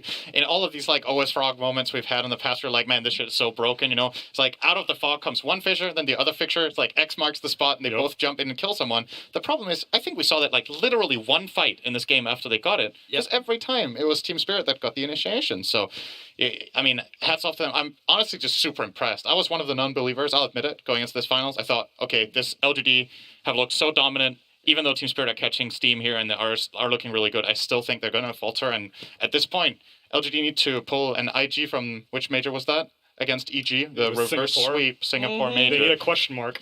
Yeah, they need something. They need something. They need something. I like that you said, honestly, I'm really impressed. I know that, you got the Purge voice line going. And speaking of Purge, we're going to him right now because he has more on Team Spirit. Thanks, guys. You heard from Tsunami before about LGD's strengths right now, but let's take a look at what Spirit's doing. One of their big advantages right now is how versatile Yatoro is playing as a carry. And if you can pull out these really effective tools in the right games, it gives you a big advantage in the mid and late game. In this first match of the series so far, Naga Siren with the fast Ags after the Manta gave them great tools against these highly mobile heroes on the PSG side. Very useful against Pango to limit his rolling boulder. You can use it against Ursa to break Enrage. You can send your illusions on Ursa to force him just to retreat, not to engage. And these are some of the tricks that Spirit's used so far throughout the entire tournament, actually, to just break matches. In the previous match that they played against IG, they also had a big advantage too. It wasn't necessarily from, well, it was actually for some weird hero picks here. They grabbed a PA to give them AoE break against the Tide. So in this match, they also used kind of a cool combo that nobody really expected to just punish the enemy lineup. But what was still really obvious, and has been the case for every single Spirit lineup, is that they play so well together as a team. They cover each other's weaknesses, they follow up on each other perfectly. It's like they're mind melded together, and that is the reason that they're currently 2 up in the grand finals here of TI10. It is honestly incredibly impressive. They're on the side of Team Spirit. They're 1 game away from taking this championship. There's 4 first-timers in their squad, 1 second-timer in Mapushka in their squad. And of course, Silent's got a lot of experience. This is his 5th international, but his first as a coach. So there's that as well. And this team is just on the verge of winning. And I want to talk about that because mind games, a big thing in the TI finals. And we talk about the mind games regarding the money. I think the amount of pressure that PSG.LGD is under, last TI that is won by a Chinese squad was TI6. And before that, it was all like 1 TI for the side of China, 1 TI, not China, etc., etc., etc. But until TI6, and since then, there's not been a Chinese teams winning it. And there's so much pressure coming on these players, on their backs, because they were supposed to be the champions, Tsunami. A consistent theme of all of the exit interviews that we've seen from the Chinese teams is a great deal of national pride. Yes. They don't feel like they themselves are like, oh, we lost, we'll come back stronger next time. They're like, I have failed to represent our region in terms of Dota superiority, because even if they don't make it to grand finals, they have let another region beat them, and they have somehow created more competition now for LGD. Whereas Team Spirit, on the other hand, every single interview I've seen from them, they're just like, yo, I'm just happy to be here. Yeah, I don't know what game we're playing. I just play a game of Dota that we happen to be on the States, Sinnerin, that we happen to be playing for extra $13 million. By the way, they don't care, or they don't seem to care. Yeah, it's not getting in their head. I do think it's a pretty key point as well, because as much praise as we're giving Spirit here, and they deserve all of it, I also don't think LGD have fully showed up today. I think some of their moves, they're a little bit hesitant, they're a little less hungry. It seems like there are some nerves, and it's kind of unbelievable when you think about it, because the rest of the tournament, they have looked unstoppable. They've had games where they were super far down, they make the right moves, they win. And perhaps it's always easier to look weak against a team that's playing out of their minds, but it's like there's always a little bit of both, right? So I think for me going into the next game for LGD, Xiao8 actually plays the most important role in the next game, even though he's not even playing, because the team needs to get into the right mind space. They need to get the belief that they can win, and then I think the adjustment they need is that draft. I like the IO suggestion. Try something else, right? It bombed out 2 games now. You're playing against a team that clearly knows what to do about it, so you can still come back. But what are your first phase bans, though? Are you still going to do Mag Mars? Because I think you have to target Collapse. Again, the key thing here is the fact that I believe PSG had the choice of going for first or second pick, right? Mm-hmm. And they themselves put them in the position of allowing Spirit to ban out the Tiny and the Monkey, forcing themselves to either ban the IO themselves or pick it, right? So in this position, it does feel like you'd like to see something different from PSG. The IO hasn't really worked out. Just add some more stuns, add that ability to break down the map a little bit better, and then they should be in a good stead. And going back to the point of PSG and the expectation, you think about Spirit and how they got here. They just played the lower bracket game, right? They were 1 game down, they win game 2, they win game 3. Like that momentum, that is so hard to attain, in any competition, right? So that is very much why they're feeling confident. And of course, you do have the head kissing versus the belly rubs, and therefore head kissing is 2 up right now. All right, gentlemen, here they come. It is time very soon. We'll see game 3 of this grand finals, and this 3rd game could potentially be the last. Right now, Team Spirit is up 2-0, and it has only happened once before that a team was able to 3-0 their opponent in a grand finals. PSG.LGD, we know they have it in them to force out that game 4, but we need them to believe in themselves and in their draft as well. We know also that they can do it. Faith Beyond and Y both have already got a TI win under their belts. They won TI6 with Wings. We have seen Ame being in a grand finals. TI8, of course, that was one of the closest grand finals we have had, and unfortunately Ame wasn't able to take it, but it came very close, and we knew that the pressure there might have been a little bit too much, but we know that he can do better than what he is showing right now, Tigov. Yeah, it's just so difficult, right? Like when you're 2-0 down, this is really where you need to kind of just come together. And even if, like you say, one person hasn't been standing up or the team hasn't been performing to their best potential, they just need to rally around what they've been doing well to get to this point, right? Like they're in the grand finals, they've clearly been doing something right. So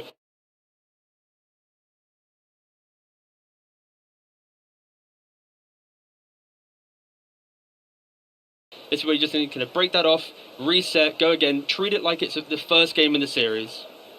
That is so hard to do. It sounds so easy when we say it. Hey, just don't think about that you're 2 games down. Just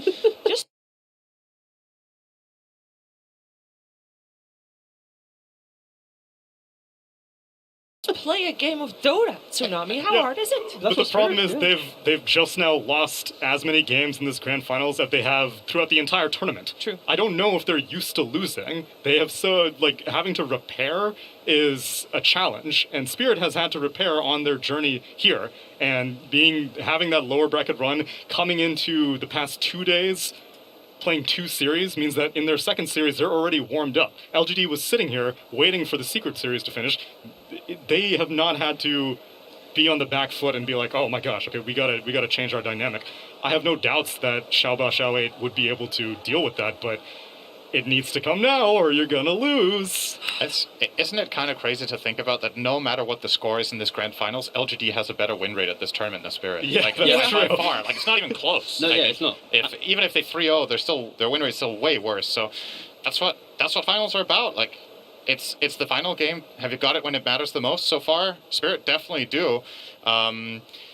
Yeah, for me, I'm just super excited to see the draft because I think this third game is very telling about the mentality. When you're kind of broken like this, when you're down 0-2, there's like 2 approaches to take. There's the crazy approach where you just throw everything out the window, you do something completely different, and there's the one where you're like stubborn to the almost to the limit, right? Where you're like, no, we can still win with this damn IO. We're gonna try the 3rd time in a row, and we're gonna adjust some of the bans. So I'm really curious.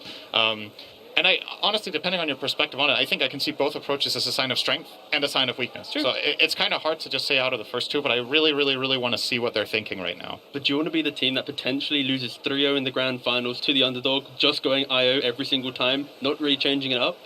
I think that's something you kind of have to nod in your head, right? Yeah. You're gonna have to shut that out. As repetitive as it sounds, you gotta treat this game as a fresh game, a standalone game, not having the pressure of $13 extra million on your head, not having the pressure of an entire region on your head, and not having the pressure of Coach Xiao8 on your head, and everything that comes with winning the international. And you just gotta play a game of Dota, play a pub. And you know what? Nothing to say. He's been playing so many pubs. He is the world ranked 1 player. I feel like we haven't really seen him step up that much yet, Tsunami. Is that because of his heroes that he's been playing today? I think partly the heroes that he's playing, but also the heroes that his team is playing. I think that he hasn't been given the correct draft to let him pop off on a thing like Ember Spirit that we were talking about. Give him some cheap initiation that he can get in and out. Give Spirit a taste of their own medicine, because so far, every time you're running an IO strat, it's more on the shoulders of Ame to finish the game off, and that has not been happening for the first 2 games. So to beat Team Spirit, you gotta pick a Spirit, Tigo. Maybe so. I actually hate spirits. Don't forget that. But you like to break a spirit, though. I do like to break a spirit. But yeah, Team Spirit. Their second pick, right? So in both the previous 2 games. So in the draft order, that simply means that they get to pick the core after seeing 4 heroes, and the mid after seeing all 5 of PSG 2 times in a row. So we mentioned the idea of the impact of Ame, the impact of Nothing to Say. It is a product of the Lesh was a sacrificial type pick in the draft. This Pangolier was kind of thrown out there, not a comfort from Nothing to Say. So I would really love to see either they shift around their first pick drafting style to enable the players a bit more, or take that second pick one time and just give it a go where they actually get to go, okay, this is our best core in the game, this is our best read on the game, and give it a go. Because right now, Spirit is utilizing that 18 and 24 very well. Yeah, let's see what's gonna happen. It is time for Game 3 of this Grand Finals. Team Spirit versus PSG.LGD. Grand Finals, Game 3. Welcome again to the draft panel of the Grand Finals for Game 3 between Team Spirit and Team LGD. And honestly, no questions this time, because I really want to see exactly how they've adapted their bans to Team Spirit's lineup. We actually saw that LGD, they were choosing first pick before, but they've made an adjustment here, and they took second pick. Yeah, it means that now this is all about Team Spirit. Team Spirit is in the driving seat more than ever. They are forcing LGD they're making them second guess themselves. They're making the 15-1 group stage team, the upper bracket dominant team, they're making them completely question everything that brought them so far. and that is crazy. So now Team Spirit is leading the charge. LGD is switching things up, maybe trying to put the players back in their comfort zone. We were sitting there watching their body language with Johan, like in this pre-stage kind of area. You know, Chao 8, arms crossed, them looking at their feet, not looking at each other, not sharing, energy. This is what you need when you're back against the wall. You need to be there for each other. You need to bring the momentum back. You have to create it somehow, because obviously the Dota is not bringing it. And on the other side, you have Silent talking to them, and they're all looking at it, kind of drinking whatever word he's giving them, and they're uniting, feeling, bringing the uprising energy. It's two completely different teams right now from what we could see body language-wise.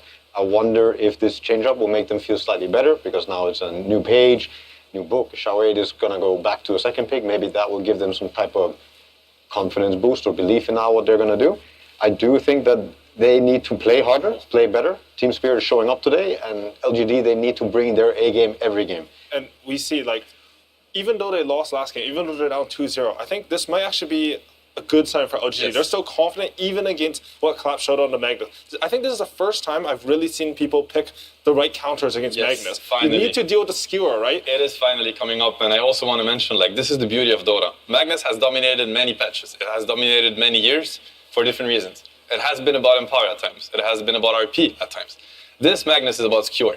It's about repositioning a hero in a way where the fight is so unfair for one team. Yep. But this skewer play is stoppable. It's stoppable by a Rubik Lift, probably one of the best tools in the game. Yule Scepter, Lion Hack, Force Staff. There are ways to stop this cure from happening. This Magnus doesn't buy BKB early in the game. He's playing with Force Staff, either lens, and you have to stop it. And I love the confidence from LGD in a way. Maybe Chao 8, maybe somebody in that booth is telling them, hey, I know this Magnus looks strong, it looks unbeatable, it is beatable. Stop this cure play. Now you end up with a Magnus stuck in the fight, cooldown cure, he's just gonna die. No RP, the whole team fight goes away. And then the fight is absolutely terrible. Great way from LGD to counter it. It is abusable, and they're going for it. I love it. That is confidence. Yeah, I think LGD, whatever it is gonna take for them to really find themselves and play like LGD, they need to find it now. They don't have any more chances. You don't have another game to lose. This is going to be a good route, but I am still very worried for them and worried for what's going to go through their heads if they get into this game and it starts going south at any point. You want to win TI, you have to be the best. You have to be the greatest team of the season, or at that point.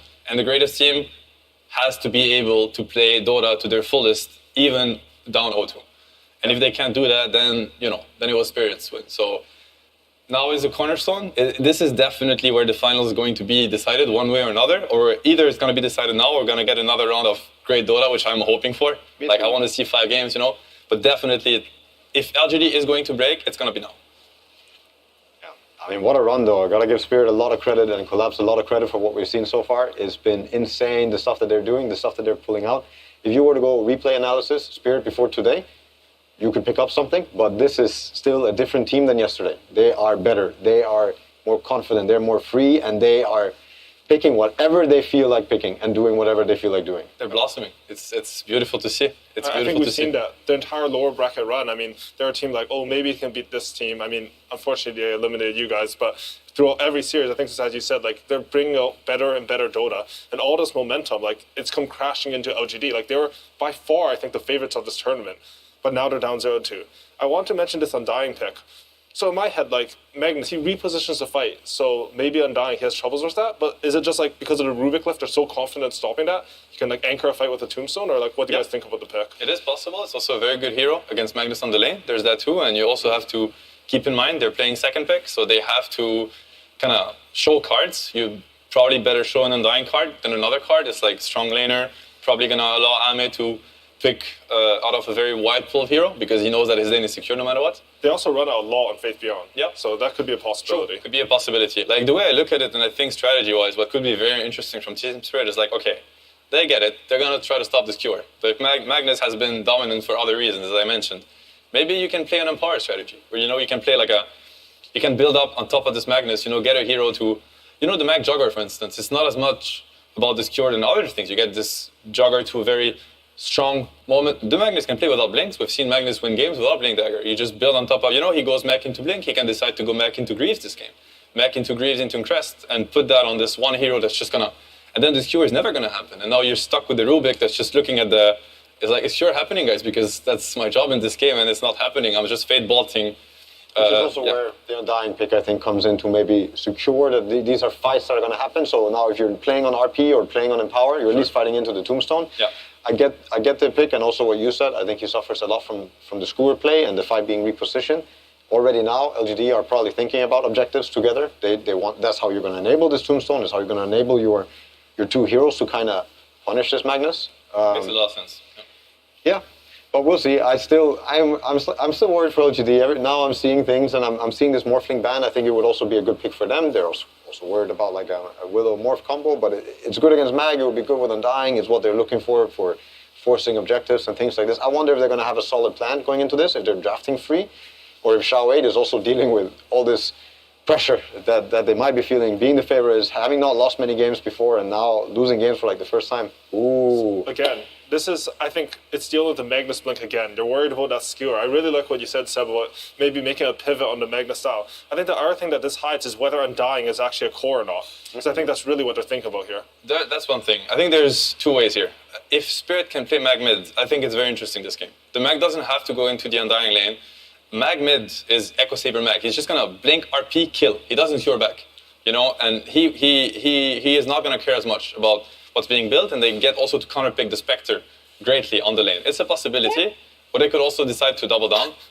They go for the Mag PA. I mean, I think they're thinking about the. This dude's playing everything. Yeah, everything. And the PA shard versus Spectre. Yeah. Crazy. You don't scale into this. He will pop him in a second with Empower and with the shard. And I'm sure you know Yotoro PA.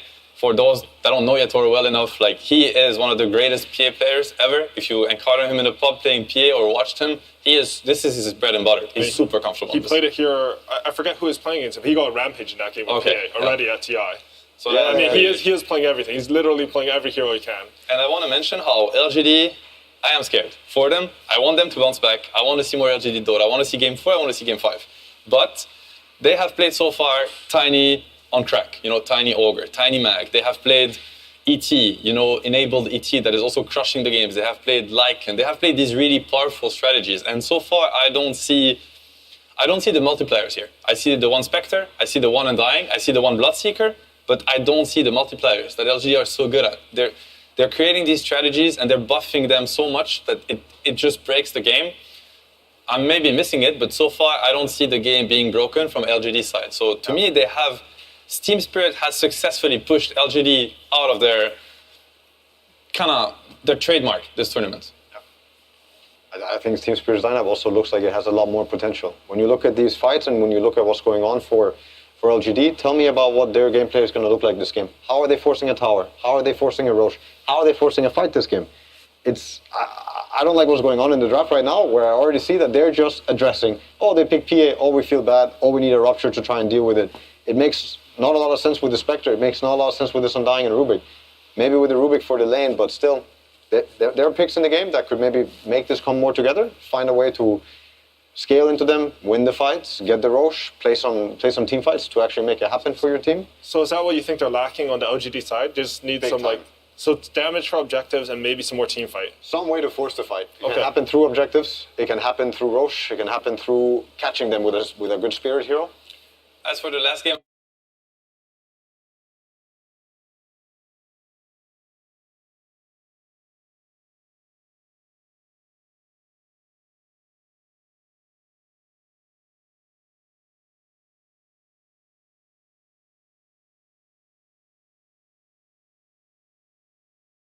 I'm going to try to make a case for LGD, for the LGD fans or the ones that are hopeful to see a Game 4. They have very strong lanes. I mean, Bloodseeker versus PA, you know, I speak from experience. Like, as an offlaner, I can tell you this is a free lane. Yeah. He's going to have the lane of his life, especially with the Rubik on this lane. You know, they did see the Magnus, and they decided to go with the Undying and the Spectre, so I can only assume that they're happy with this lane too. So now these are two side lanes, and they're going to get the last pick for nothing to say. He has proven that he can, you know, truly dumpster a lane if he's given the tools for it. Tinker's still in the pool this game. Yeah, that's very interesting. I think he plays on an insane Tinker. They also have a way to force these fights. I mean, at the end of the day, they do have Rupture plus Tombstone, and that is a way to fix the fight somewhere, you know, and force them to fight into the Tombstone, give the Rubik freedom to position himself around the fight how he wants and gets his spells off.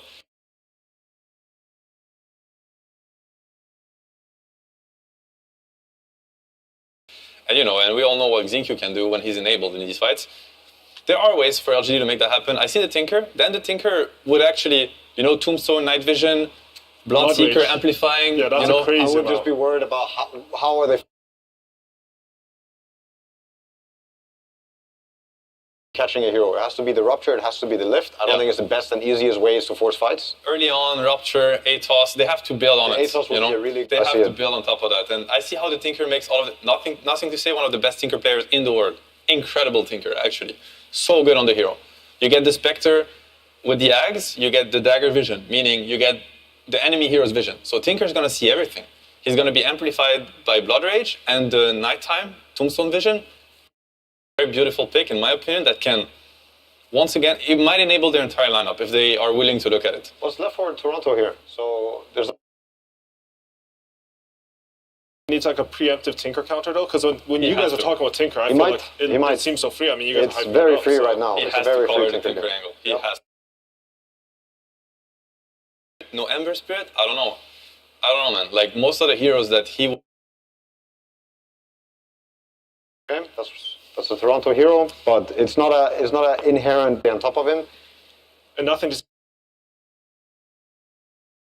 Pubstar, he was one of those guys. Yes, give us the NTS C Tinker.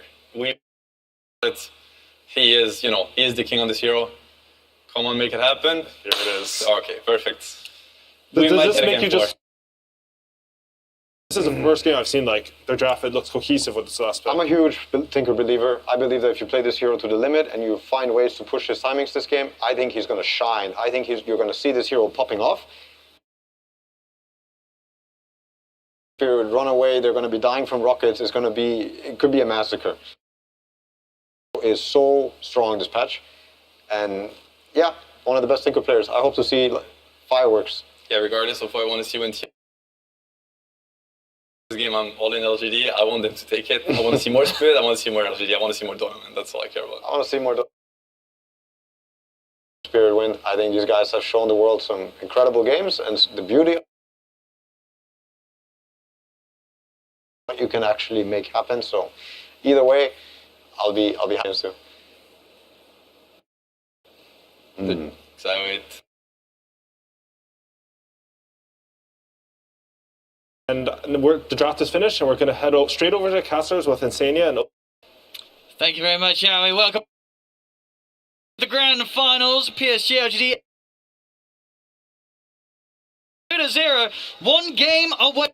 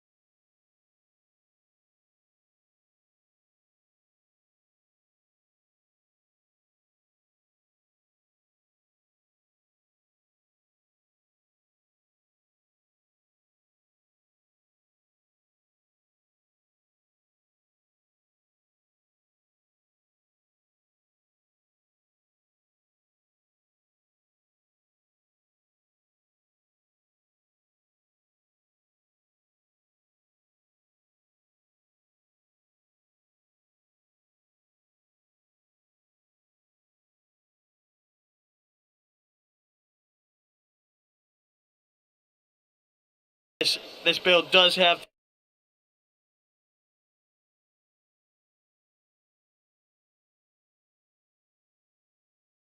the impact possible.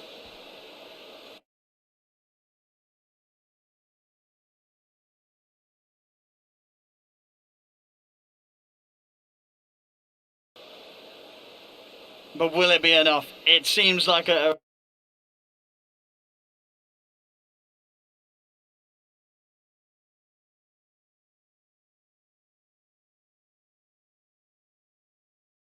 pretty big ask here when they're as down as much as they are in this game 3. Position, these kind of pauses, they happen. It throws you off your momentum. I'd say for both. I think it's really just getting an advantage. But when you are LGD, your mind is so zoned in.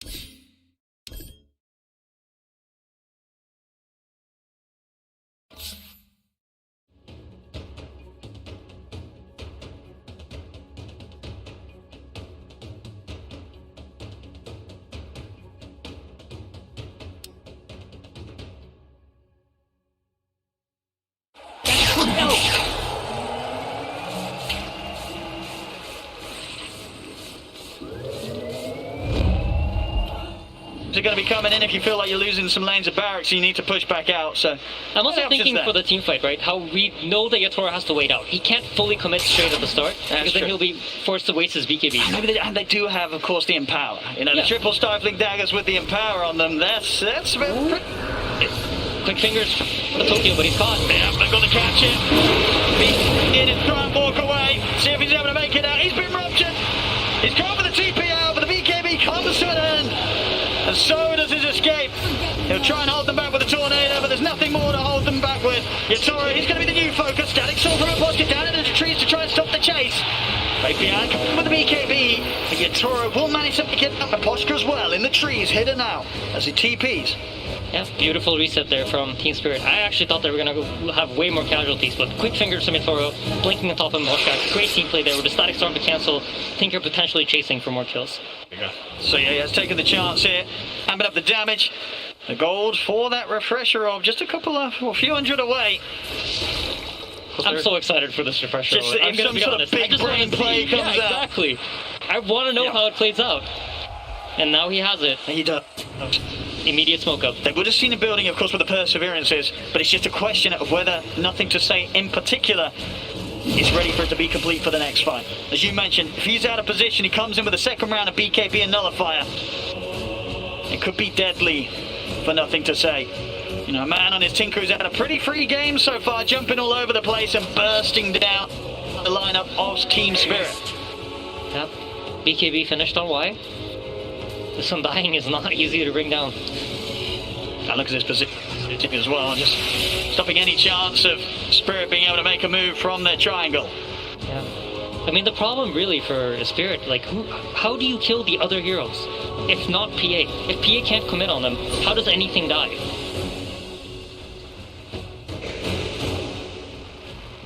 Of course, PSG.LGD there. You're going to be feeling very comfortable. Nothing to Say in Arme, more than happy to farm up sort of their 6th item. Looking for the Orchid into the Bloodthorn here for Arme. Nothing to say. Getting close to having the comfort of the overwhelming blink, maybe even holding on for his buyback as well. He's caught. He has been caught here. He needs help and he needs it now. The BKB comes out. He has been ruptured. Not that he can do it, Army. He's in with the illusion surrounds him. No way for you to get out. And of course, he did spend up on the refresh. So 100 seconds, no buyback on the PA. Yep, LGD firing back strong. What a catch from Faith Beyond. And man, I feel like it just all ties back to the vision. This game, PSG.LGD had vision. They were playing on even terms for most of the game. Ooh, Collapse, he tries to make the move, but the counter's there. Xingqiu with an instant lift holds him in his tracks. As it's another core out of the game. Collapse and Yatoro, no way of returning for this defense. You're back on Mira. Mira also going to be blown up outside of the base. 3 dead on Spirit. PSG.LGD, they're up to their axe. That's gotta be so satisfying for Xingqiu. Oh, yeah. Collapse of that mag, just constantly skewering them back. And now finally he gets to do it himself. Yeah, Collapse giving Xingqiu the respect as well there. With the words of Purge in the tip.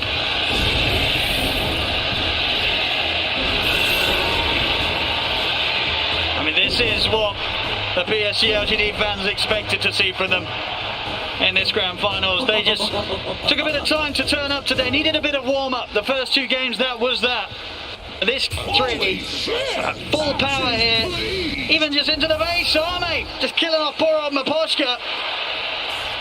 Yeah, LGD are playing with such confidence. But at the same time, patience. Whenever they need to slow down, you know they're doing it. Oh, the immediate roach spawn. Nice. They're very happy about this, I'm sure. And nothing to be done about this from Spirit whatsoever. So fall straight into the hands of PSG.LGD. As we'll see, poor old Mapochka has tried his best to defend against the creeps, and then suddenly an army appears on top of him just as quickly as he appears. But the job is done. Mapochka taken out. No place is safe right now from this Spectre. Yep, and the Rubik gets the Aghanim's scepter. This is probably one of my favorite Aghanims in the game.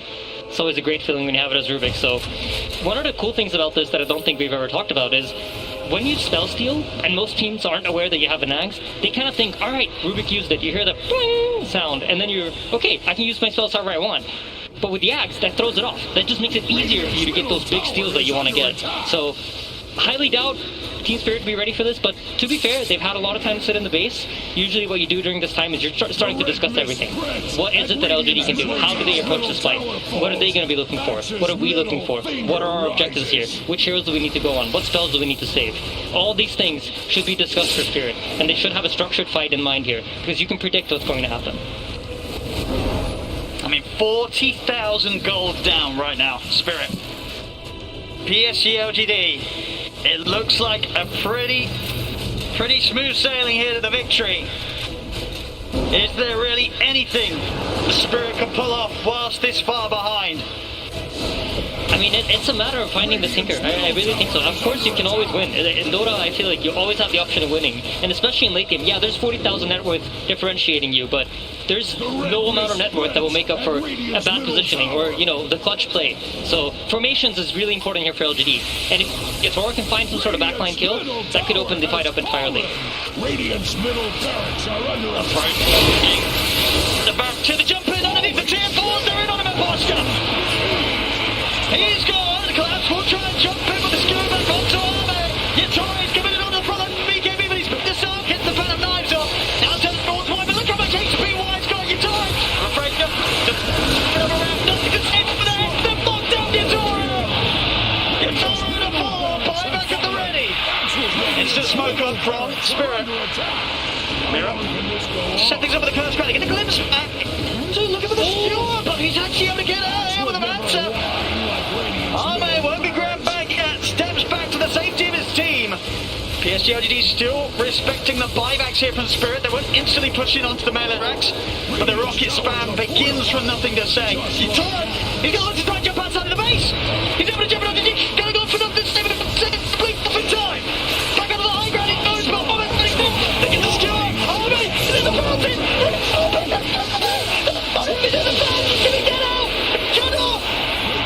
He's got it, the watch, can they do it again?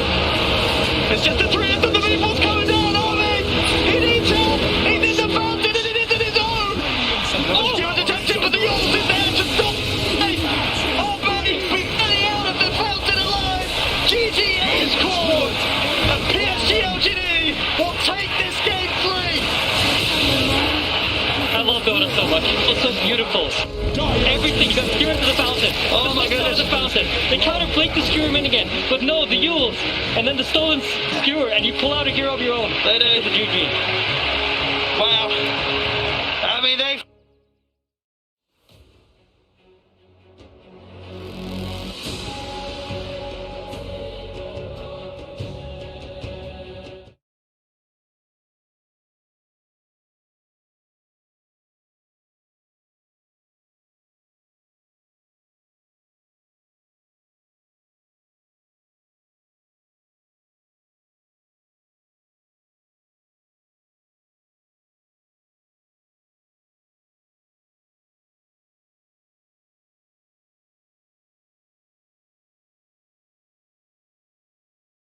They identified a couple of really crucial things for themselves. This was not like a fluke win. This was not like, oh, we just did something right. I think they strategically understood we're getting outwarded. We don't have vision.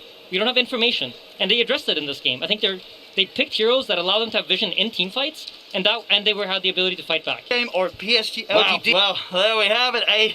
We've had two scary games from Spirit, and now one very scary one from PSG.LGD. We'll see if Spirit's able to turn back up big time in the fourth game, or if PSG.LGD and maybe figure them out here at the all-important point in the grand finals. We've seen when PSG.LGD, they'll take game 3. A good chunk of the time. Thank you very much, Odie, Pixel, and Insania. And indeed, we are going to a game 4. It will not be a clean sweep for Team Spirit. Hero spammer on that hero, and he absolutely crushed it, Tsunami. All these people saying, oh, you're playing against Team Spirit, you don't ban Magnus.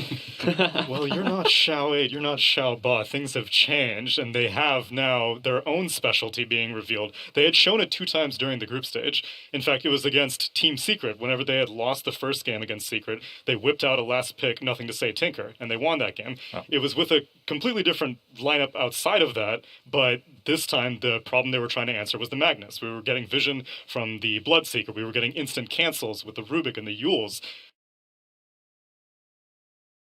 Every single box was ticked for that draft. They literally did everything they could to make Magnus look bad when played that way, right? So you pick Rubik for the lift, you have all of the vision from Haunt, Tombstone, and Bloodright, and you couple that up with a Tinker. And I think, honestly, on the draft panel, I think Seb had a really good point that Collapse didn't do in this game. Maybe you should have played the Magnus completely differently. Like, maybe you don't play on the Skewer setup if it's this hard. You could have taken a different approach, maybe picked a different carry that was more geared toward solving the Spectre. They picked the PA for the break and for the high burst damage. Perhaps a pushing type of carry could have worked better here, like, say, a Juggernaut or, something to that effect where then you play on the Empower, you had a really strong mid-game timing, take Roche and try to end the game.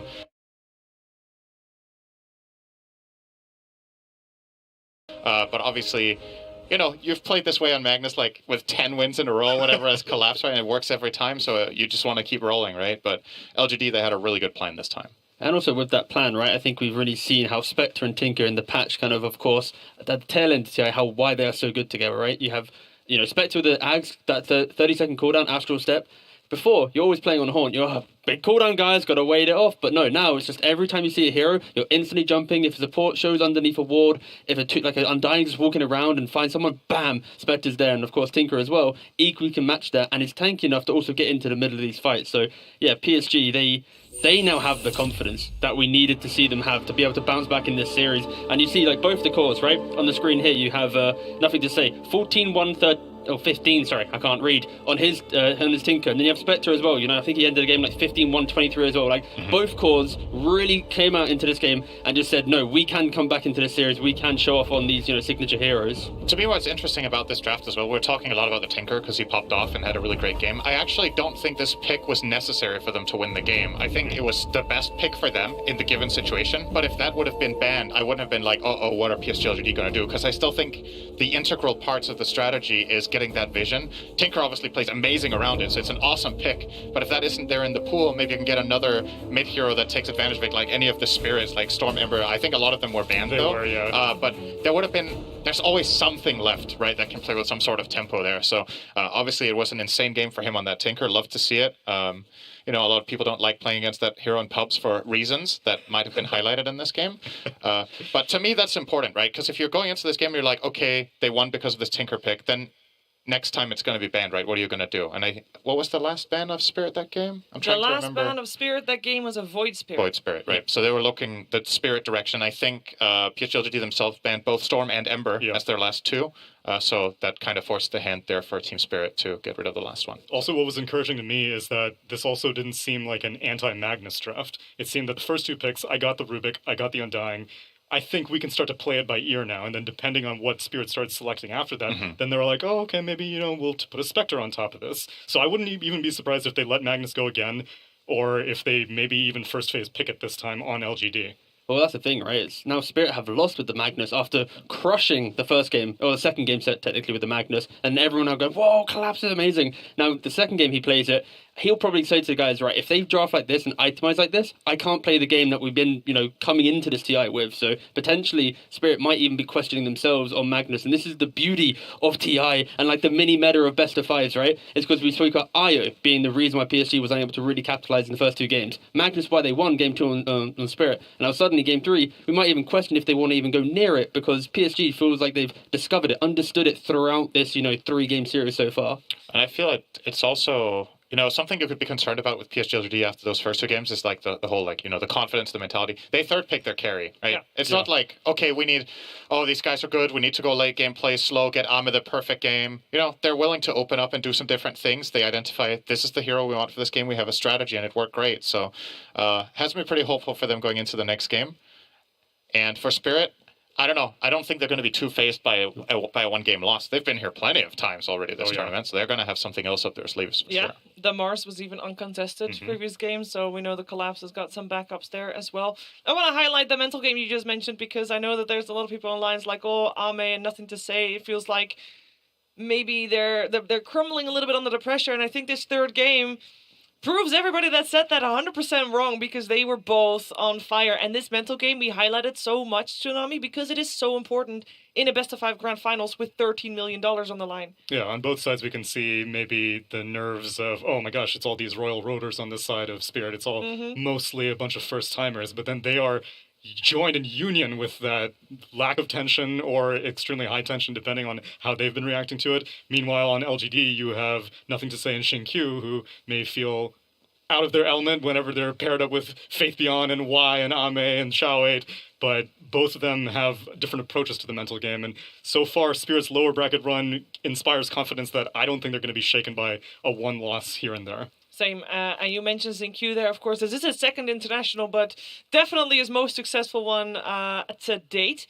We've highlighted Zinq a lot throughout this entire tournament because he was mentioned as the best position for right now in Dota 2. Tigov, how do you feel he's doing this series so far? Of course, he played a fantastic Rubik just now. Yeah, I mean, that was the main thing, right? That's Rubik just there. We saw a beautiful little skewer as well on the Rubik, and I think he was just always in position, right? I think Collapse, again, the Magnus, we've said it so many times now, I think when you have this Rubik in your arsenal within the game, it's always so nice. You have the instant lift, you have the still, it puts this pressure. And I think Zinq, if he can find that confidence and he plays that level of Rubik game, suddenly he's going to be going into that next game with that next kind of pullman. Maybe we see another Rubik game. I honestly wouldn't be surprised if we see the same type of draft pattern happen. Maybe Spirit still have the confidence in that Magnus, then we get to see another Rubik game because, we love to see Rubik at TI. It's a really, a showy-offy hero. I think they'll only pick Rubik if there's a Mag in the enemy team. Yes. I actually think that's the only thing that's going to prompt them to do it. A specific targeted counter pick. I don't think they see enough value in it in the first phase because they've barely played it all tournament. It's just a solution they went to in a time of need here, which is interesting because it might mean that the bans could also be turned around here a little bit, so Team Spirit can try to take advantage of it with perhaps a Rubik ban could force out a Magnus ban, then you could get the Mars opener if you want to go that route. That also depends on if LGD want to opt for second pick again also. Yes, depends on pick order, absolutely. So that response was specifically crafted to if they pick Mag, then we're going to get our Rubik Undying. Yeah. And all this kind of theory crafting we're doing, this is basically where Spirit, they need to kind of overcome the issues that they've had throughout the season against PSG, because throughout, I think it was like ESL 4, they lost to PSG. I think it was then OGA, they lost to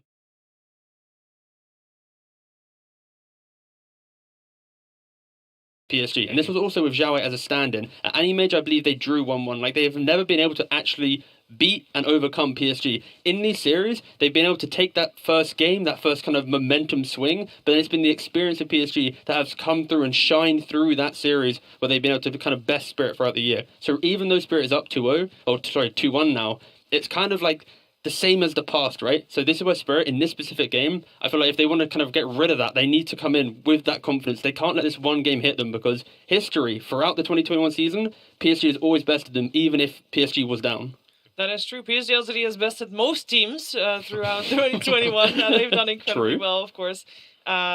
You could also say that, yeah, they've done well and they are the end boss, but that also means that in terms of improvement, they didn't have as much need to improve compared to Team Spirit, who has seen tremendous growth throughout the entire season, Tsunami. That was even mentioned in Slack's interview with Maposhka previously. He was just like, well, you guys got pretty rocked on day number 1 of group stage, and he was just like, yeah, but we were playing some hard opponents, and progressively, the thing is that most of the time whenever I see development from a team, it comes from the draft. Here it just seems like pure gameplay oriented. They're still playing things that are very comfortable for them, namely collapse in specifics, but in general, this team gives me a lot of encouragement for the Eastern European region. And it is an interesting point about the group stage. This is something we've been discussing throughout the years. What is the good way to start off a group stage? Would you rather play the really tough opponents first or last? If you play them first, maybe you can learn a lot from those games and then improve throughout the group against easier opponents.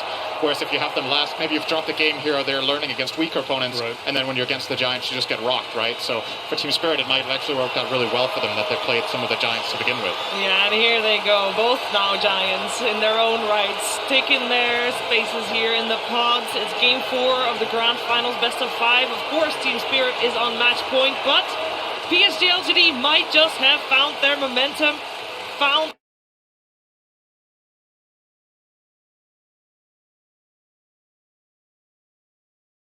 their swing that they need to reverse sweep these Grand Finals against Team Spirit. Will they be able to do it? We know they have the mental fortitude to. The question is, I think it's all going to come back very simply, very clearly on the draft team. Yeah, for sure. You know, I think it's been second pick has won every game so far, I believe. So maybe whoever gets second pick this game, they're going to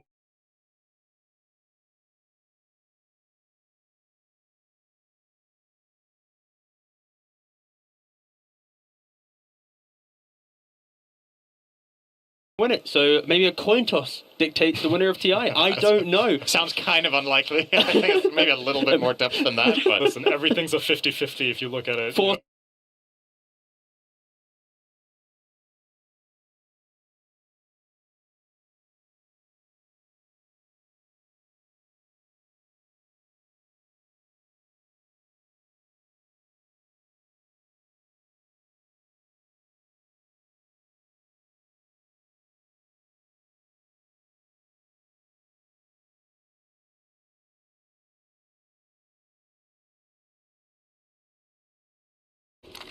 Going.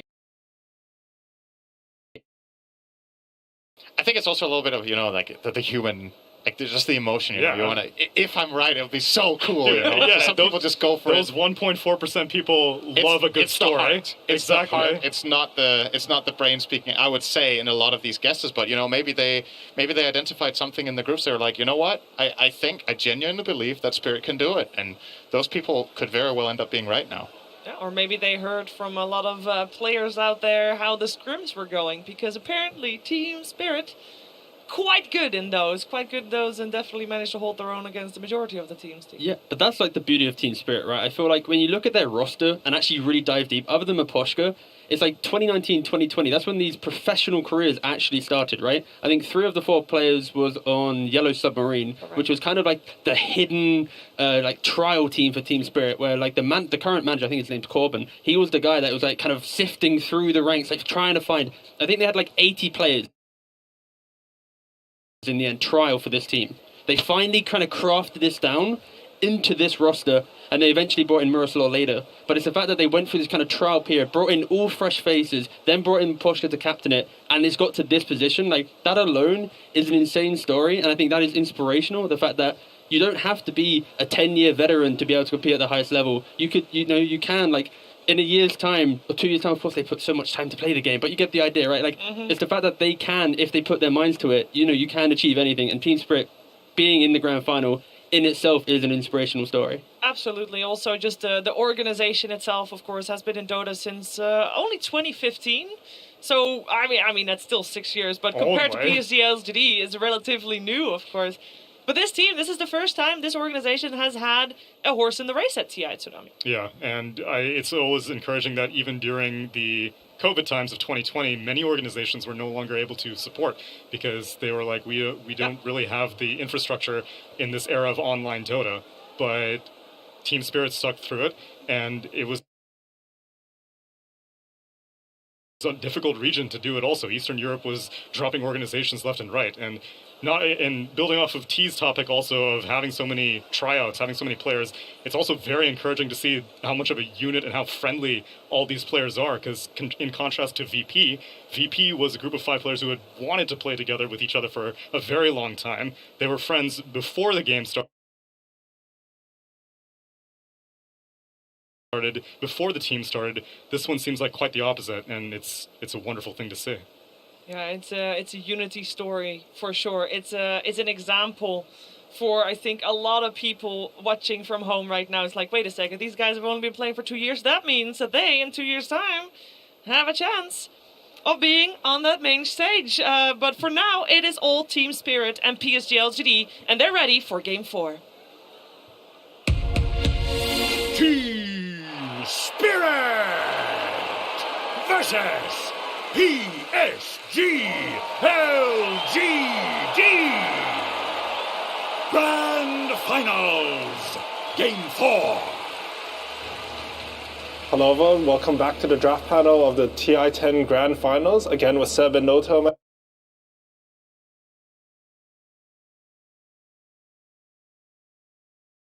Myself. And I want to ask you guys, how important do you think that victory was for LGD? Like, how is it going to affect their mental game? It's massive room to fail, of course. Team Spirit, they have no more room to fail. They might get a super challenge. They might get a super challenge coming their way if they don't close it out now. They can beat themselves into a game 5 again, or like their full potential. No more losses to take. Mega important victory. So for LGD, if you lose, they need to get as much confidence and as much. They need to take freedom so that they can beat themselves a little bit of again, or like their full potential. Body language, if I want to go that far. And mega important victory, of course. They do look like they feel better. Now we see the switch up, and we were talking about it before the draft started, right? Yeah. LGD broke Team Spirit Magnus, and I think they broke it in a very convincing way.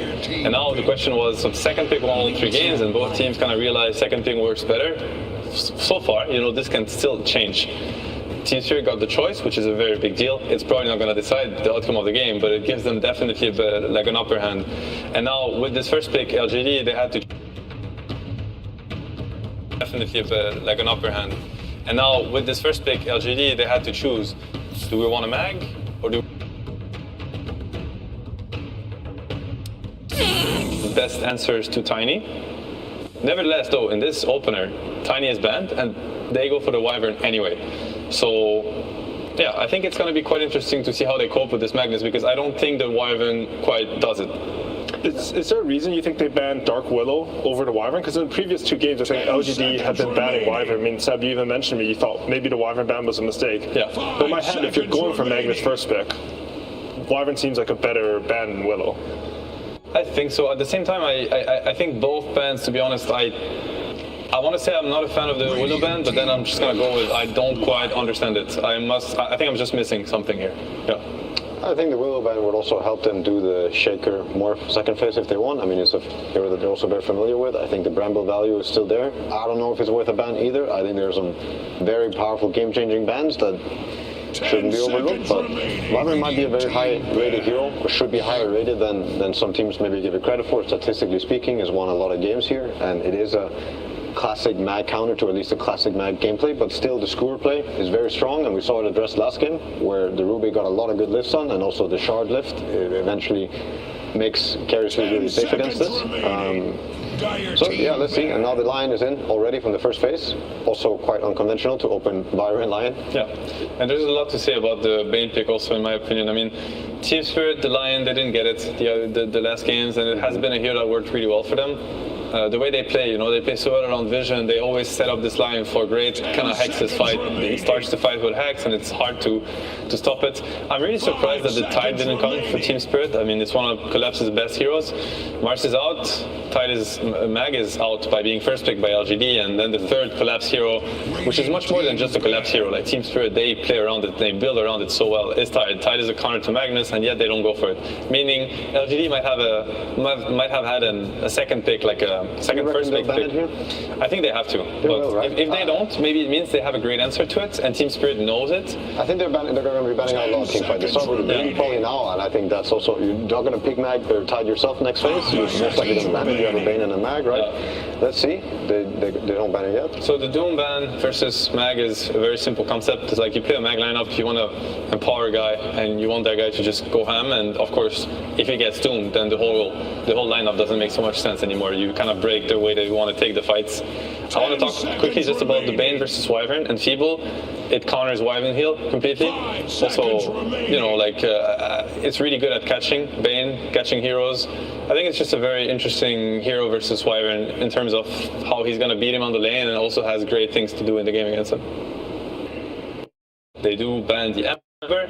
Obviously, Ember itself already has been a great combo, great hero at messing with the backline. Lion and Wyvern, they don't want to be messed with. If the supports are allowed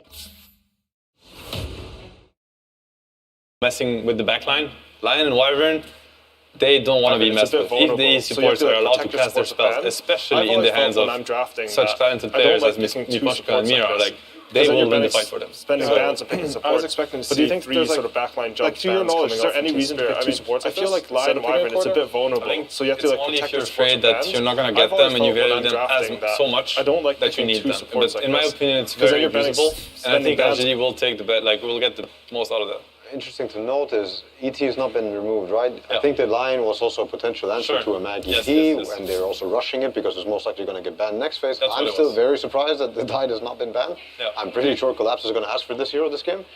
They must have an answer, LGD, right? I think if they don't ban it, they for sure know it's coming, or they could be coming. They must be ready for it. That's how I view it. Maybe they're planning on picking the Juggernaut already, or the Sparks. But they're not in full control either. As Team Spirit do have a ban, they do have a way to dictate. They banned the Ursa. But if you think about it, it doesn't sound so Team Spiritish to pick the mid or the carry here. Most likely they will pick Collapse. So maybe LGD is like, we don't have to worry about a closing second phase pick. You're right. Yeah. And that anyway they're gonna show it to us here. That's thinking far ahead, which I'm sure they are. This double support opener is vulnerable, very vulnerable in that sense, is that you're now you still have to reveal, and they're able to get two really strong picks. Never mind, they actually go for it, and that also is a statement from Team Spirit in which they maybe thought that the Spectre was the bigger problem last game versus the Rubik. These were the answers, and this is exactly what I think should be done. This is precisely what should be done in a Mag versus Spectre game and in the Mag versus Rubik game. This Magnus does not want to RP anybody. He doesn't care about getting his blink cancelled. He doesn't care about getting blink at all. He does not want to skewer anybody. This Magnus is going to empower Luna. He's going to build aura items. They're going to plant the tombstone. Luna's going to hit the buildings, and that is going to be the fight. And heroes like Spectre actually are probably the worst out of all the carry pool to deal with that. You have to fight into this massive ball that is coming, and Spectre hates that. The only good thing that they have right now is a Winter's Curse. The Lion is disabled. Most of Iron spells are disabled. Like this playstyle versus playstyle heavily for now favors LGD heroes. Like these heroes on the bottom, they will not enjoy a strong ball coming to hit their tower. So to make it very simple, basically what has happened in Game 3 and Game 4 draft is, Spirit got their Magnus, LGD broke it. Spirit had to find another way to abuse the Magnus hero. And LGD now are showing, how do you turn? They beat Magnus with Spectre, and they also showed them you can beat Spectre with Magnus if you understand what's happening. And I think this draft is what's happening in a nutshell. Do you think that Axe does anything to stop that plan? Because to me, Axe is very single target, a bit lane focused almost. I don't think he helps at all. I think this is a hero that does not jump into the ball unless something good is happening already from your teammates. Like they're running away from some Tinker, they're running away from a Phoenix Egg. They have none of that. Lion and Axe are both going to be waiting for LGD to be afraid or overwhelmed by some sort of damage ability or teamfight ability, but it's not coming so far. Like I think Team Spirit need to find a really good pick right now. They need to find a really, really strong pick or something that allows them to then force LGD into their playstyle. I'm always scared when I have the last pick though. Like if I have the last pick here that has to solve conditions and be good in lane and do so many things, like it's so hard to find that perfect pick, right? It is hard. Ideally it's 24 and not 23 especially then. Yeah. And he also is going to have to deal with the one-on-one matchup that's going to come his way in. So I want to have the final? Yeah, in the Kunkat. You see this ball, Perfect. like how do you fight into this? Honestly, it is so hard for heroes to fight into this, and they have literally 0 damage. The Spectre Axe is very low damage. This Axe is very low damage. They have no way. Only on one finger. That's all the damage they have. It's going to be very difficult, and I want to also mention the Undying versus Spectre. What he does is you plant the Tombstone, and now there's a zombie on every Illu, so there no Desolate damage, meaning Spectre damage drops dramatically. In my opinion, I mean, I'm very happy to be proven wrong, and there's a reason why these teams are playing the finals and not, but I still see this as being a strategical misread from Spirit. Okay, that changes Dota. So they're going for the lane snowball here, right? You want to get the TA timing, snowball off that. You have single target, Spectre, you can take control of the map, you get a lot of pickoffs. I can see that as a possible answer, but it's looking scary for me. They need to play the TA game right now. The TA is a very fast hero. He can go into Roche early, he can snowball and get openings on the map with Deso Blink. I don't know if he's going to go Aghanims this game so that they can actually do more on the map, but they cannot run into this ball and just click their spells. This is not going to work for Team Spirit. Yeah, this is not a Spectre versus Magnus game anymore. Like, this is a TA game. They have to win on the back of it, and if they don't, then most likely the game is going to look quite grim for them. Or they go really late. The Spectre manages to create a lot of chaos, or the TA manages to create a lot of chaos, and Spectre will get bigger and become kind of like a team fight impact, and then maybe you're going to see Axe and Spectre and all these heroes actually come out and shine, but a lot of weight on TA's shoulders. Yeah, LGD has really done a great job with this draft, in my opinion. I think the momentum right now has completely shifted. But yet again, Team Spirit, incredibly talented players, great laning team, great vision, great execution in team fights. They can pull this off. They definitely can. Keep an eye on those traps. And we're getting into Game 4 now, but before that, we'll have an interview with Sumi and LGD's coach, Xiaowei. Hello, everybody, and I am here with PSG.LGD's coach, Xiaoba. It seems that you and the team have managed to put a stop to the momentum of Team Spirit. How did you manage to keep the team calm and reset for this game? 你们把他们的势头止住了，你们是如何保持冷静，然后重组的呢？我就跟他们说不要怕呀，输了一起扛呀，然后也没什么好怕的，因为就发挥好自己的，如果就万一就输了也没啥，就明年再干回来。I told them, don't be afraid. If we lose, we tank it together. And I've also told them that if we lose, we still have next year. Don't be afraid. I love that confidence and that team, just that team synergy. The analysts think that you have managed to figure out Team Spirit's strategy. Do you think you have them figured out? 解说们都认为你们已经破解了 Spirit 的战术，你觉得你破解了他们战术吗？我觉得前2把主要是一个是对面的战术我们比较不适应吧，然后我们自己准备的东西有点打他们不太适合，所以我们打完2把以后做出了调整，我觉得我们应该能拿冠军。I think for the first 2 games, what we prepared doesn't really work against their style. But after the first 2 games, we've adjusted, and as long as we play our own game, I think we'll win the champion.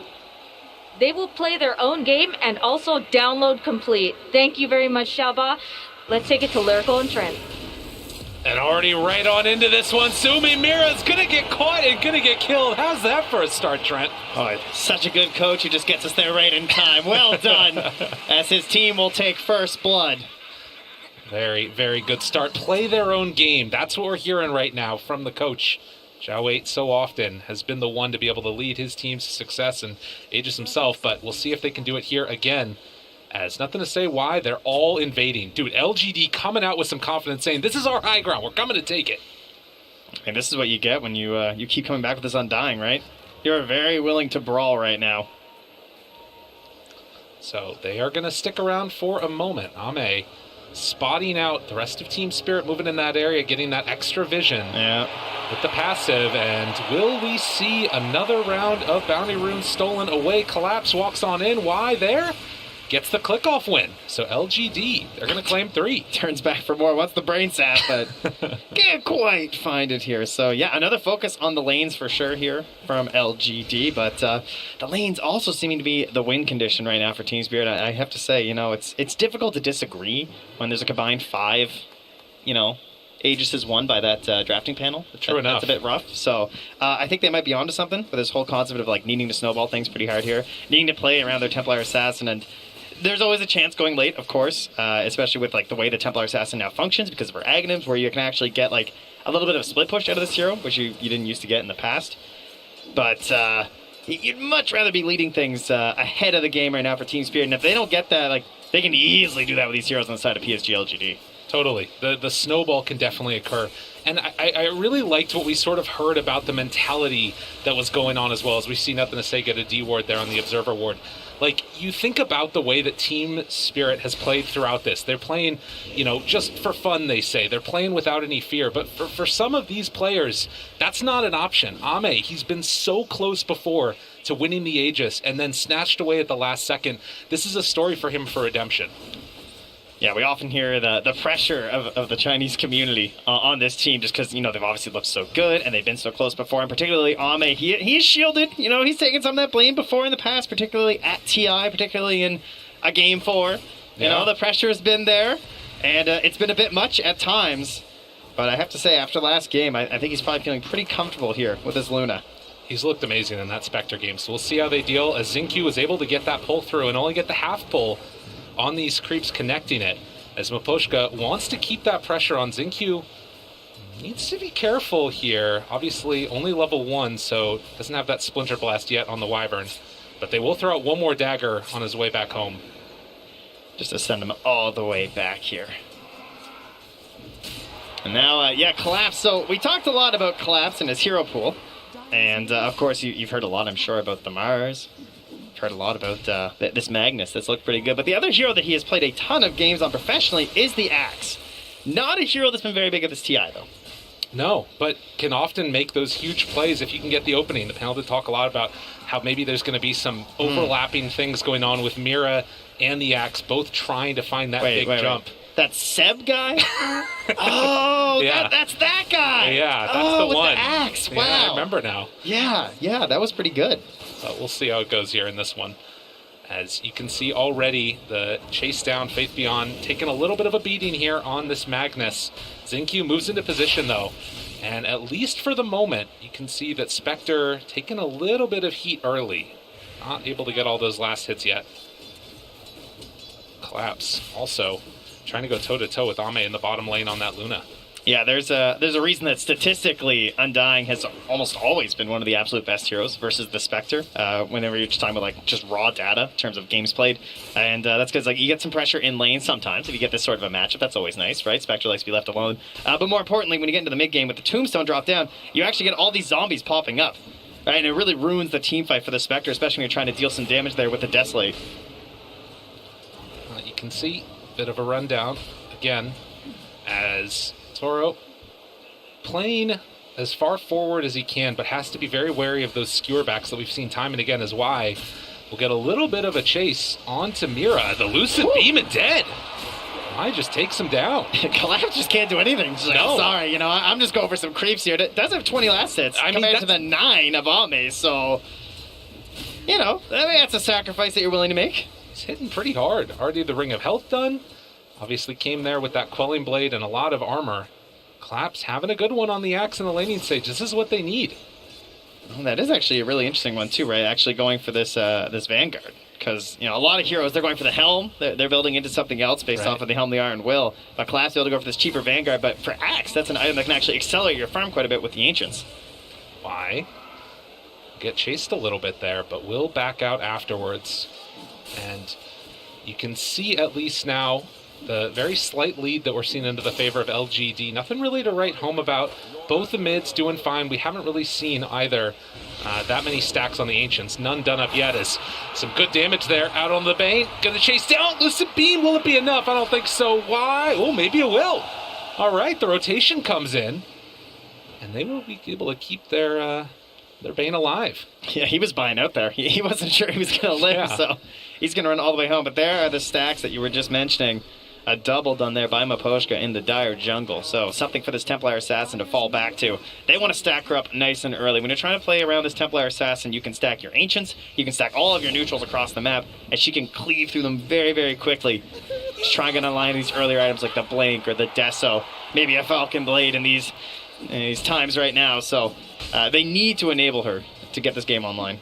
Yeah, and of course, then if you're LGD, you're going to look to try and go in there and invade those stacks and get some damage dealt. But already, a Torrent combo comes out. Y makes that move towards the mid lane that he always does.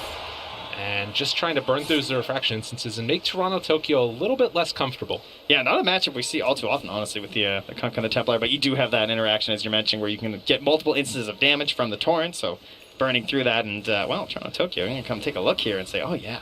Nicely done. I think I'll stack this up one more time. And Mira also stacks all across the map. What I really like, too, is this defensive ward that they have right next to that stack they're doing, because you often see this ward used like late game when you're talking about like Roche and everything, you're trying to cover that, but a lot of teams are coming in contesting neutral stacks right now. It's one of the themes of this tournament is up top. That's another good theme. Toro, is he going to live, though? With the Cold Embrace, they don't feel confident going for him. On the level 6 rotation from the Kunkka, very disappointing to not get the kill. And they can't even really follow up the tower pressure, but on the other side of the map. Collapse. Gonna take some damage there. Creeps run off of him. And with a couple quick hits, will they have another Lucent Beam for the finish? Vanguard keeping him very tight. He actually goes away for the spin. Has to be careful on Y. There's the Fairy Fire living, but the Brain Sap. Enough to finish him. I can tell you, this guy must not have got very many Crimson Witnesses, because he is not lucky. No.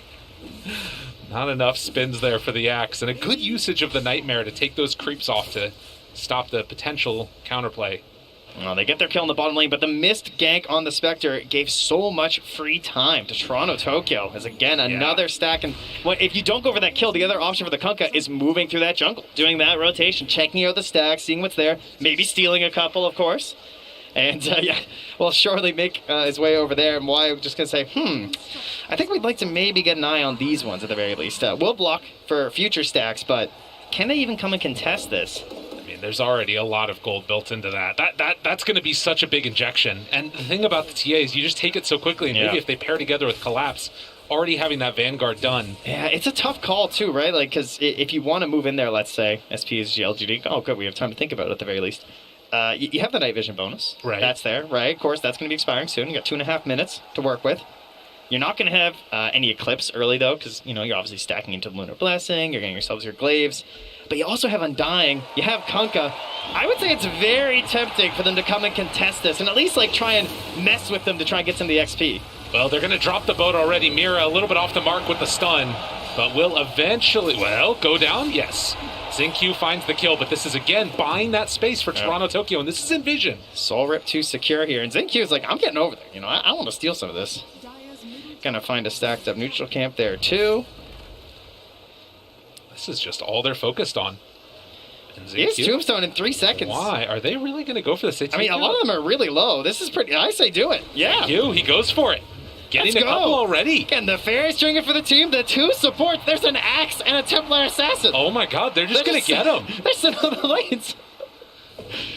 I mean, this is huge. You're also already up 3,000 net worth right now on LGD, but they see this taken, and... All right, he got a lot of them, though. Now, can you get out? That's the question. I mean, at least one of these heroes is going to die. Xingqiu chased on. Surely at least one of them goes down. But maybe not. Yutoro pops out that haunt. The chase down Mira's there as well. Cold Embrace. The back away. They used haunt for this, and I don't know if they're getting anybody. Is there anything more classic than LGD and their Undyings and their phase boots, though? It almost gets them out. And they clean out that hard camp also. LGD are all over this. They take down the Undying, but lose out on a bunch of other net worth. And they force so many heroes to respond. Look at the top lane. The Helm and the Dominator, Faith Beyond. He's taking the tower. This is clean stuff. LGD, they found their mojo. This is what they needed. That is a large lead. 4K right now at 9 minutes. Like, yeah, and look where it is. I mean, it's just all stacked on the cores right now for PSG.LGD. Poshka scouting out. Y off to the side. Toro there as well. He's hunting. He's looking for it. They move over. Faith Beyond's here as well. And with this Helm of the Dominator creep, it should be enough. And also coming in to contest this, nothing to say. Well, it's taking away the jungle. It's so cheap, right? It's just a nightmare into a torrent. They're threatening the whole time. We've got RP. We've got boat. You don't want to come contest this. They're going to have Fiend's Grip pretty soon here as well for Y. As he goes for a real deep ward. That was pinged, though. All right, yeah, they have an idea that that's there. That ward is going to scout it out. Yeah, good thing that was there. So those very deep wards on the earlier end will be instantly TP2 by Maposhka, and just give him that. I don't think so. Yeah, see, this is the LGD we expected to see. Up 5,000 net worth right now at 10 minutes in. What a turnaround that they've been able to have.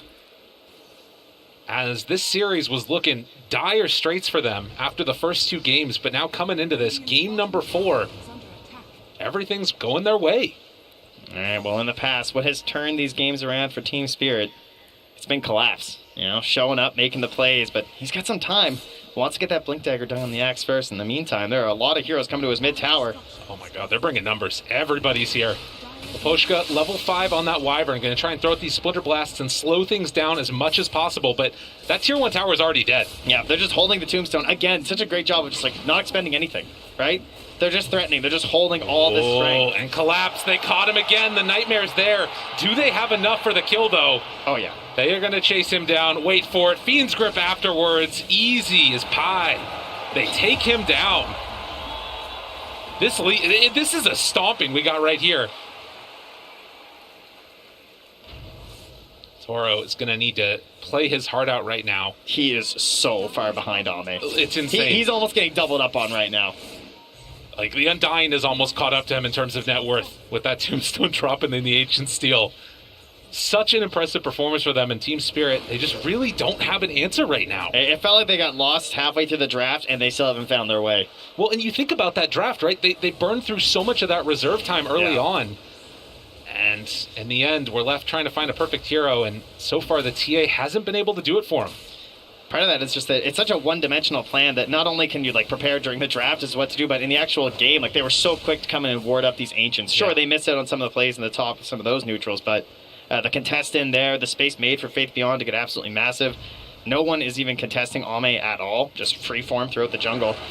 And this has to be like the biggest Axe Blink reveal and Deso reveal on a TA of all time. Yes. They've got to get a ton here on Team Spirit.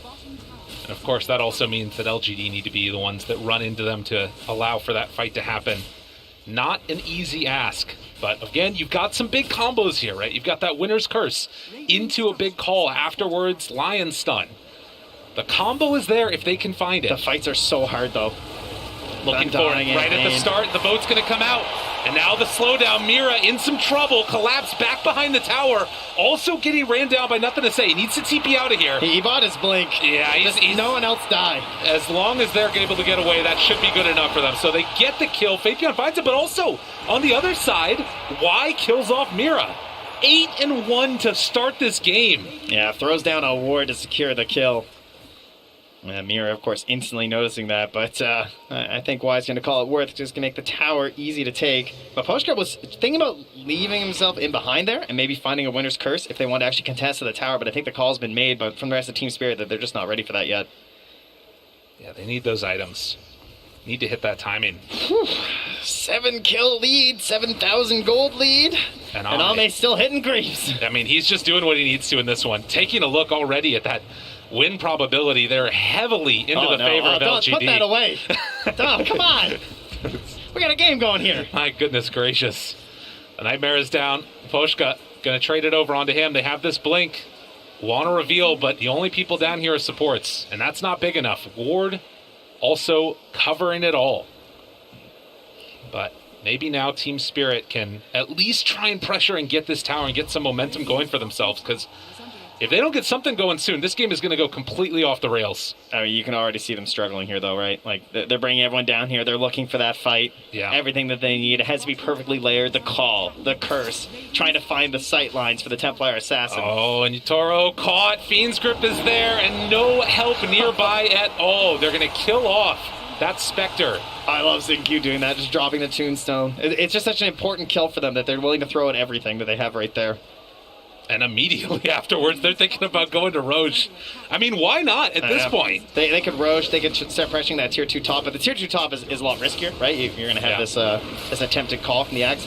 I will say they actually don't have great vision right now onto that high ground, so theoretically, if there was something there from Team Spirit, maybe they'd have a chance, but perhaps they just have the really good read that they're all in the bottom lane right now, waiting for them to come to that bottom tower. And it's taken so fast.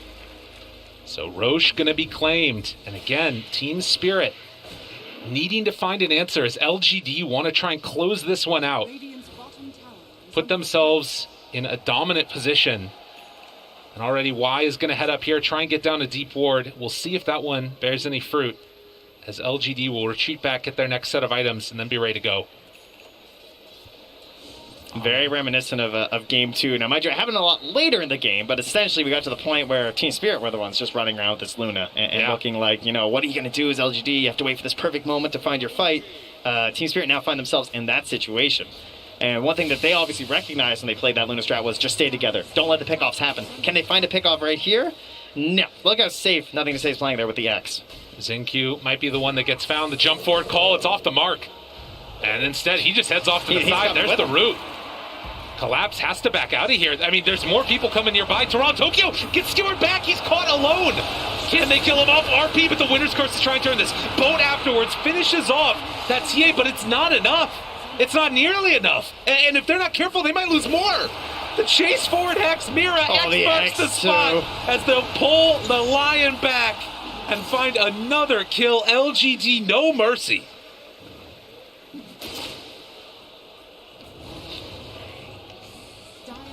Well. It is looking rough for Team Spirit. Is that a Spirit Breaker in that draft? Yeah, I don't know. What this is? Because something happened. They turned up on PSG.LGD. They were not going to go out like that. Well, it's looking like a completely different series at this point. I mean, Team Spirit, the fun loving, we're just having a good time. Good times might have come to an end right now, at least in this game. And it gets to the point where as the game continues, you just wonder, how much is this impacting the looking like potential Game 5? Potentially. I mean, again, you never count this out. We've seen teams come back from more than this against LGD to win a TI. But can they do it again here? Spectre, so often that late game answer, and they just need to find a good fight on Team Spirit to pull this one back. The question is, will LGD give it to them?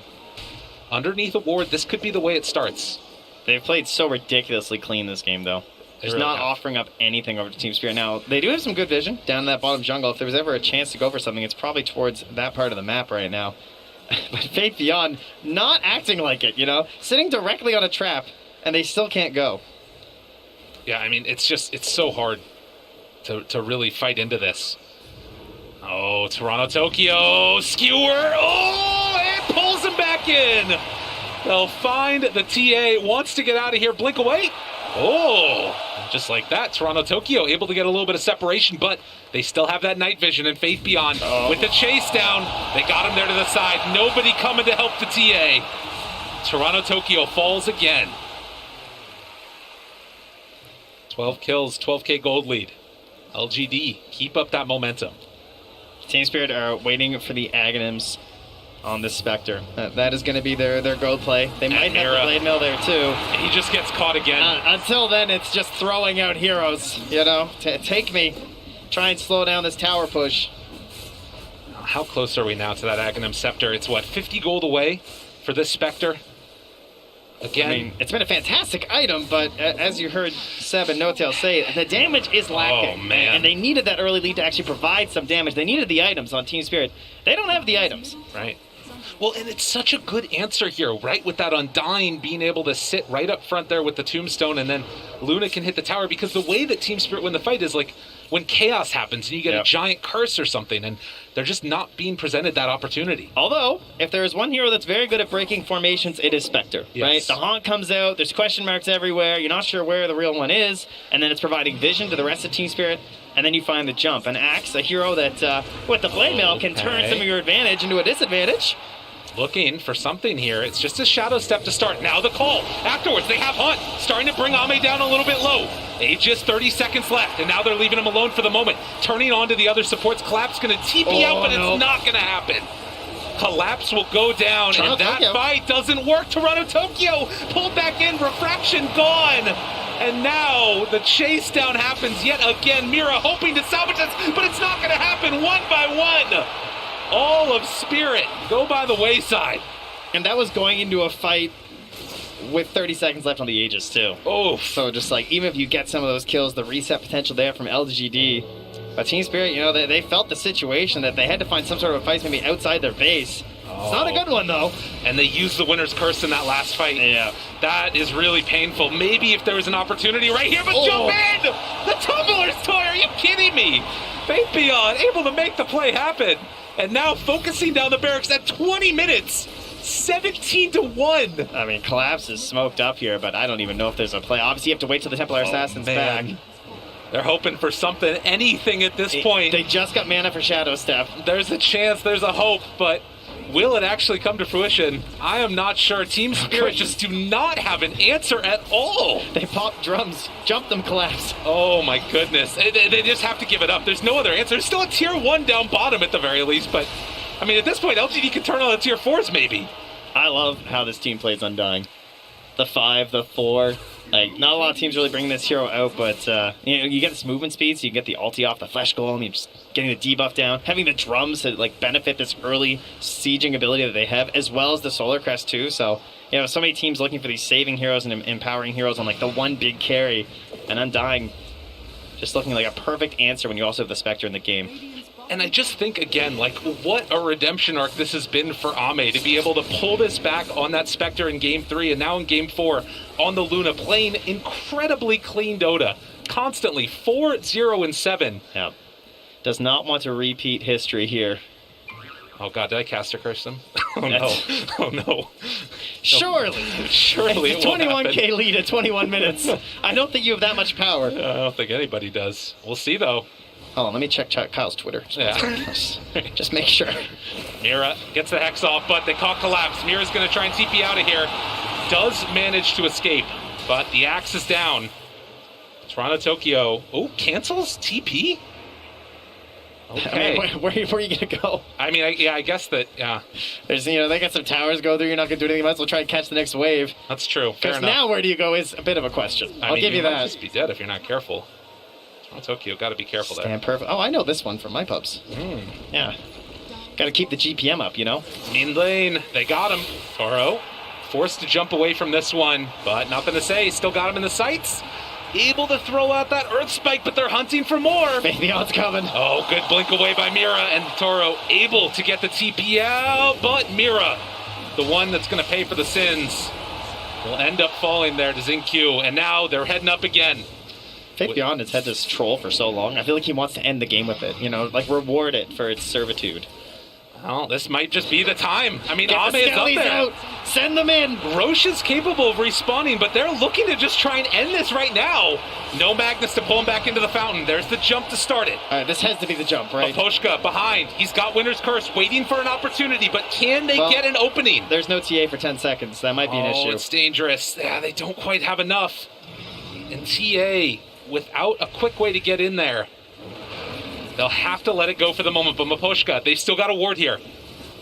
And now they don't. Collapse has been smoked for so long. They just can't find an opening. LGD, just this impenetrable wall that doesn't break formation. Yeah, they just keep popping them, but they can't find their fight. They might even be running low at this point. 19-1. So now, with Roche respawned, LGD dotting their I's and crossing their T's and looking to close this one out with the shard in tow. This is an emphatic victory at this point. You know, I mean, this is not the way you want to go into a Game 5 from Team Spirit.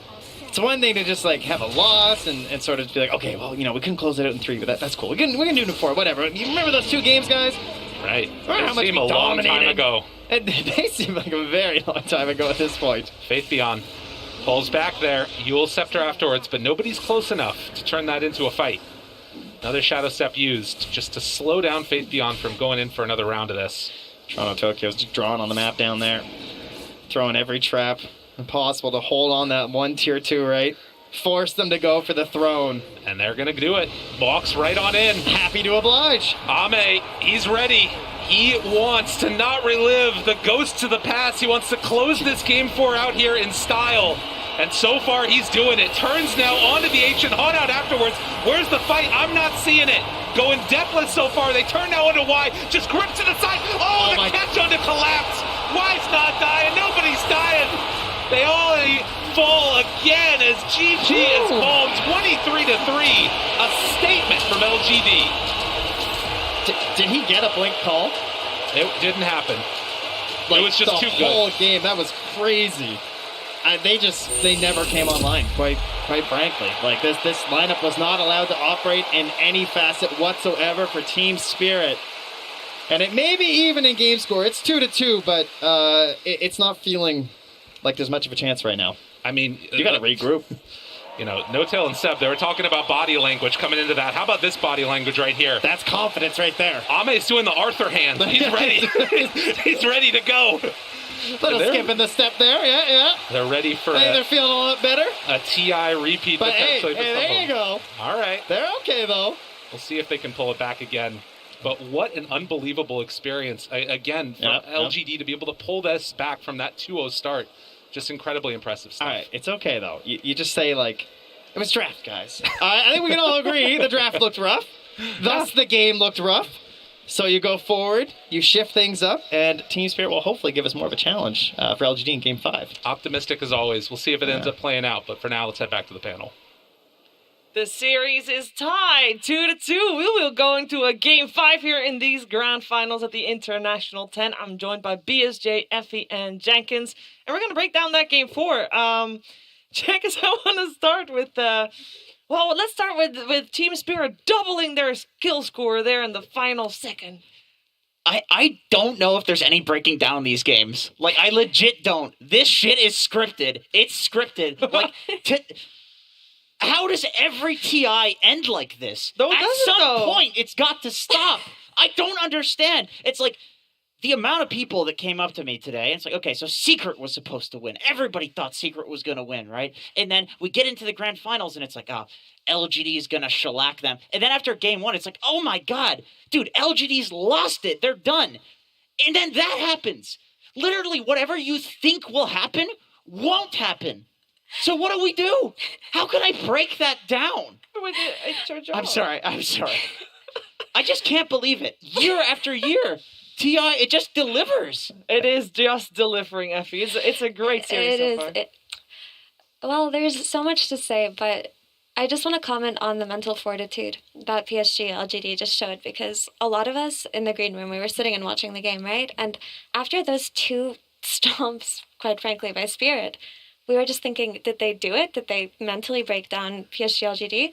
But no, they walked off, they regrouped. Everyone thought they were so stubborn with that Magnus, but they beat them. Nobody expected that.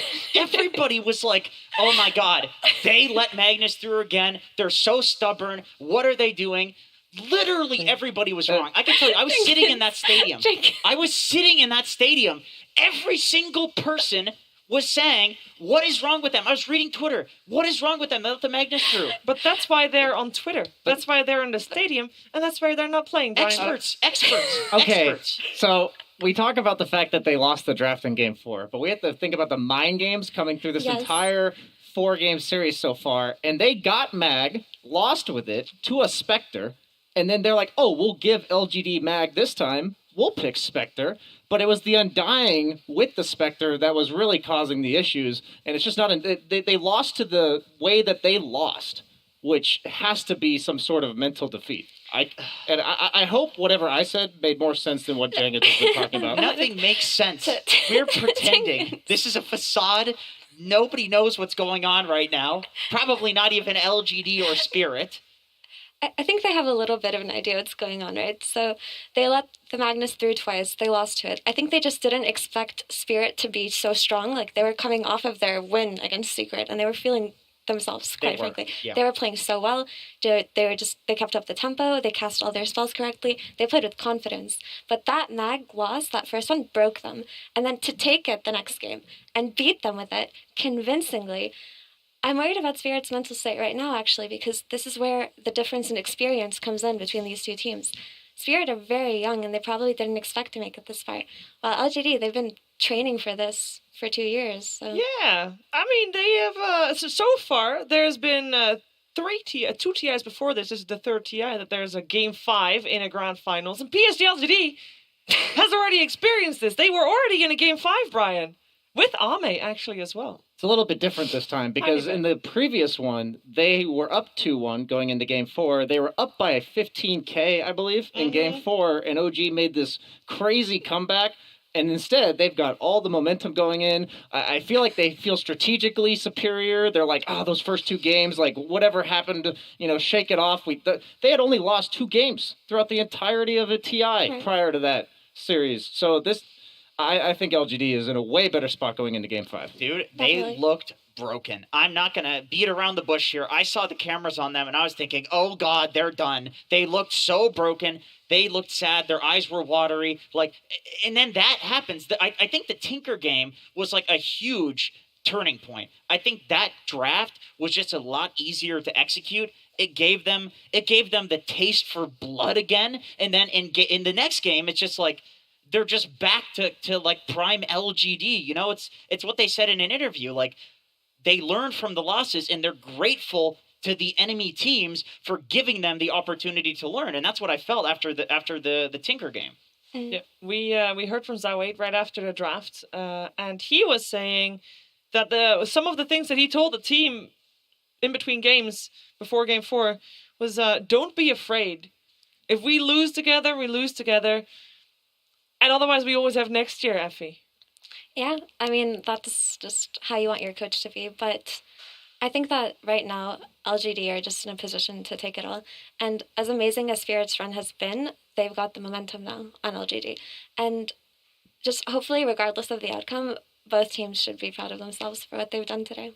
Yeah, we've highlighted Team Spirit a lot because obviously they were on match point for 2 games now. We are going to highlight PSG.LGD a little bit more because now they are also on match point, and one of these 2 teams will take home $18 million and the World Championship and the Aegis. A lot on the line for this one game of Dota 2. So far, we only have 5 players in the world that have a 2-time TI championship to their names. If PSG.LGD were to win this Game 5, we'll have 7 in total because Faith Beyond and Y were on the winning roster of Wings in TI6. And they will also have a 100% win rate at TI because they have only played that TI6, Brian. Isn't that crazy? Yeah, they're doing the OG, but instead of taking like 6 months off, they take 4 years off and just come back and win another TI. But we talk about the money. I'm a little bit of a math nerd myself. We're looking at $13 million between the 2 teams, between first and second. Yes. If it's like an average 40-minute game, that's about $300K a minute that they're playing the game of Dota. If you average 10 CS a minute, that seems pretty reasonable. That means every time you hit a creep, that's $30,000 if you win this game. That's such a carry. That is such a carry way of breaking it down. Okay, just imagine that. From the 30K. perspective. 30K. For every death, it's $300,000 for every death you feed. There's the offlane perspective. It's more like $1 million. You're not gonna. Actually, for you, you'd probably die that many times. Never. He's right. No, there is a lot of pressure indeed with the money on the line, with the prestige on the line as well, and. On the flip side of perhaps having a 2-time champ, Nothing to Say has not been at a single TI yet. This is his first one, and he has a potential to become the next Royal Roader. The last Royal Roader we had was Thompson at TI8. Before that, it was GH at TI7. And before that, it was the full Wings lineup. But it is pretty crazy because all those names we hear time and time again, we talk about Thompson, GH. They're some of the best players in their roles, still are. And it just gives me a lot of giddiness for the season and the seasons to come, Effie. Mm-hmm. And just speaking of Nothing to Say, he rose to prominence, and kind of made himself known through Tinker. He was just a pub star who spammed Tinker, much to everyone's annoyance. And the hero that kept them in the TI Grand Finals was Tinker. Turning point. It's just everything goes back full circle. Every TI has some kind of magical story. And it's just incredible that we can see this level of Dota come out consistently from new players every year, it feels like. It's very reminiscent of tops in like Pugna. I got a breaking thought. it out in the last series. All right. Oh, no. I believe that if you can turn around a best of 5 like this, if you do this when every CS is worth $30,000 goddamn dollars, then you should receive an honorary PhD in psychology from like Harvard or wherever.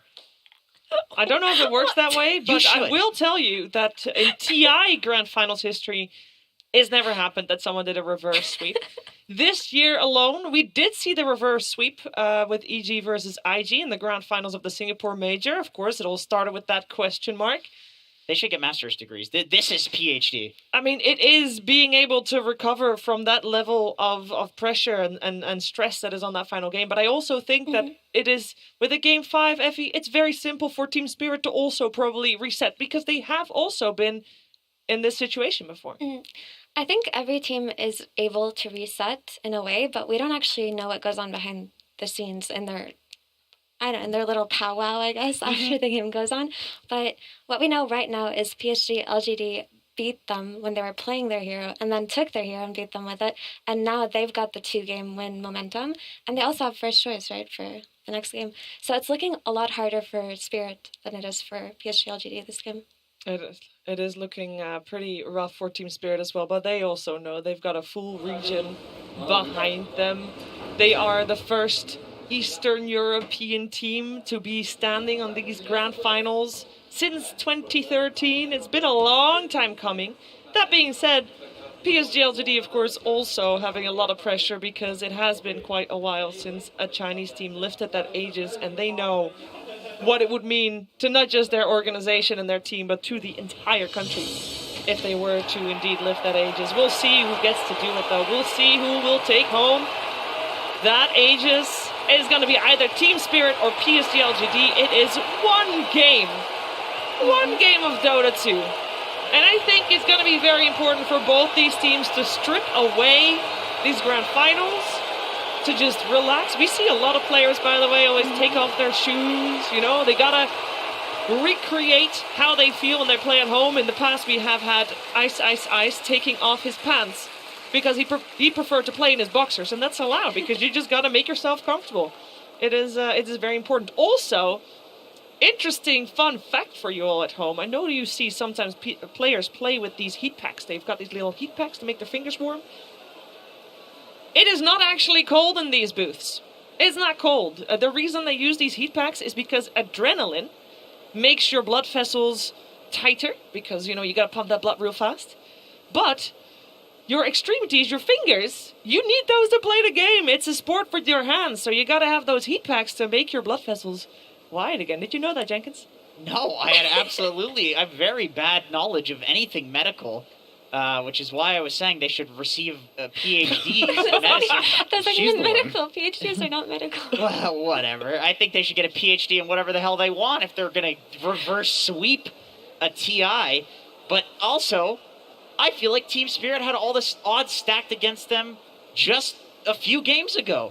And they're in the same position. So what the hell do we know? They've been in several Game 3s, and we've watched them improve throughout the entire season. You've had the one team that's just consistently at the top, and the other one that's been rising from 4th place in Season 1 of DPC, where they didn't even qualify for the major. And qualifier team, bro. Yeah. I'm so glad that you brought that up yesterday, because even if you look at their DPC performance, they've just been slowly getting better. They've just been this team lurking in the shadows. Throughout the Animator, they impressed. They beat Liquid in their tiebreakers, right? They did so well in groups, better than anyone else expected. And in the DPC Season 2, they almost beat VP. It was such a close game. And when we come here, everyone's whispering about how Spirit have been so strong in scrims, but people kind of just let this team grow into something big without us even knowing. It's just been awesome to watch. An actual dark horse, not just a team where you don't want to feel bad by being like they're going to get eliminated. They're an actual dark horse We can call them a dark dragon because they do have the dragon logo that is like black and white, so they're actually like dark dragon, right? They've earned it at this point. They can be a really dragon. did. Also, want to remind people of the words that Collapse had said right before their tournament. He was prompted with the question upper bracket, lower bracket, and he, without hesitation, said lower bracket. So he likes to be with the back against the wall, Brian. It makes him perform better. Just give him a new hero. You know, give a new hero to Yatoro. I give Collapse, the Mag, the Tide. I don't care what's happened up until this point. Pull out your TI8 OG. Pick exactly what your players want to play. I don't think strategy is going to matter nearly as much as we maybe give it credit for when this much is on the line. Agreed. Pick your best heroes, and that's how they beat Secret today. They just pulled up. The draft was looking grim until they pulled up the last pick Storm for Toronto Tokyo, and they absolutely destroyed with it. So just go for comfort, play like you're at home, and see what happens. So you want Silent and Zhao to just go in those booths and have, guys, Game 5 of this TI-10 Grand Finals, everything's on the line. What do you want to play? Is it that simple? Maybe. It could be that simple. We're going to find out what is going to happen in this fifth and deciding and final game of TI-10. Let's go. Team Spirit versus PSG.LGD. Grand Finals, Game 5. Hello everyone, welcome to the final draft panel of TI-10 because this is Game 5. One game to decide the entire tournament between these two teams. This is literally the best game Dota has to offer. It is. This is the best moment of the tournament. What do you guys hope to see from both teams coming in? You want to go? I mean, first and foremost, the best game of Dota possible, I think. That is what I want to see. I want to see both teams getting their comfort zone. I want to see both teams getting solid drafts and being able to fight full force and, you know, show the world and show themselves and us, like everybody, what they have to offer. That's what I want to see. I mean, this is one of life's true magical miracle moments. This is people working their lives, years and hours and so much. They did ban Tiny. Sorry. They did not ban Tiny. Yeah, oh wow. They actually decide, okay, but Mag is also in. So this is something that we know that LGD, they chose first pick. Yeah. And most likely they were trying to force this Mag for nothing trade, or they believe that these guys were not going to counter the Mag correctly. But now Team Spirit is changing it up one more time, which is really going to be awesome. But yeah, back to what I was going to say, because this is back against the wall for both teams. This is like the most pressure these people have probably ever been under in their whole lives, or for Ahmed, like he's been so close twice now. I hope to see both teams just fully let go of everything that holds them back, become a team, become the best humans you can, become like the best teammates that you can become, and play the best you can. This is your day. This is your moment. This is for you to show the world what you can do in Dota. And it's amazing to witness. And I think we're going to get it because this opener from both teams, it shows a lot of confidence. So I feel like the teams, they found their momentum again, they found their form, and they found their confidence. And that's what matters at this point. And there's a lot to say, actually, about what's going on. So LGD had the choice. And they ended up, so second pick has won, like game 1, 2, and 3, they were about second pick. LGD was forced back against the wall into a first pick scenario in the game 4 that we just witnessed. Mm-hmm. They took the Mag, and they showed how they can make it work, and they can also counter it. This would show us game 3. Team Spirit in game 4, they showed that, in my opinion, they showed LGD they did not have the best understanding, and they're going for it, here. And I want to say how, like, in this game, LGD, they get their best strategy. Tiny is their best strategy. As we said before, they brought this Tiny to the meta. They were the team making it happen. They were the team abusing the Tiny with the Lycan. They know this better than anybody else. They have played the Tiny Lycan versus Secret the other day and against the Secret Mag, and they made it work. Today, Team Spirit, they played versus the Secret Tiny with the Mag, and they won. Yeah. But, is LGD better at executing it than Secret? Maybe they are. You can only assume. This game will tell. We learned firsthand about the LGD Lycan Tiny very early on before we got to TI, and this strategy, when you see it for the first time, you're like, oh boy, this reminds you of some of the other broken strats that you see come up around TI. And I think, it's nice, it's amazing that we get this in the game 5, and that somebody is manning up to LGD saying, we're giving you your best strat. Yeah. we're gonna beat you. And this is the team that theory crafted it. You know, they are the inventors of Tiny and Tiny Lycan. It's scary to go up against it, and I like the team spirit confidence. They're getting their Collapse Magnus. One thing that has to be said is Rubik is getting banned. Like, this is gonna be Collapse Magnus at its prime. Or it should be, right? Because so far LGD, they have countered it with the Rubik. They understand how to break this cure action. Are they gonna get the tools that they need in order to break this cure? We're yet to see. I think that's one of the kind of storyline of this draft. Miposhka Bane has been incredibly good. We saw also Bane dominate the game 4 for LGD. Bane versus Tiny, extremely interesting matchup. Why is that? Because Enfeeble actually reduces attack damage for 60%. It's really big. Tiny plays on this base damage. Actually, a Tiny that goes on somebody while being enfeebled does ridiculously low damage, actually. It does counter him. It's a hero that's very undervalued, in my opinion, against Tiny. Of course, Bane into Lycan, it can be a little bit scary, but yet again, this is all about, this strategy, this Tiny strategy, is all about getting this Tiny to kind of a critical mass that nothing can deal with. I do think that he will eventually get some plays, or if we're going to see it, and we're going to see it executed really well, you're also going to see the Lycan vision being used, and Lycan versus Bane, Lycan versus Mag, it's a lot about the vision. Ideally, LGD, they get to start the fight, either through the Tiny Shadow Blade or Bling, or something else, you know. Tinker fits well in these kind of drafts, because you have the Lycan to enable you, and if you have a good lane, you can also have a stable game, and now your scaling is unreal. This is something that I think Team Spirit should keep in mind. They should keep in mind these Tinkers, they should keep in mind their best heroes, and also, for them, what are we going to do against this Tiny now? Are we trying to push him out of his comfort zone, play on early timings before he gets bitten and 20-minute shard and all those things? Or are we actually going to try to pick this Naix, Ursa? I saw Ursa ban. They're going to pick a hero like Faceless Void with the Mag to try and take these fights later on against this monster. Which style do you think is a better counter to the Tiny Lycan? Because this combos ran rampant in TI. I'm in the Tiny boat. I am very much in the Tiny boat. It's too much. This is an Angel Arena hero. No. This is not a Dota hero. You have to beat it before it hits its timings. Nothing beats it. Like, at least that's our read, is like, you will not scale into this. It's not going to happen. If especially against LGD, they understand the timings, they're going to push it at the perfect time. They will not lose. They're not going to waste a single second in this game. As soon as they have the upper hand, they will push it, they will end the game. You have to beat it before, and you can. This Tiny doesn't. Like, he actually, he mechanically cannot play quicker than the 20 minutes. It's just a Dota mechanic. He cannot buy the shard before minute 20. I would argue there's a Shadow Blade timing that changes a little bit, because he actually can defend this tower, surprise you, get solo kills. But other than that, like, you still want to abuse him, because with this Naked Shadow Blade or with something else like that, like one slow, one spell, you're at risk of dying and getting dragged into a bad fight. Okay. They're just going for it. They're picking all three of the cores in a row. I'm not so sure it's a core. I mean, it might be. It might very well be. You think it's a support Kunkka, maybe? I'm not sure. I think it's very scary to pick the Kunkka like that. They maybe have a read where... I mean, it's a stabilizing thing for them. I think they're actually so confident that this hero is not losing mid and is going to stabilize the mid game and the early game through his both fights. That would be my read on it. I mean, I see it. It is, indeed, probably the best hero to stabilize the game for the Tiny Lycan, because the holes of Tiny Lycan is, it's the first pick Tiny, it's the first phase Lycan. Like, these heroes are gonna be, they should be punished on lanes. They should be punished in the game. You're just announcing, hey, this is a Tiny Lycan game. You know, so of course, the Team Spirit is gonna try to abuse that. So these heroes are gonna have to, somebody's gonna have to make space for them.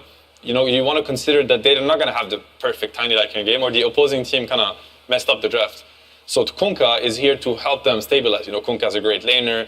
The bolt is good in every game in the early fights and whatnot. So this could explain why they feel like we need to get our hands on this Kunkka, especially because the hero that they might pick later is going to get counterpicked anyway. Didn't they only pick Yatoro's hero in the last 2 games that they lost early? Now they're again going back to picking his very late.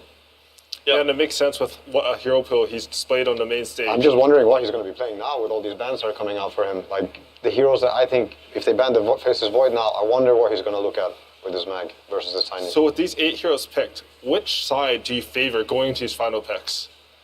I'm on the Tiny boat. Yeah. Just a Tiny boat? Tiny Lycan boat.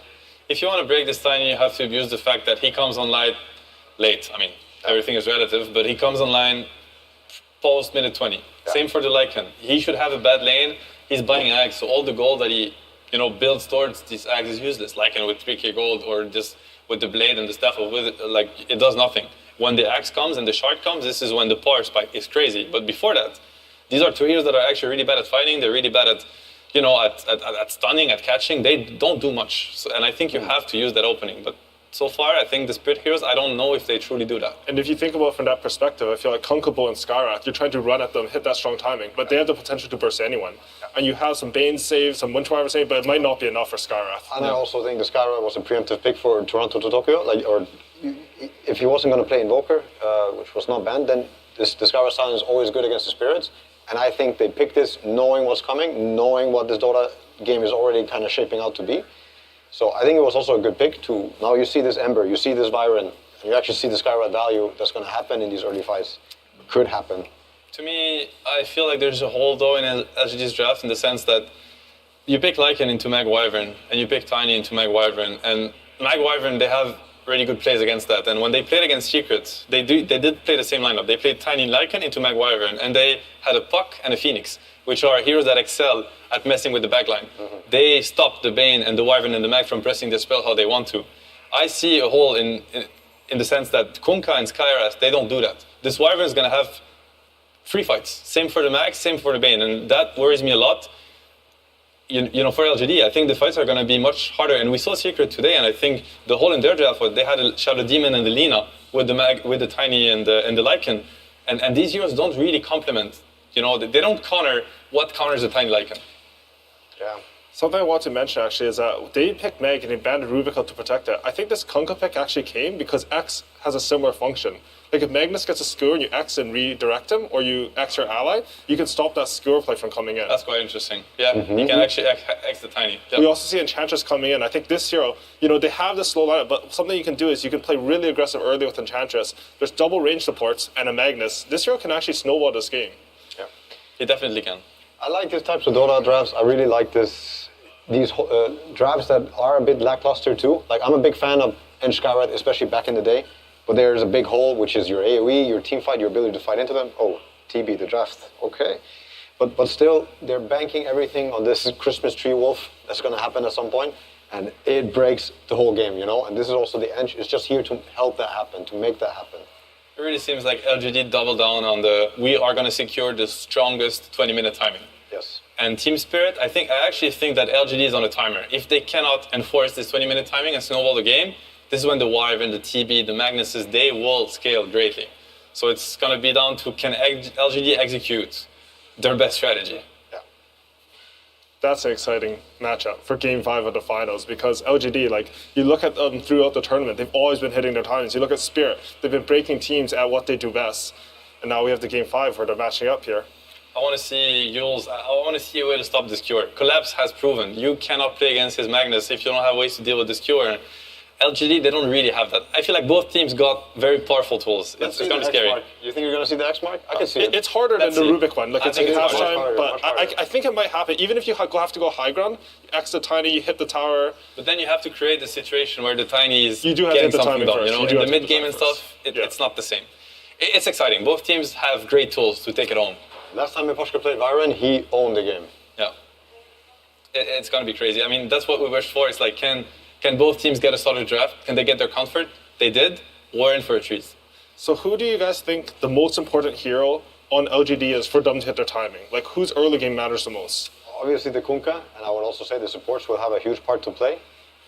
The Lycan, the Tiny, they still have roles to play in the early game. Everybody does. And if you can help negate pressure, if you can get that random support kill, if they're doing something illegal in your jungle, or kill the wave with your hero, then sure. But if Kunkka is owning and if Skyrath's having a good game, they can make so much happen together. And for the Team Spirit side, do you think there's anyone who can sort of stop that onslaught early? They're going to look at the Ember. Yeah. Ember. Everybody's looking at Ember for this match. Yeah. It has to be the Ember. And now we're going into the final game of TI10.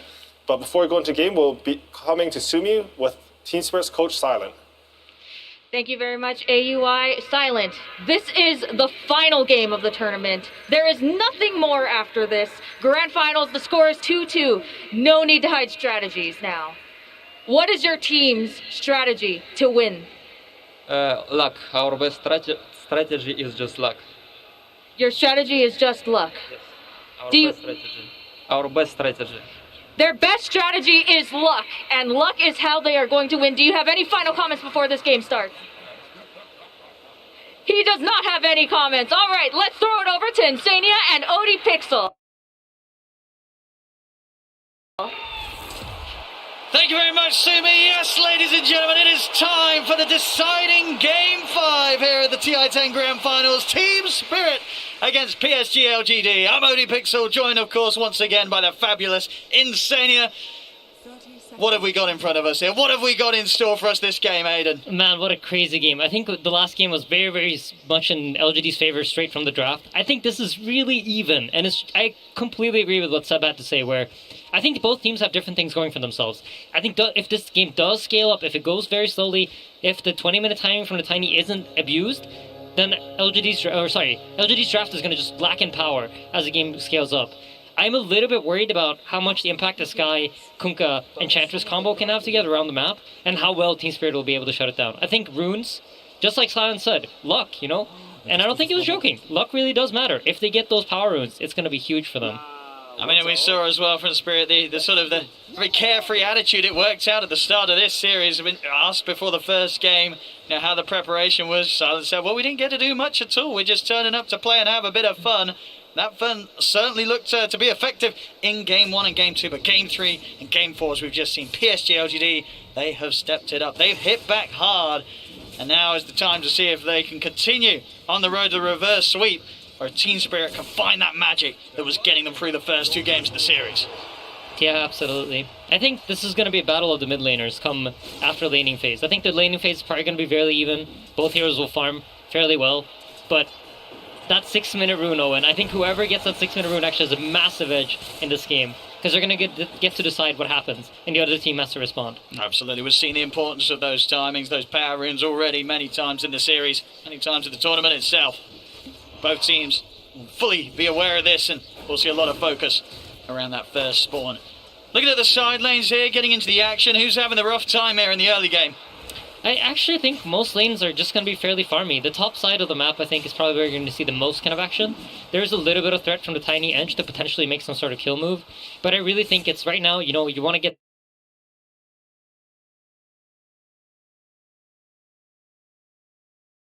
as much farm as you can out of the lanes before the supports have to rotate out. So I expect all 6 cores of this game to have a fairly decent start. All right, well, we'll see if there's going to be any slip-ups in the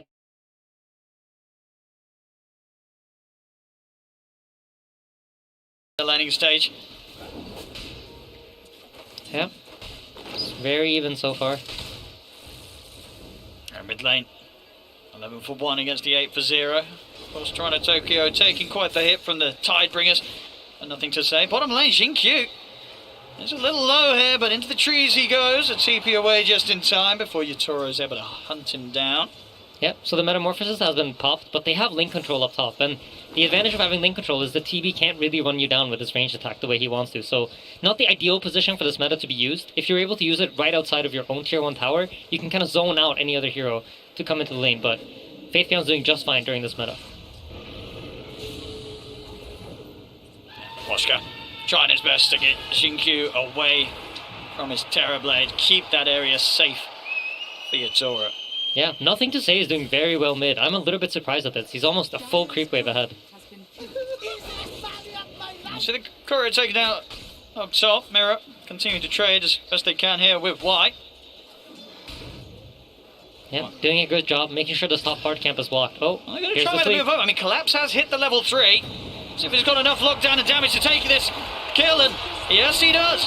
At the same time in the mid lane, Toronto Tokyo very low there, has to get out of the range of a potential Tidebringer. He will, but there we have it. First blood up top.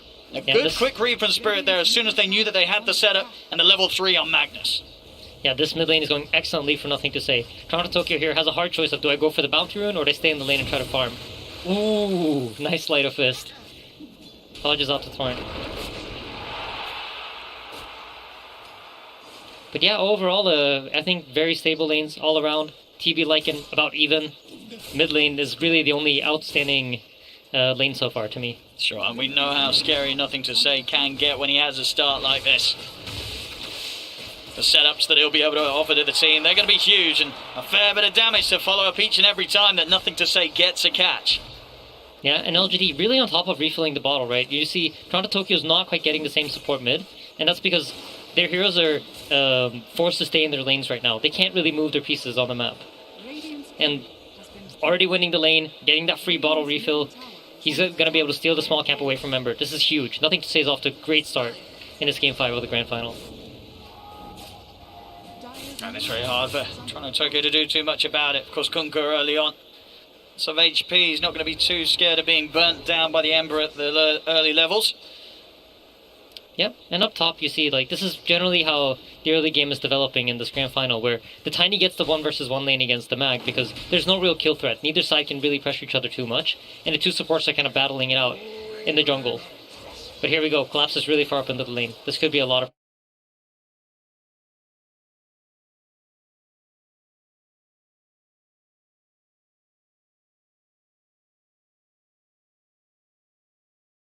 pressure. See Mirror. Back at his side though, in case Arme and White find the connection. I feel like the one small edge PSG.LGD has had in this Grand Final is they're able to keep their safe lane really close to their tower.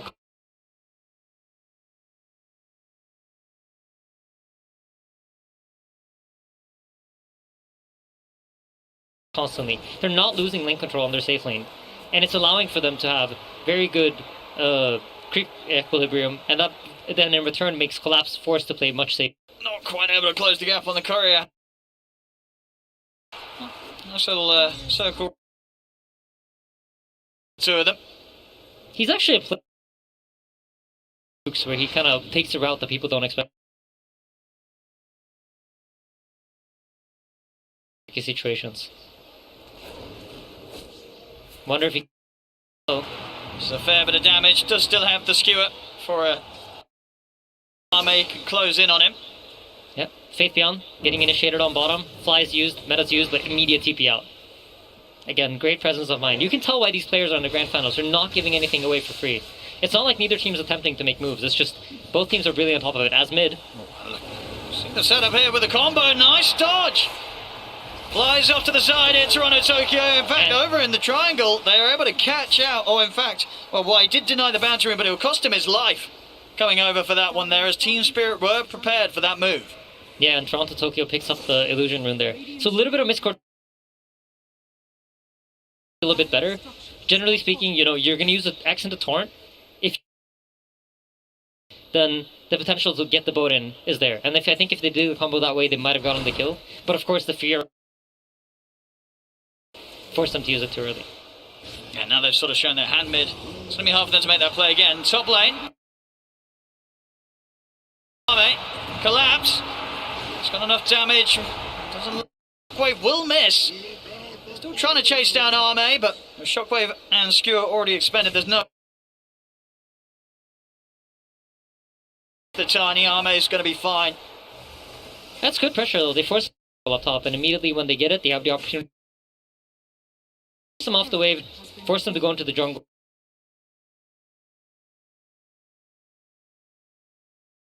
Sustain, right? So he's going to have to spend gold on the extra region. There, going for him. The Terrorblade Yatoro, he's trapped in the moves from the supports. Counterplay attempted. Set up with the to say. He'll be ready to fight if Team Spirit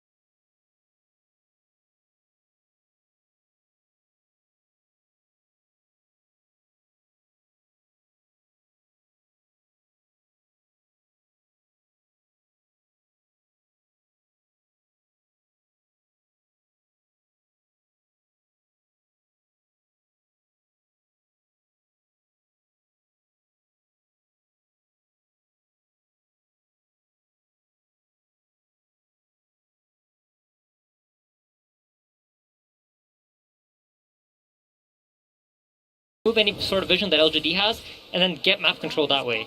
And with these illusions, pushing safely, you're forced to respond. He looks for the jumper collapse. He's not able to get the grab back or Nothing to Say. So Nothing to Say. Beacon is up, but Mirror holding him for the longer of the feed. Gets cancelled by the Avalanche. The Winter's Curse coming to a quick end. As PSG.LGD now challenging on the base. Vocals crashing down onto Mirror. Ancient Seal for now onto Yatoro. He's looking to back up and reset inside the base. Toronto Tokyo. He's diving in. Past the tier 3s. He's able to take out Nothing to Say. Looking around and over to the side. He's got his eyes over towards Y.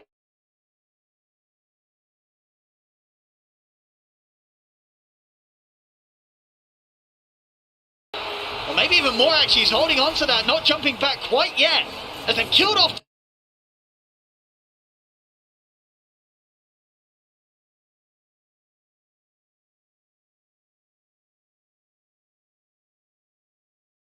Two, and with 2 dead, they may just have the room here to push up to the high ground. Yatoro is stepping up.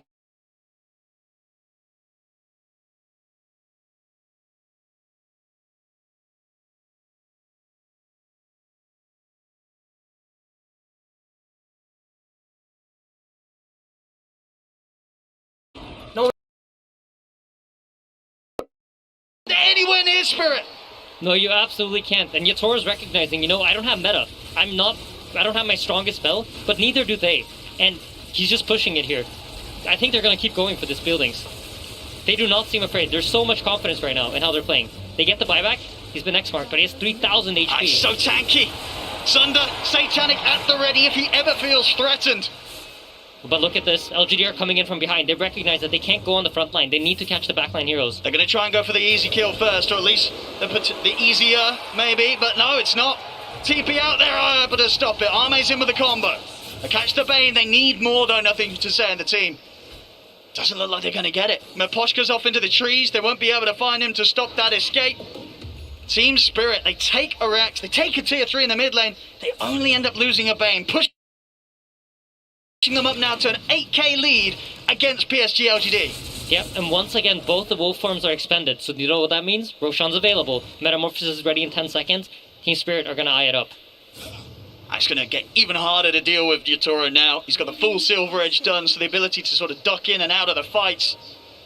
He is going to be a right nightmare to deal with. We see Arme's farm not too far behind, but you definitely feel that at the moment, with the timings that they've hit, Spirit as a unit are so much harder to deal with than it is for them to take down PSG.LGD. Yeah, absolutely, and it's reflected in the way that Alm is playing, but he's about to get caught here to top lane. There's Collapse, in with the horn toss, dropping the RP. The BKB was out in time, he's into the invis, but the physical, is it going to be enough here from this Terrorblade? Yatoro is focusing down Arme's trying to run, but he can't get away from him.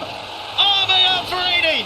They're ready to chase for more. Collapse, steering in to close the distance off the Xingqiu. They've caught the Skyab, set up there as well with the curse. They're ready to close up onto Faith Pian as well. They're going for a third kill here. Skewer from Collapse, back into the claws of Spirit. Team Spirit has lasted through the hardest part of the game. Now, everything is theirs. They just need to play this calmly, don't overextend, recognize that as long as we play around our own timings, this game is firmly in our grip. I mean, there's 3 dead. There's no buyback. It's only Nothing to Say. And Y left here for the defense. As Team Spirit, they're onto the tier 4s. They've got a fortification, but there's still those long seconds before they get their 2 cores back in the game. PSG.LGD. They're gonna have to try to do something. I don't think they have enough time to wait for Tiny to respawn. See how carefully Team Spirit play it. Goes back. There's still 20 seconds, no Arme. They can push. They can push in Spirit. They don't need a back. 20 seconds without Arme. They're going to look for more grabs before they close it up.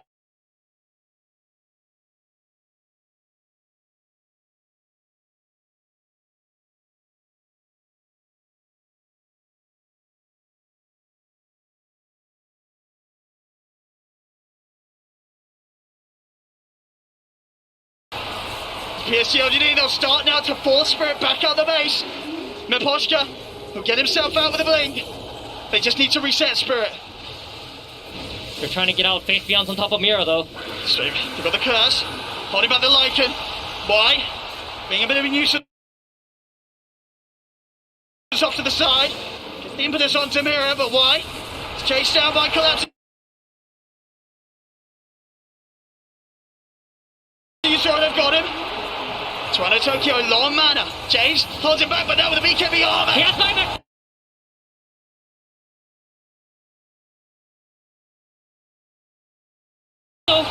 Straight back in with the Remnant. Gets instantly caught out with the Torrent. Well, the silence as well. Jump forward. Collapse. BKB. Stewart back. Into the clutches of Yatoro. Yatoro. They're going to be able to look him down with the LP. Where's the detection? Where's the detection? No detection. They need to see him. They don't get to see him. Oh, mate. He's going to live. He's going to turn towards Mirror. He's still very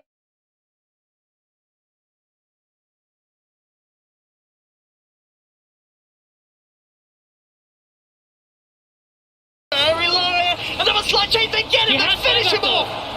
Oh, nothing to say. What a TP. What a TP. He's out.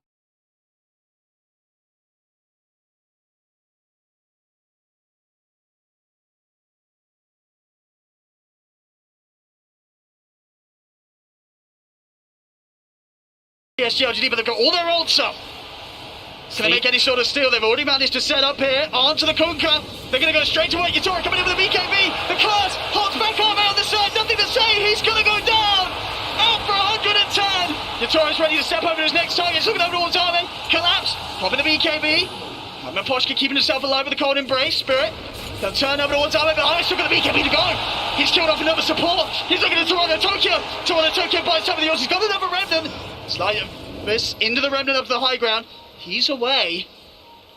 Both teams again, sneaking around under the cover of these silver edges, watching one another. Metamorphosis is out, but so is the two wolf forms.